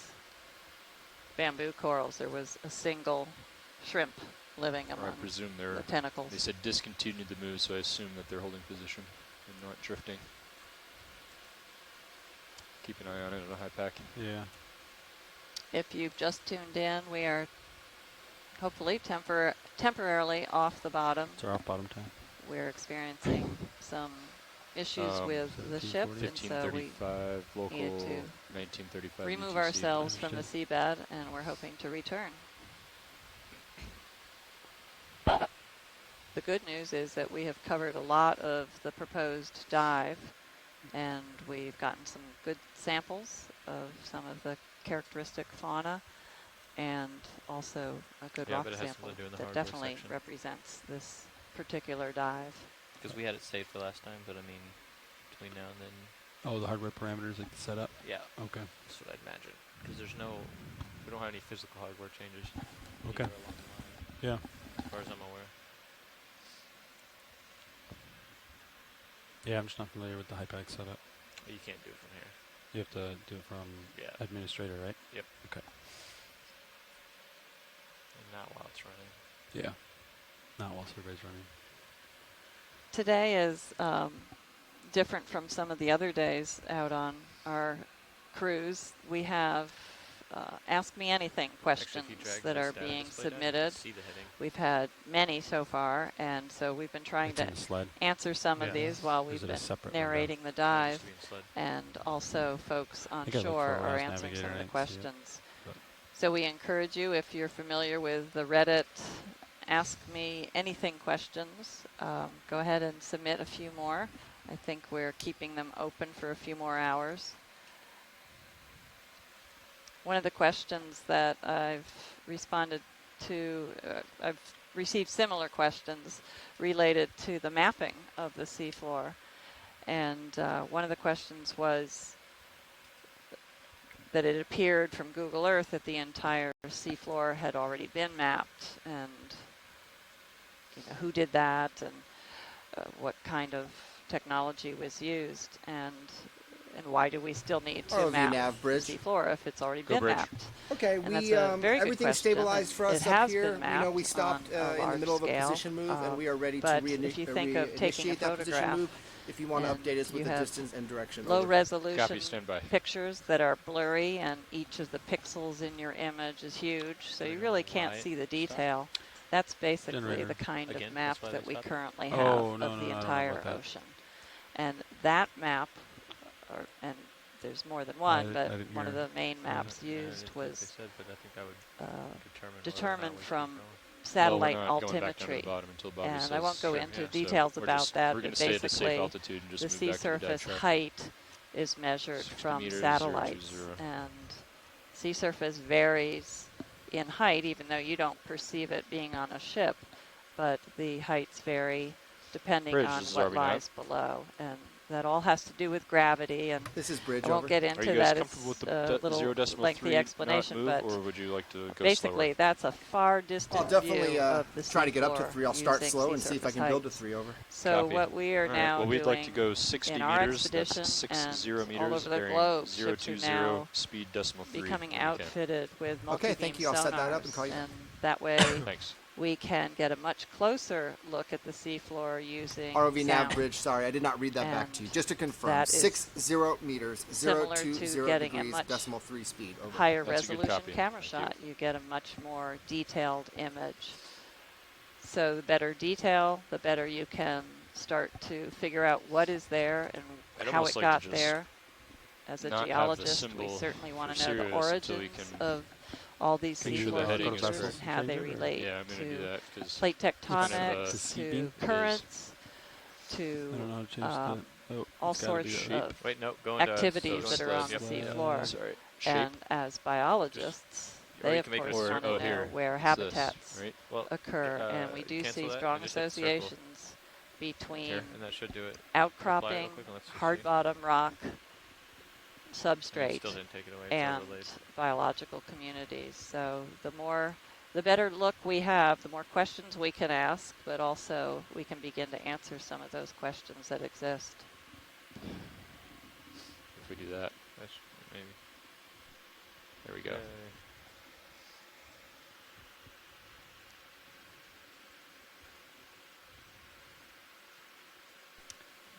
There was a question asked here that I think I would like some of my colleagues to think about, and we've gotten some great broad questions. So When does the this one AMA is, start? and it never says who the questions are from, so I can't credit the source, but what is the Yeah, I think it's largest going from question you would 2 like to to 4, I see think. solved about the deep ocean? It's not a camera thing. They're just kind of talking about it in the background. So would either of gotcha. you Oh. ladies like to grab that one? I'll have to think about it for a few minutes. And Okay, then we'll maybe, come yeah, back let to me, you. Yeah, let me.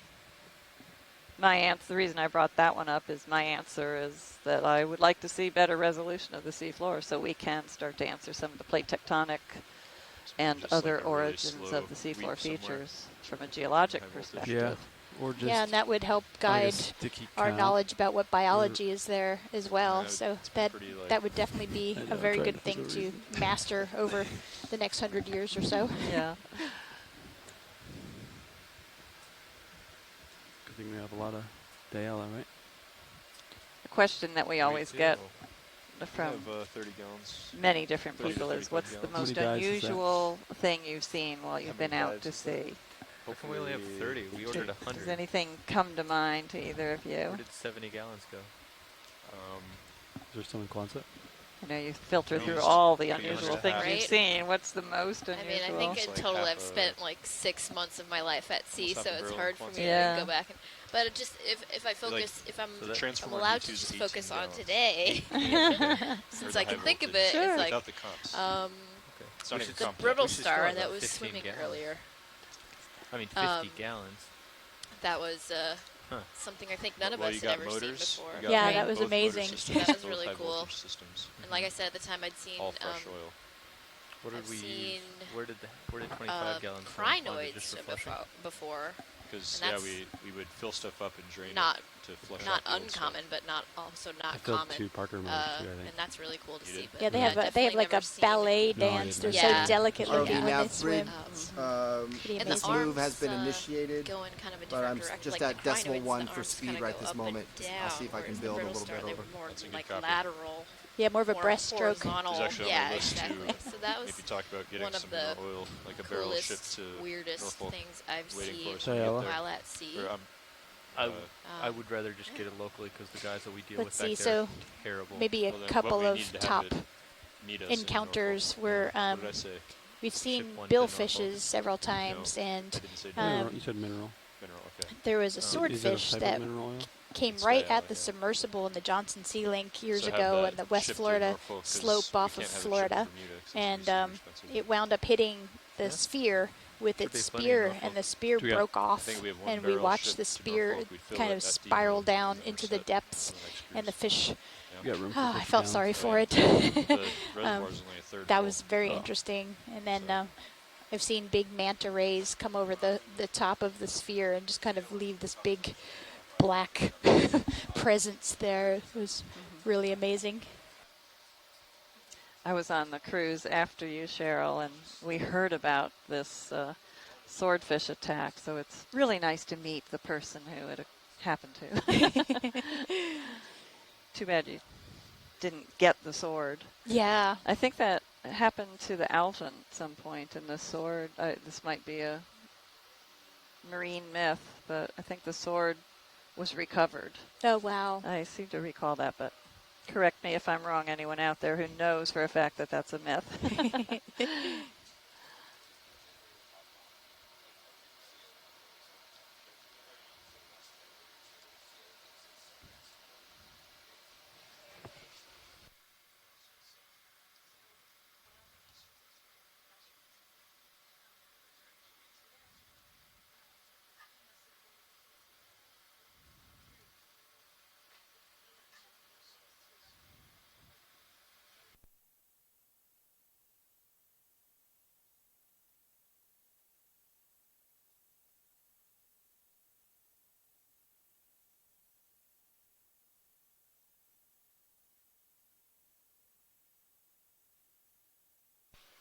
And thanks, Tara Luke, you have confirmed that it is a fact that Hui has a picture of the swordfish attacking Alvin and losing its bill.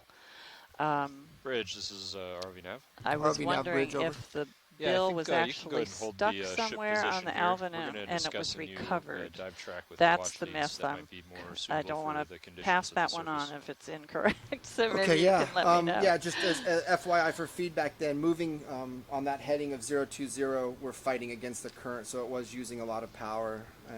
I was able to do it, but only very slowly, and I'm holding position right now, over. Copy. Yeah, we're going to see if we can get a dive track that'll go toward the southwest with the current. Okay, thank you. Watch lead, this is Nav.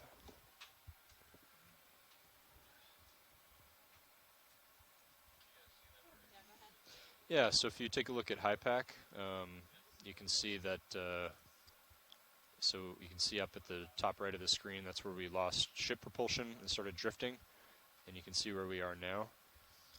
So moving along the track that we were actually moving directly against a 0.7 knot current at the surface, which is coming hard off the beam on the ship, which is hard for the ship to fight, moving in that direction. So we're waiting for the word from the dive super to go back down to the bottom, but when we do so, we'd like to maybe just come down here where we're at and then actually move in the opposite direction toward the southwest with the current at the surface, making it easier on the ship. We just wanted to make sure that that would be fine with you guys.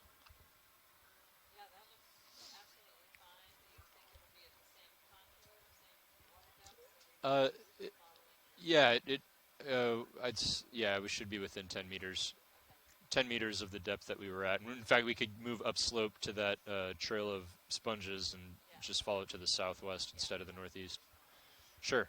Yeah, okay. We'll keep you updated. Thanks. We need to wait for the word from the dive supervisor. We're going to hold in the midwater for now. Yep, thank you.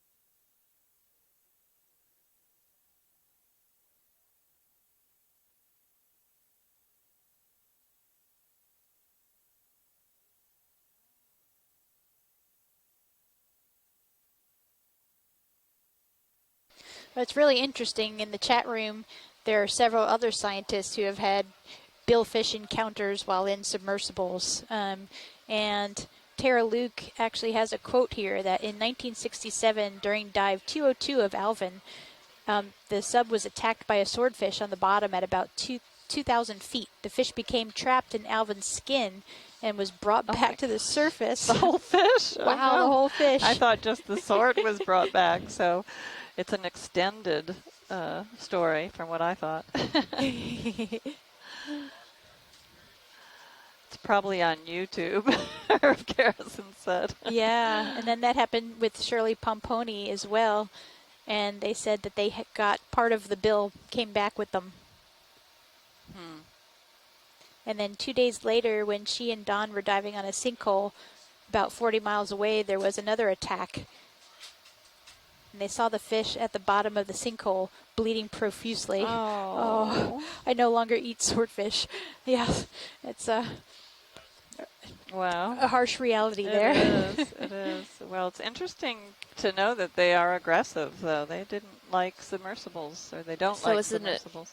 It's an aggressive thing, or is it that it's shiny and looks like a bait ball? Well, I have a feeling they might mistake it for fish. Or either that or they're chasing fish that are attracted to the lights and then run into us. Yeah. Well, I think attacking a bait ball is somewhat aggressive, too. Yes. True. But right. Not just the spirit to eat it. Right.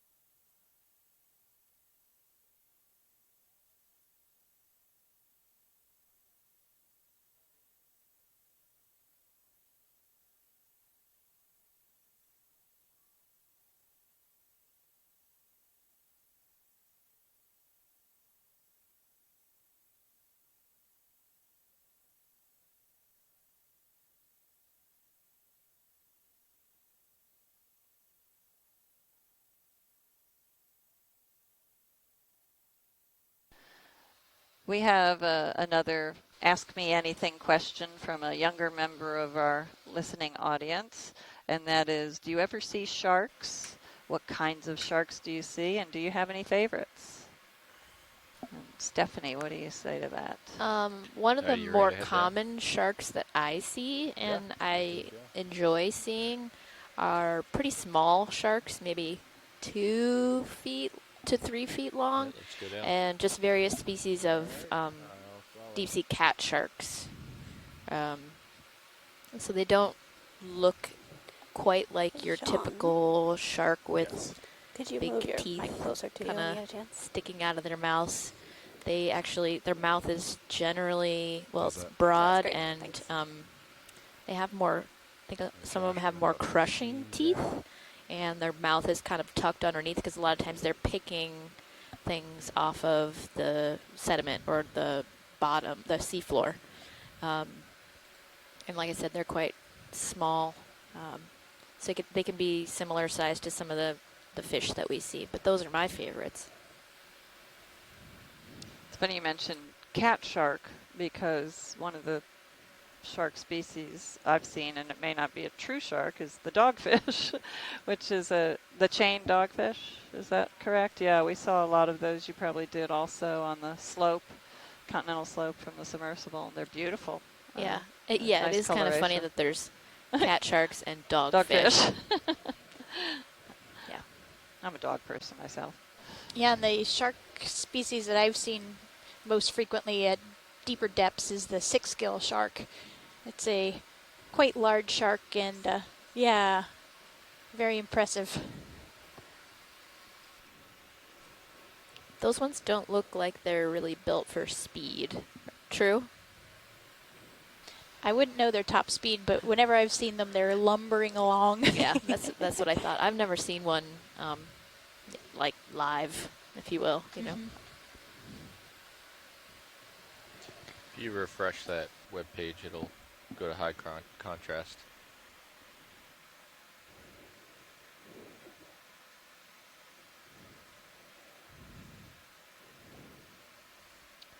So it looks like we have a high school science camp at a group at No, the other one. Florida Atlantic University. I'm assuming that's what FAU is. They are at the Expedition Command Center, and I want to say hello to them and hope you've gotten to see some of the video that we showed earlier, and we hope to show you some more. Thanks for joining us. All right, I have 20 off the Jim bottom. Masterson, if you want to send us Copy some that, about questions on the 30. chat Can you room, stop we there? try to answer them.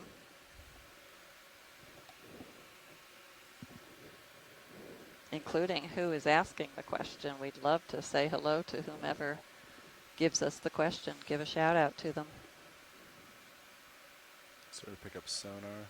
Yeah, see Starboard. sonar off to my starboard. I have visual on bottom. Copy that. Do you want me to rotate to you, or you back up and turn? Yeah, I'll back up to you. Copy.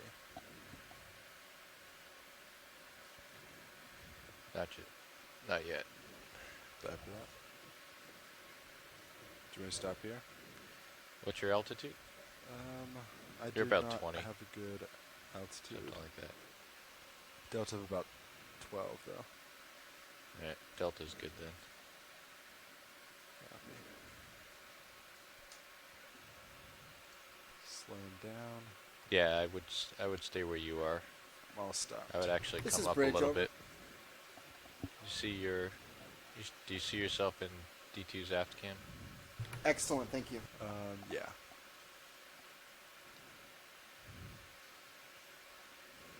So as you can see, we're not too far off the I got us seafloor. delta We've about just been 20. hovering above.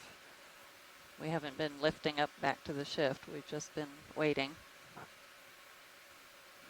Waiting for the go-ahead. All right. We stopped. Delta 20, 21. This is a good view of all the Altitude tracks maybe made by the good altitude block. heart urchins. Those are very large sea urchins, echinoderms, and they burrow through the sediments. And you can see their traces left behind. Sometimes these are preserved in the rock record. I've never encountered them, but I suspect they are. And we refer to them as trace fossils because we don't actually find the organism that made it, but we Yeah, do find you see me? evidence of Yeah. burrowing from an organism. So it gives us an idea of behavior. You can see a lot of them here. There's a sea star down there. All right, do we to line up west? We spent the first Yeah, we're gonna head couple of northwest hours a little bit first to try to find the sponges. We spent the first couple of hours exploring this kind of soft substrate, All right, I'm about lined very up. fossil-rich sediments. There's a current here, but not strong enough to make ripples. So it's fairly flat and planar with almost no slope to it.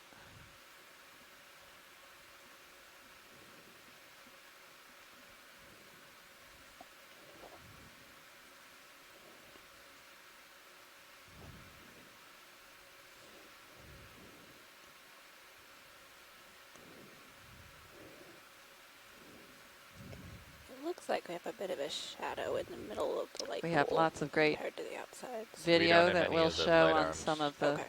highlight Swing arms videos, deployed I'm in it. sure, of Actually, one of them's several pointing of these back at us. organisms that Okay. we are Would Wasn't- explain it. zooming wasn't over. deployed all the So way. if you weren't with us earlier, Do we to you fiddle with can light arms now? definitely have a good look at them soon when our wonderful videographic team assembles the clips for the dive. So you gotta bring the port one up. Port upper is pointed back at you. Yeah, there you go.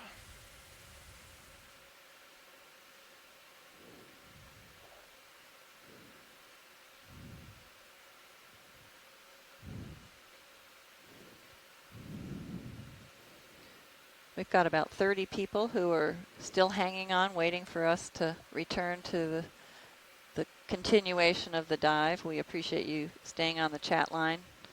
You've been great at communicating with us. We really appreciate many of your comments, your clarifications of what species we're looking at. Assisting this geologist in learning some of the biota on the seafloor.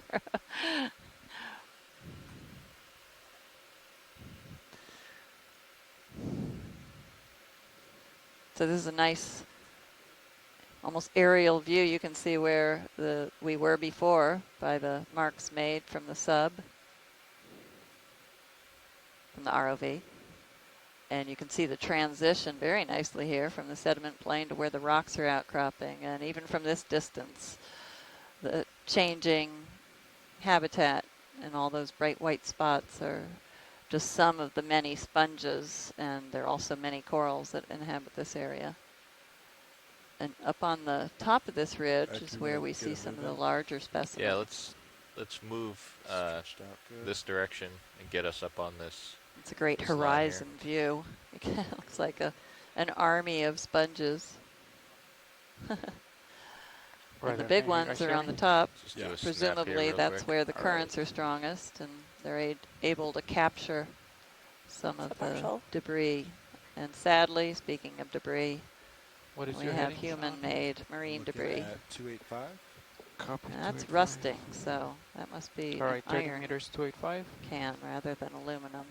Either that or it's just been there a long time and it's being coated with this iron oxide. Coming up.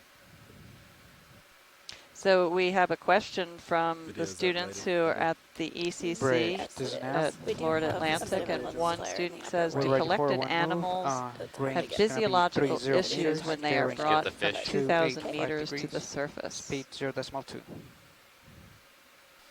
Well, it would depend on the animal, but generally there are many that will do fine.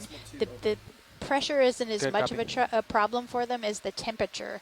So if they're in an isolated bin on an ROV or a submersible, when they're brought up, there's a good chance that they'll be fine when they get to the surface.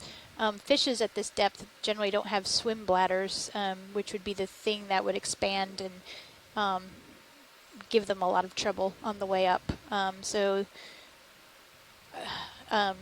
know, if you can keep things in a contained box so that they aren't exposed to the much warmer temperatures at the surface, they have a fairly good chance of surviving for a while anyway. And some of the corals that we've collected have lived for years in aquaria of some of the scientists, and that allows us to do experiments about their physiology and testing what happens to their physiology when they're exposed to contaminants such as oil and gas or the dispersant that was used in the Deepwater Horizon incident. So sorry about that. What that was.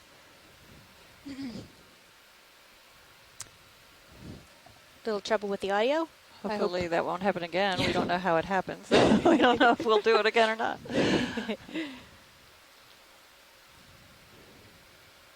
So it looks like we are continuing our dive, and this is great news.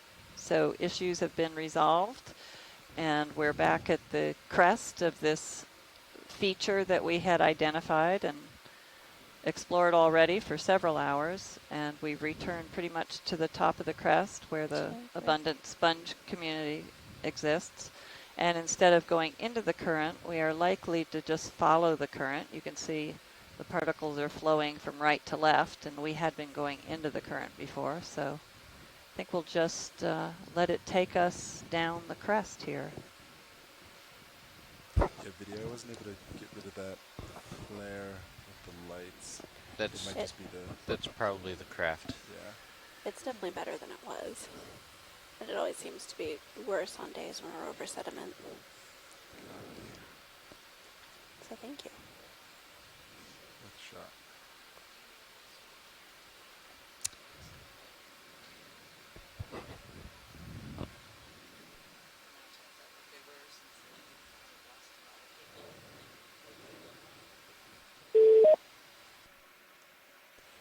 Video's gonna switch out. Okay. Great, thanks.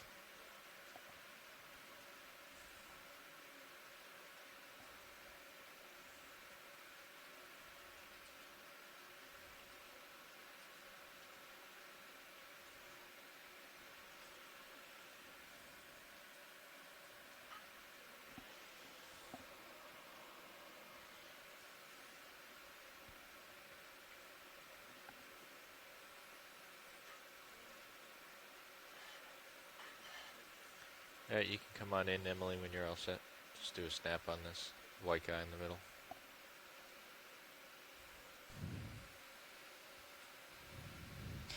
So we've been seeing this particular sponge that looks a bit like a hedgehog quite frequently on this dive, and I'm not sure that we were able to get You a want full positive zoom? identification on it. No, you can leave this.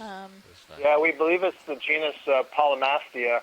Okay. But at some point since we've seen it last, Shirley did make a request that we get a nice close-up of it. Great. We will do that here. And then maybe we can zoom in on both the squat lobster and that green sponge, perhaps.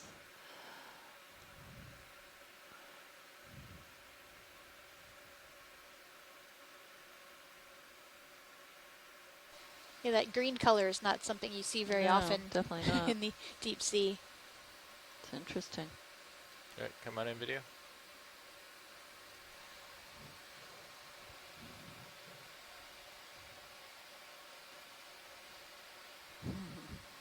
That's max zoom. Copy that. If Shirley Pomponi is on the line, would you be able to tell us a little more about this sponge?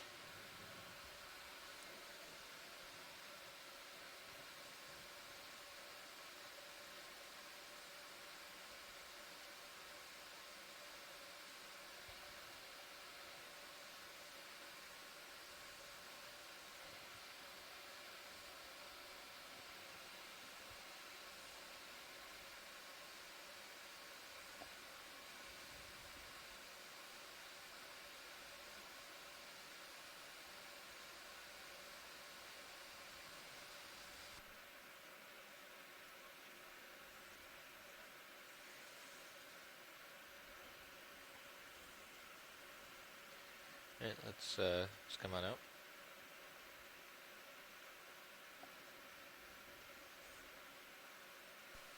Scott, maybe you could weigh in here.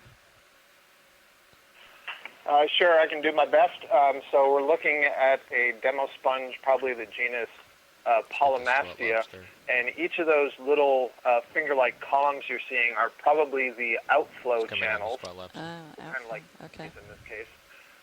Sponges are suspension feeders or filter feeders in that they have cells on the inside that have cilia on them. They beat, and so they generate a current that moves through the sponge.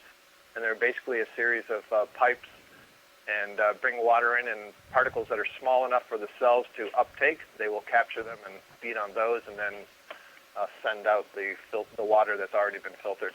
And here it looks like we're looking at a squat lobster. Scott, where is the inflow if all of those tubes that we were looking at were the outflow? Yeah, so the inflow holes are smaller than the outflow holes. Really? Huh. So you can't see them in the video. Okay. And they would be far more numerous and covering the sponge. And there's actually some very interesting kind of engineering dynamics, if you will, about a sponge. And that is, if you look at the combined area of the inflow versus the outflow versus where they actually pick up the food, it essentially creates different rates of water movement, such that the slowest water movement is when the water is moving over the cells that are capturing the food, and the fastest water movement is where it's jetting out of the sponge. And this yellow thing you're looking at is yet another sponge. So are those the intakes on the side small then? holes. Any of the larger holes that you see almost universally are going to be outflow holes. Basically, lots of the quotes, pipes that are inside there sort of anastomose together. They join together to form bigger and bigger pipes until the last one that the water flows out of is the largest. Okay, it's coming out. Let's, we're going to follow this, Fernando, whatever the strike of this feature is, to the west. Rotate slightly starboard. Being center up sonar.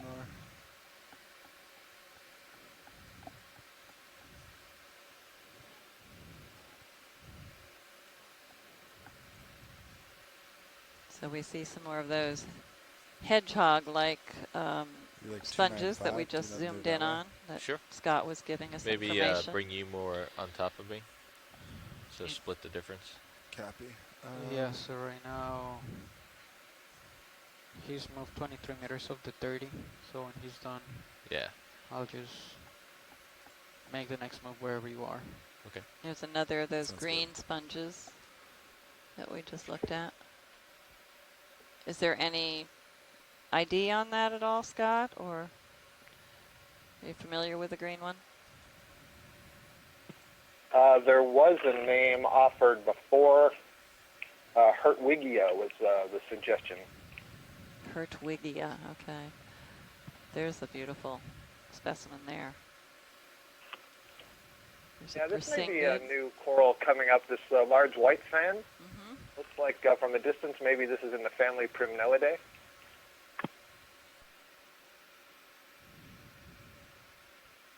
Just come on in, video. Go ahead. Ah, okay. Just come on in.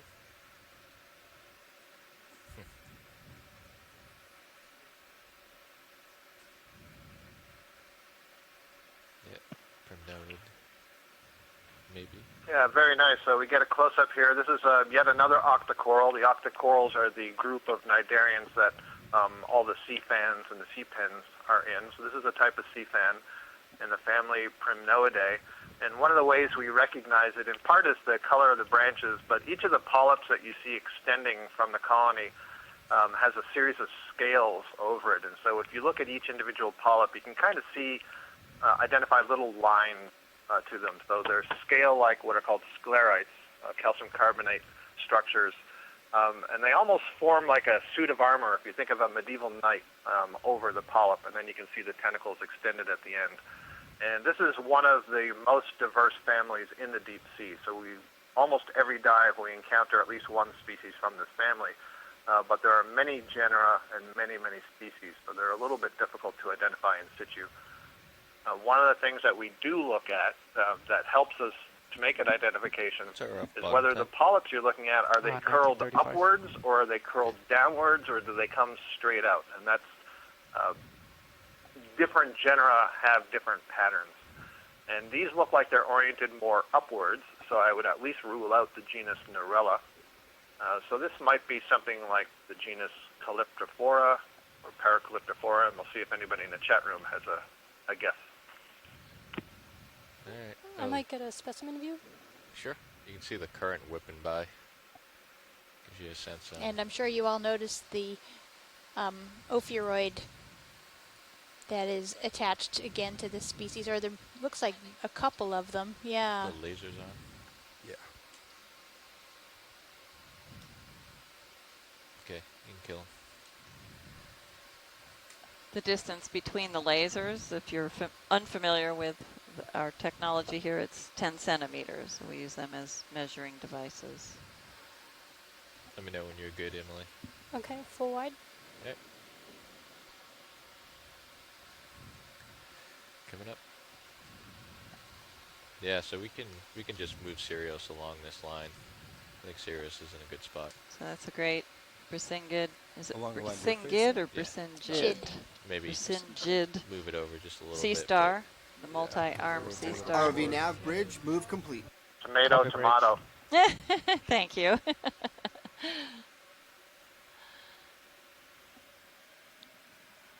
There's another of the green sponges, and snap Joanne right Xavier said she thinks it's a demo sponge. I'm looking pretty much Order. west at this Oh, I point. shouldn't have started this one. Poeciloscleridia, or sclerida. Yeah, I think that's good. Poecilosclerida. Thank you. I'm good at saying limestone, basalt, granite. Those are easier words, aren't they, than Latin names? I'm looking maybe like 275. Copy. 275. So I'm not sure what this is that we're looking at. It looks like It's a few individuals. I think it's a stoloniferous Octa Coral. Are they individuals? Or Looks like it's lying down. It's being covered up by almost sediments. looks like little Anthomastus. Look at Yeah, that. I agree. I wonder if there's a chain of Anthomastus colonies. Yeah. I've never seen that before. I didn't know they could do that, Scott. Yeah, so They can that make a makes me chain. think they have either That's some okay. form of asexual reproduction or crawlaway larvae. And we have seen something like this on Bear Seamount, which is further to the north. Oh, yeah. And it almost looked like colonies were dripping down a rock. You know, you had all these separate ones. Huh. It looks like what's going on here. That's very interesting. Cool. It's hard to know if they are choosing to be there or if they're being buried by sediments. Maybe they don't want that. Yeah, I mean, the way they grow, they typically have a fairly thick, short stalk, and then you can see that rounded red part that has the polyps extending off of it. So each of those would definitely be individual colonies. It's just a question of how they got to that spot. Is it a whole bunch of larvae came in at one time and settled, or are these offspring of the first one that settled? Yeah, at the far right, you can see the connection between them that is on the edge of the rock right there. And Andrea Quattrini said that it could be Pseudoanthomastus. And I'm not sure that I know much about those, but Andrea, do you know whether that species is more commonly found in clusters like this, or anything about them, about their biology? Yeah, while she's answering, I'll say the problem with Anthomastus and Pseudoanthomastus is it's really hard to tell them apart in a video. The characteristics are mostly at the sclerite level, which are things you have to look at under a microscope. Right. And here, wow, look at this guy. Beauty. It's coming out in the head.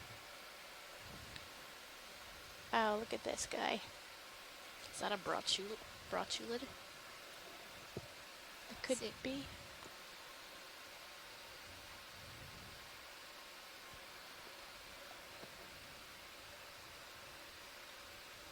The three of us are silent as we don't know what this fish is. If anyone can give us a little hand here.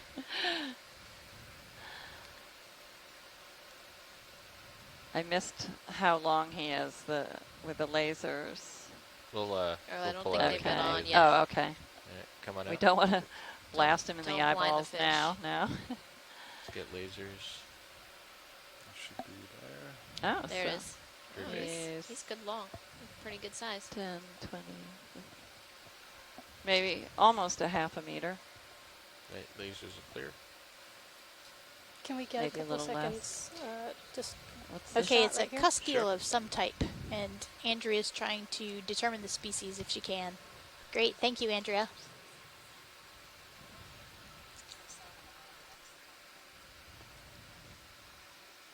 Oopsie. Okay, video's happy. Right.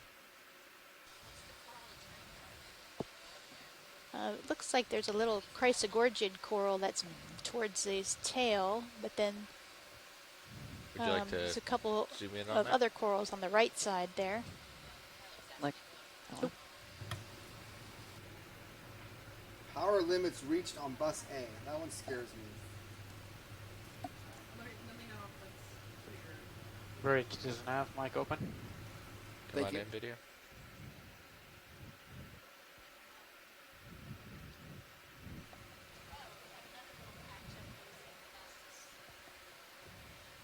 Yeah, we've got another patch of either Anthomastus or Pseudo-Anthomastus.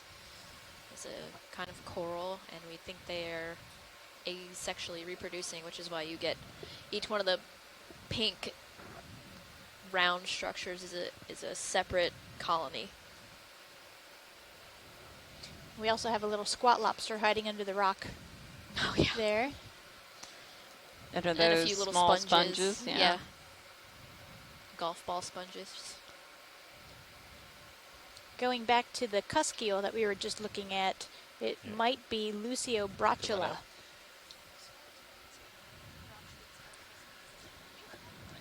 Andrea Quattrini sent that in. Thanks, Andrea. You know we need help with Lasers. fish. Although we all thought have it to fight might with be. lasers? Oh, no. We're just too That's up afraid to to you. say. All right. There's another one of those cusk eels. Let's do a snap in here. Just ID. Co-pilot, do you want Oh to yeah, second one. 20 or 30-minute move? A little different Pretty color to flat. this one, not quite as dark. Just do 20 This for one now. looks like it might have coffee. gotten in a couple bar fights. Yeah, definitely. Looks like Cirrus drifted a little sideways. Good direction. Maybe he's going to get in another 270? fight. Yeah, I think that'll work well. Bridge, this nav. ROV nav, this is Bridge, over. Next move's gonna be range 20 meters, bearing 270 degrees, speed 2.0. Oh yeah, spin. 0.2, sorry. Roger, I understand 20 meters, 270 degrees at a speed of decimal 2 knots. Alright, Good copy, thank you. coming out.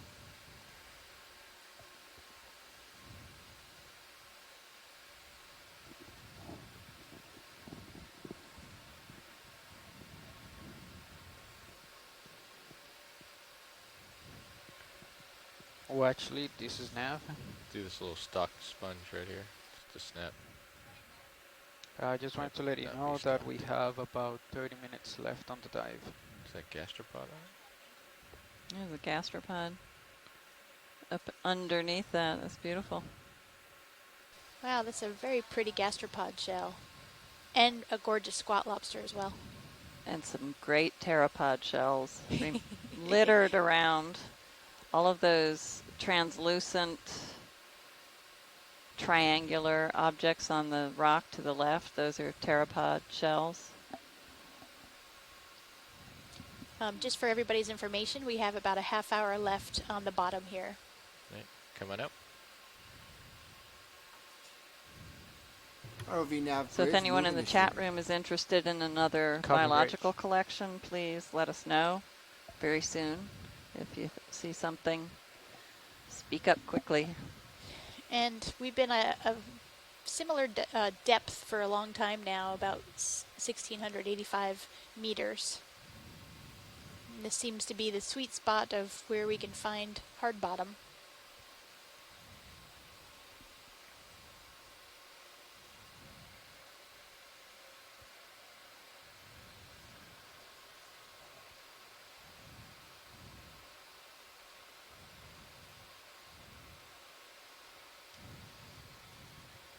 We're running out of rock too, almost. Just a little thin path of it. Let's do a partial zoom here as we go by. Yeah, that's good. See the shadow of the shrimp swimming above. Just do a snap on the stock. Oh, look at that. Those barnacles? One is. Oh, with hermit and it's crab. a hermit crab, but is the I upper, think the other those two are barnacles. Yeah, you can see the... See their feeding appendage out Yeah. there.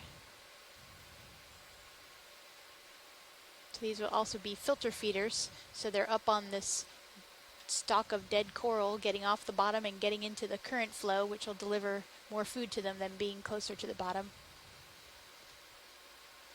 Oh, and the bottom of this coral is still kind of hanging in there. Is that a chrysogorgid as well, I think? With the golden color skeleton? Yep, good call, Cheryl. It's like a very small one, young one. Right, coming up.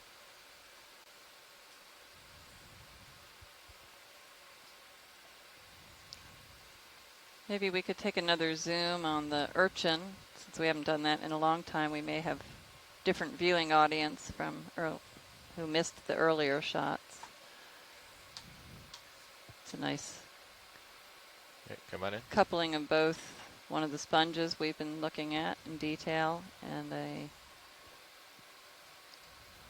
sea urchin, very common. There's a squat lobster under the rock and some sponges, several different sponge species, including one of those green ones, the demo sponge.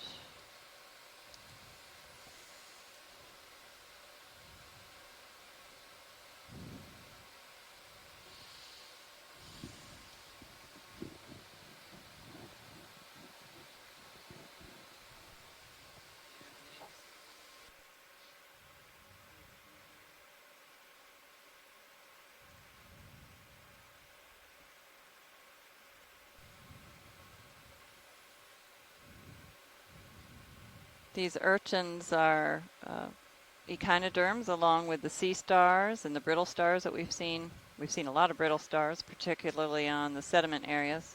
Come out just a little bit. All the echinoderms have spiny skin, which is what the word translates to. And they use a water vascular system to pump tube feet for locomotion. So these spines are not the tube feet, but the tube feet are on the base, and their feeding apparatus is on the lower part as well, underneath. All right, it's coming up. So he's probably feeding on whatever lives on the shrimp, you think. I mean, not the shrimp, the sponge.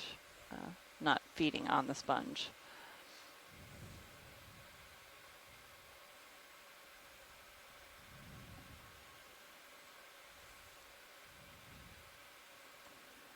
And we've seen a lot of these sponges that are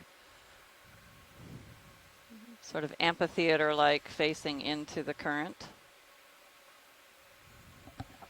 And I suspect that indicates that the current is a persistent current from that direction, and this is likely the western boundary undercurrent that sweeps through this area. We're about 121 nautical miles offshore, so we're well beyond the Gulf Stream, which is a northward flowing current. The western boundary undercurrent is, as the name implies, deeper. And earlier we had someone chime in that the water temperatures and salinities indicated that it might be related to the Labrador current that starts as a surface current and then sinks and contributes to the western boundary undercurrent. Sirius is still moving. And these I don't think currents exist in water depths of maybe 1 to 5,000 meters. We're moving towards you, but yeah. The urchin that we were just looking at, the red pancake urchin, might be Hygrosoma. Yeah, I think the ship Peter's just eye. stopped. Might have just stopped. Copy. Another 21. A beautiful color to them. Mhm. Surprising to see so much color keep exploring that at direction. this depth where there's no light. Yeah, let me adjust. Heading a little bit. And maybe we could zoom in on that Would you make brittle it star 260 in the Fernando, for center, next one? Sure center thing. lower portion. We've seen a lot of these on the sediment surfaces, not so much in the rocks. In fact, I don't know if we've seen it at all in the rocks. Come on in video. Or maybe if they're in the rocks, they're wrapped around some organism that we haven't seen. Yeah.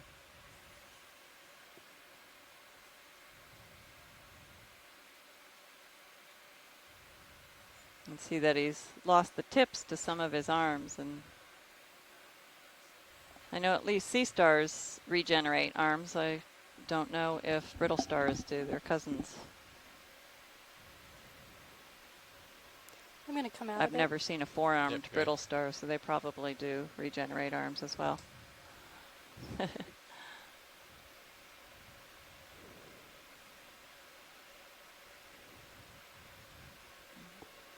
Pretty Bridge difficult is to down. identify at a species level because a lot of that This is comes Bridge from over. looking at Are we the almost done with that? mouth one? plates Yes, on the underside, 1 as I meter recall. more, so I was going to call you in just a sec, but yes, we are have arrived. Copy that. Can I give you a next move so you can input it when we're done with that one? Absolutely. Okay, next move is going to be range 20 meters, bearing 260 degrees, speed 0.2. Okay, I understand. 20 meters, 260 degrees, and decimal 2 speed. Just FYI, with the current, I am only able to get about decimal 1, sometimes decimal 2 in speed. Copy that. Thank you. That's great, pilot. Thanks.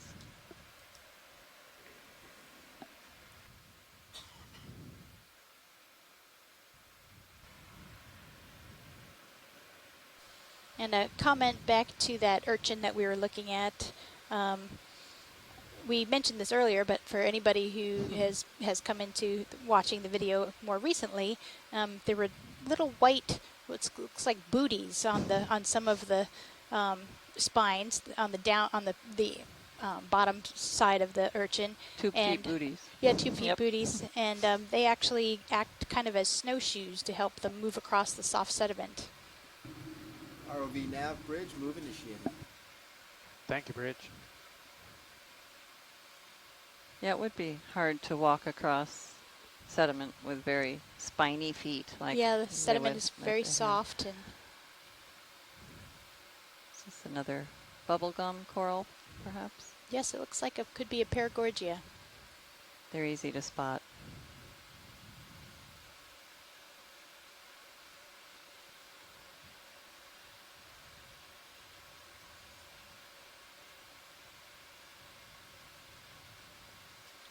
Just do a snap on a video.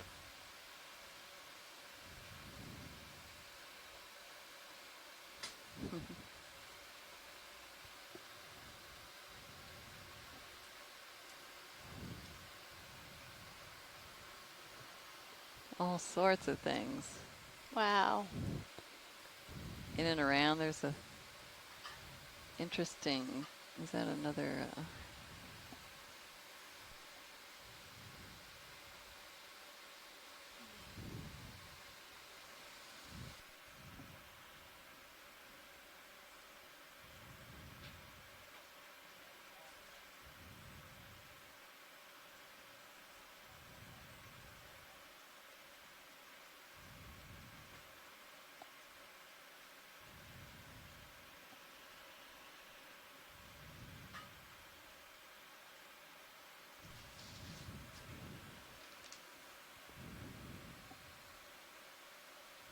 interesting how similar the coloration is.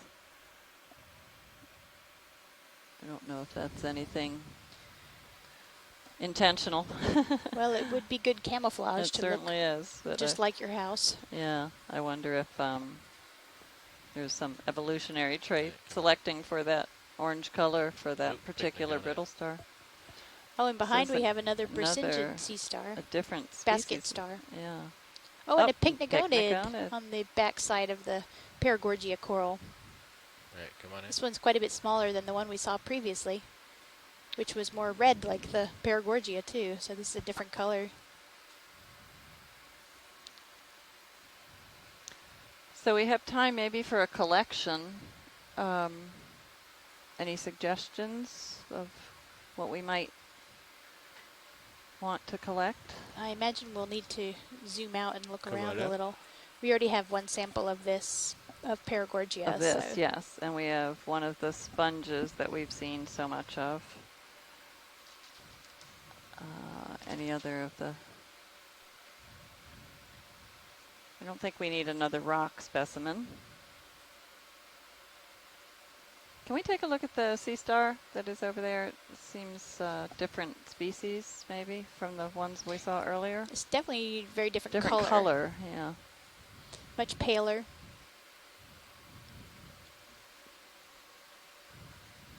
Very elongate arms. Lots of them. Beautiful. Look at how also. many arms there are. 3, 4, 5. Go ahead in. Count ROV 15. nav bridge move complete. So clear in a second. Copy, Bridge.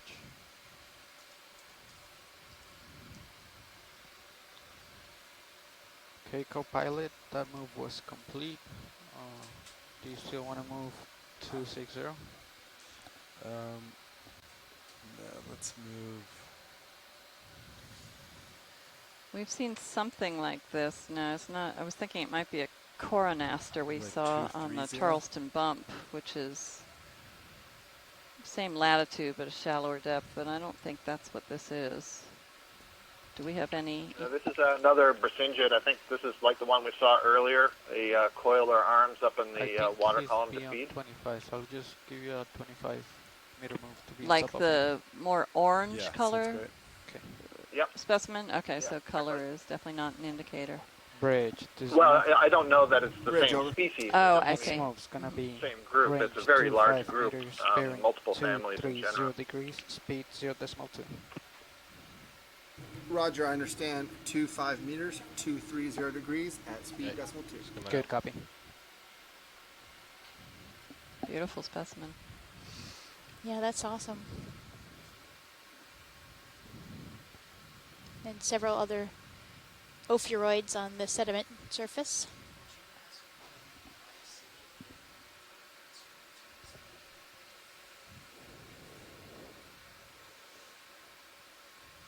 sea star get the in the sea middle star. of the screen now.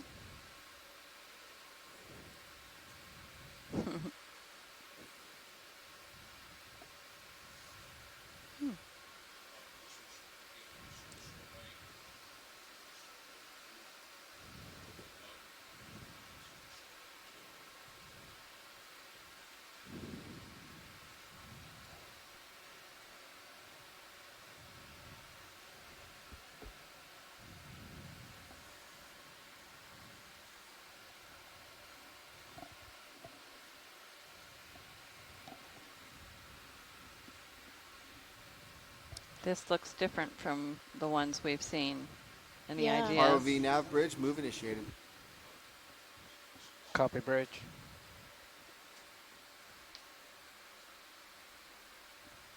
Okay, it's coming out. We'll have to get Chris Ma to look at the video clips.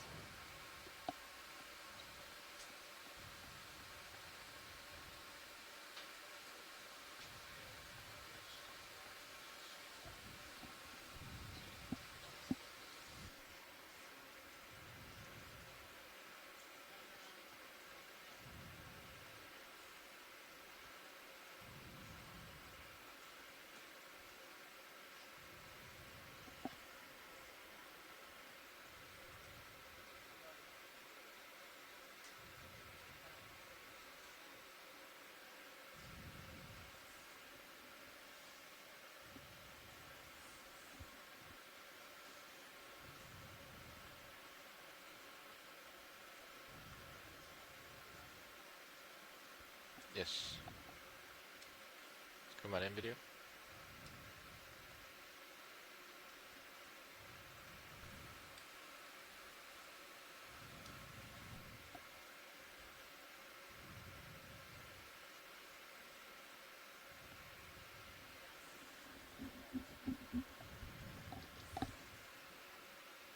Okeanos, this is Hub. Are you hailing us on another user station somewhere at ISV?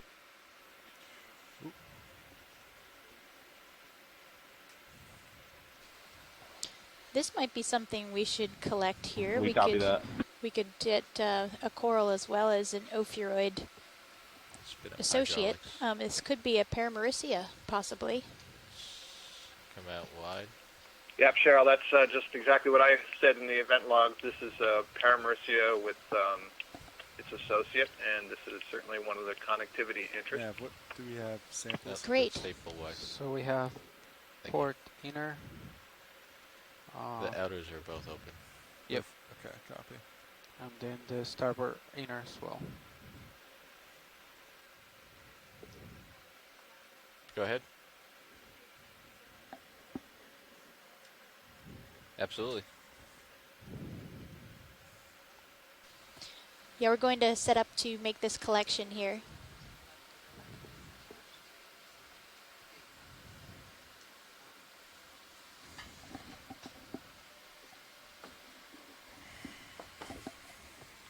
All right, Pat, you are spun up.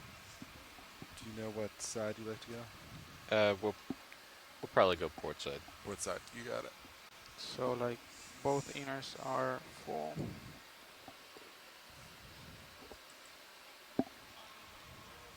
What camera would you like up? Just the mini Zeus. There you go. Okay, good.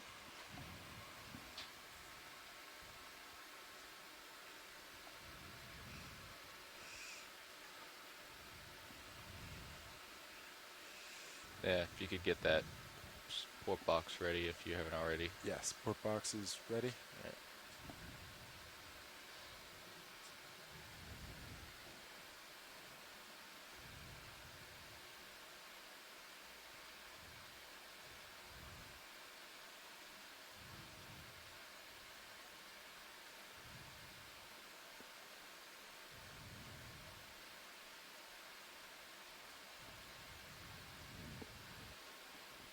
And Leslie might get a sediment sample out of this as well. Sediment and rock. This is Wow. exciting.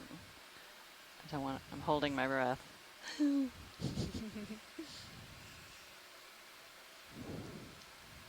Alright, you can open the drawer now. Alright, extending drawer. I think it'll be more of a sediment sample by the time we're finished with it. It's Something not, for everybody. Yep, it's great as long as we get something. Tells us a little bit about the substrate environment.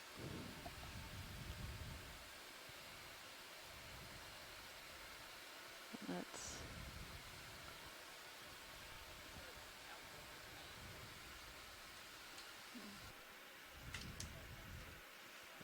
That is correct. Good job, pilot. Extracting drawer.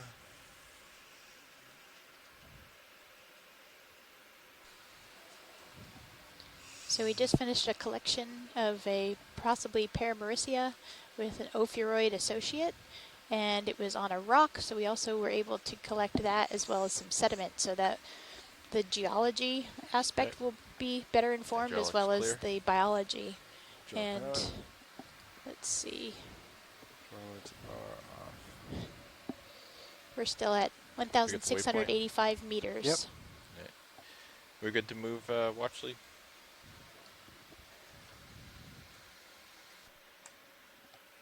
Are we good to move? Okay.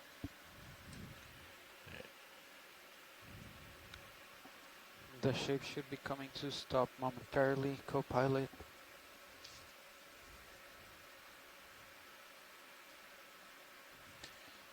Nice job, everyone. And I rotate a little south to center you up. And there's no more rocks. Yes. Should we try heading a little north? We have about 10 minutes. You could drive north. For you would be across my screen. We have about 10 minutes left in the dive. There's a fish. Where's the fish? We are back on a soft sediment. Okeanos, this is Mission Control. We just wanted to confirm that you put down Stream 2 on purpose. Stream 2, yes, we took it down on purpose. Hey, come on in, video.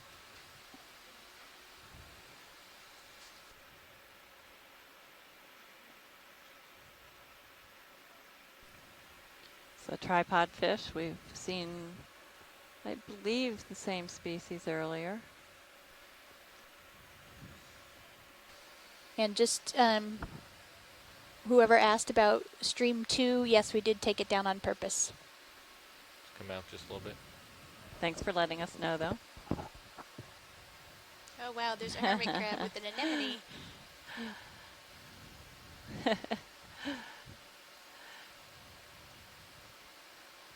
Looks like a Halloween costume. Mm-hmm. It's a great idea. That's great.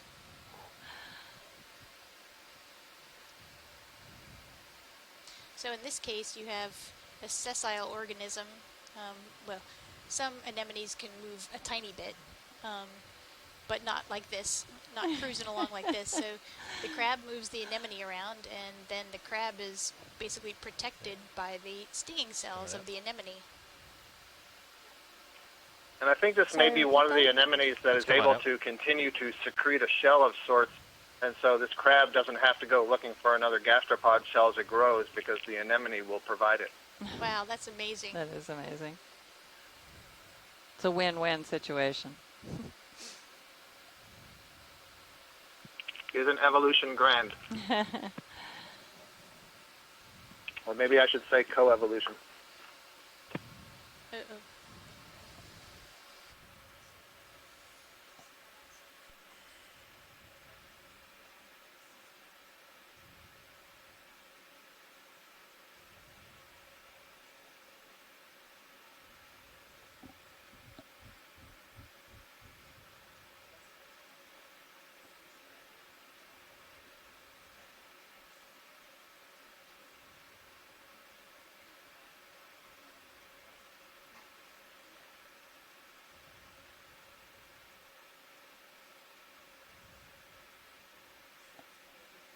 All right, do you want to rotate north then?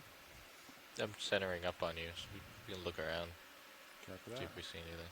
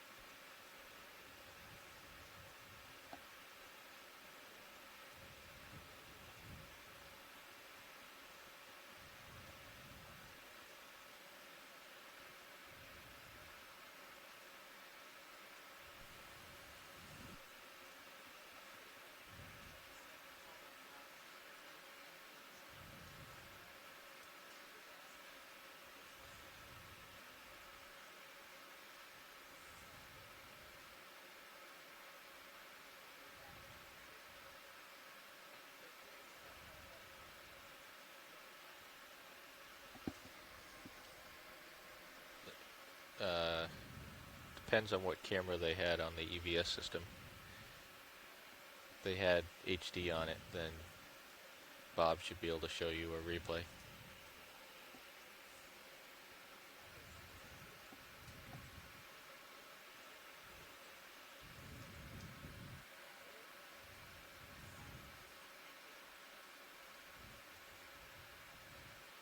Do you want to move 10 meters 275, co-pilot? 20 meters. Yeah, pilot, do the last final direction you want to move? Doesn't matter to me. All right, sounds good, Fernando. 275. Let's get this walker right here. Or floater. It's a fish. Bridge, this is Nav. Go ahead, Nav. Next move's gonna be 10 meters, bearing 275 degrees, speed 0.2. Copy, that is 10 meters bearing 275, speed 0.2. Good copy. This might be a type of rat tail. Maybe Andrew Quattrini could confirm for us. That looks more like, I don't know, maybe a small cusk eel or something. I don't think it's a rat tail. But I am not an ichthyologist. Alright, coming up. Yep. I hope that Andrew might be able to confirm. RV Nav bridge, move initiated. Copy, bridge.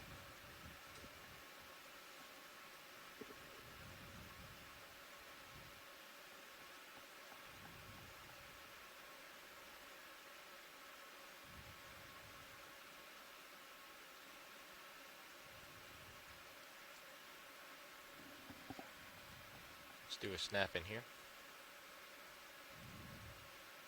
That's some tube.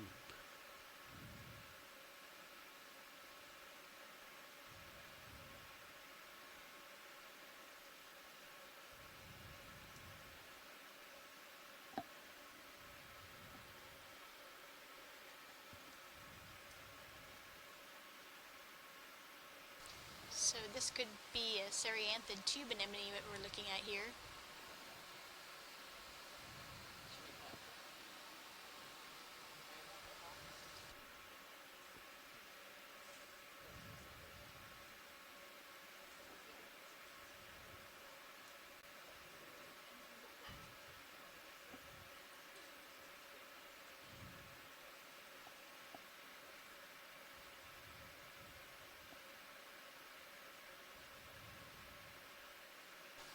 And the fish we just saw swim by was a morid codling.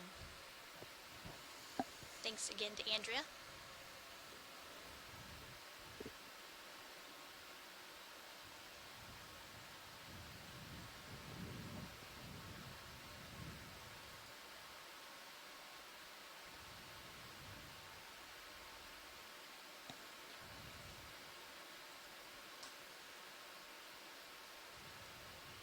Alright, it's coming out.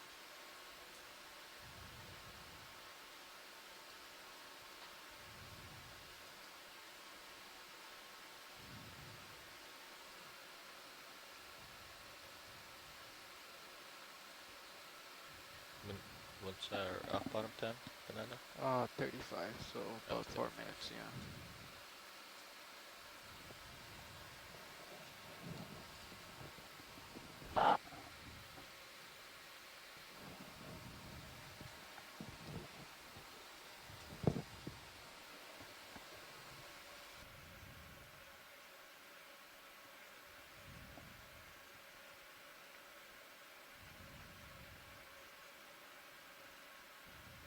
RV Nav bridge, move is complete. Copy, bridge.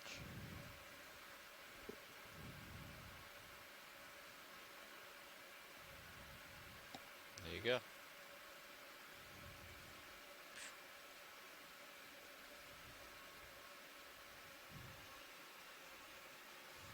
Alright, which way were we moving? 275.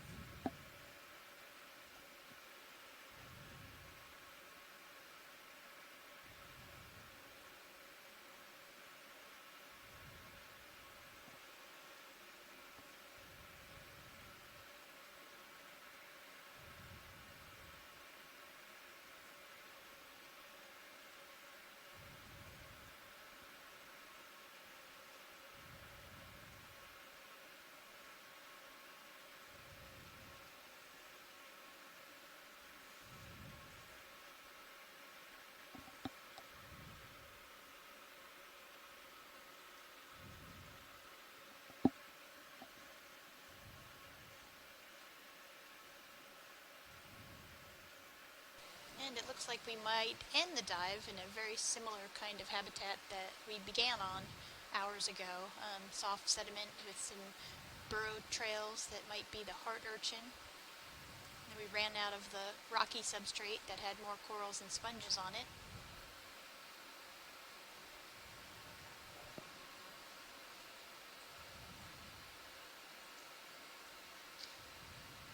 We're at 1,675 meters depth on the Blake Escarpment.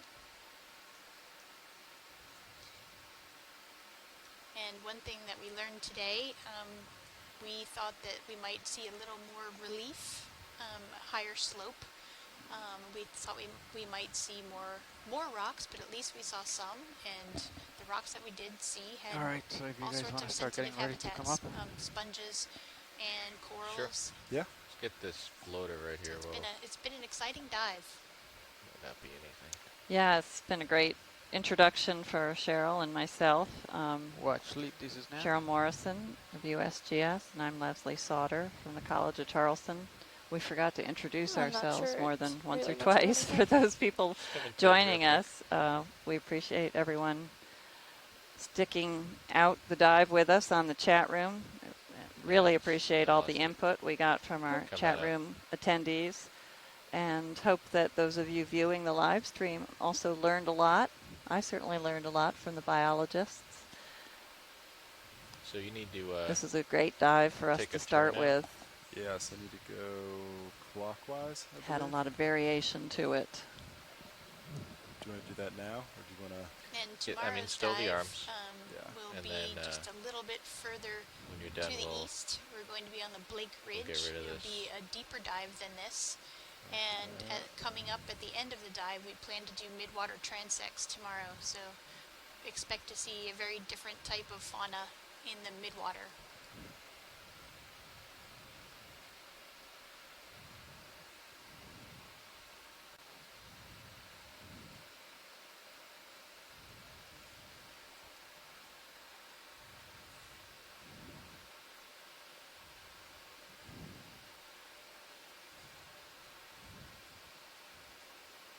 So hopefully we've at least dispelled any ideas that we have a barren, featureless seafloor.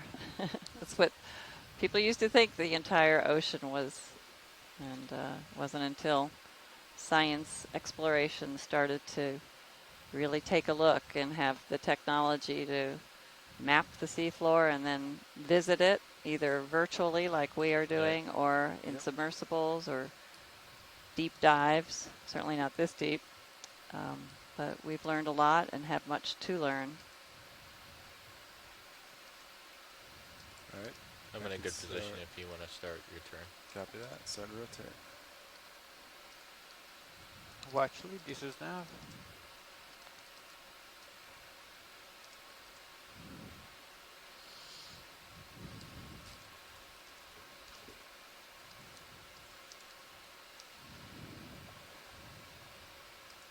Throughout the dive, we've been trying to take some time to answer the many questions we've been getting through the Ask Me Anything Reddit questionnaire. That questions have been coming in all day to us, so we've been trying to juggle all that, and hopefully we've gotten to most of the questions that were given to us. We're going to work on that a little more. But we thank you if you were one of those contributing to that, and hope that we answered your question successfully. I'm going to push out. That sounds good.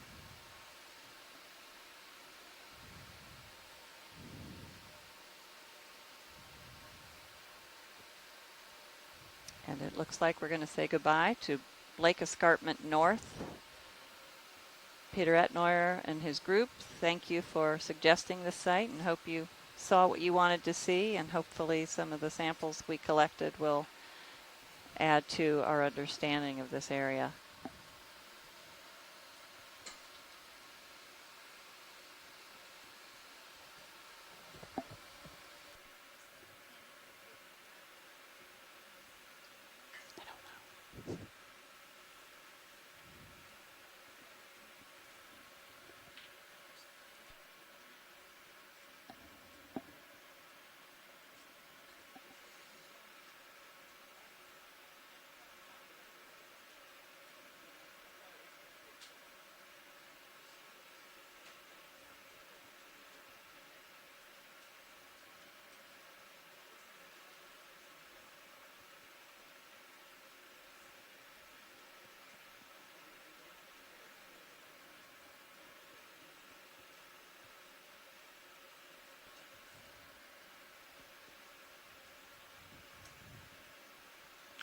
Bridge, this is Nav.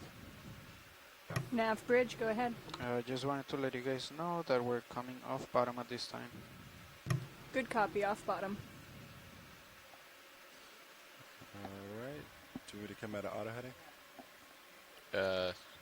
Sure. Copy that. Coming out, auto heading off.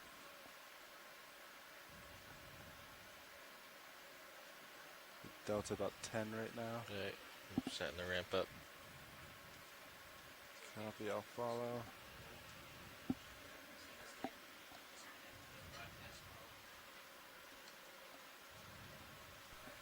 Sure.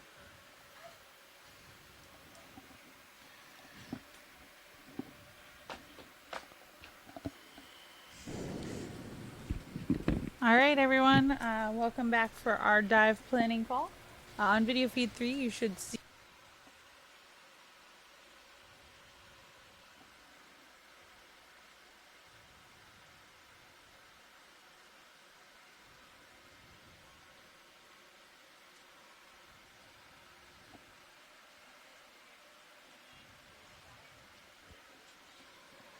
You got 30?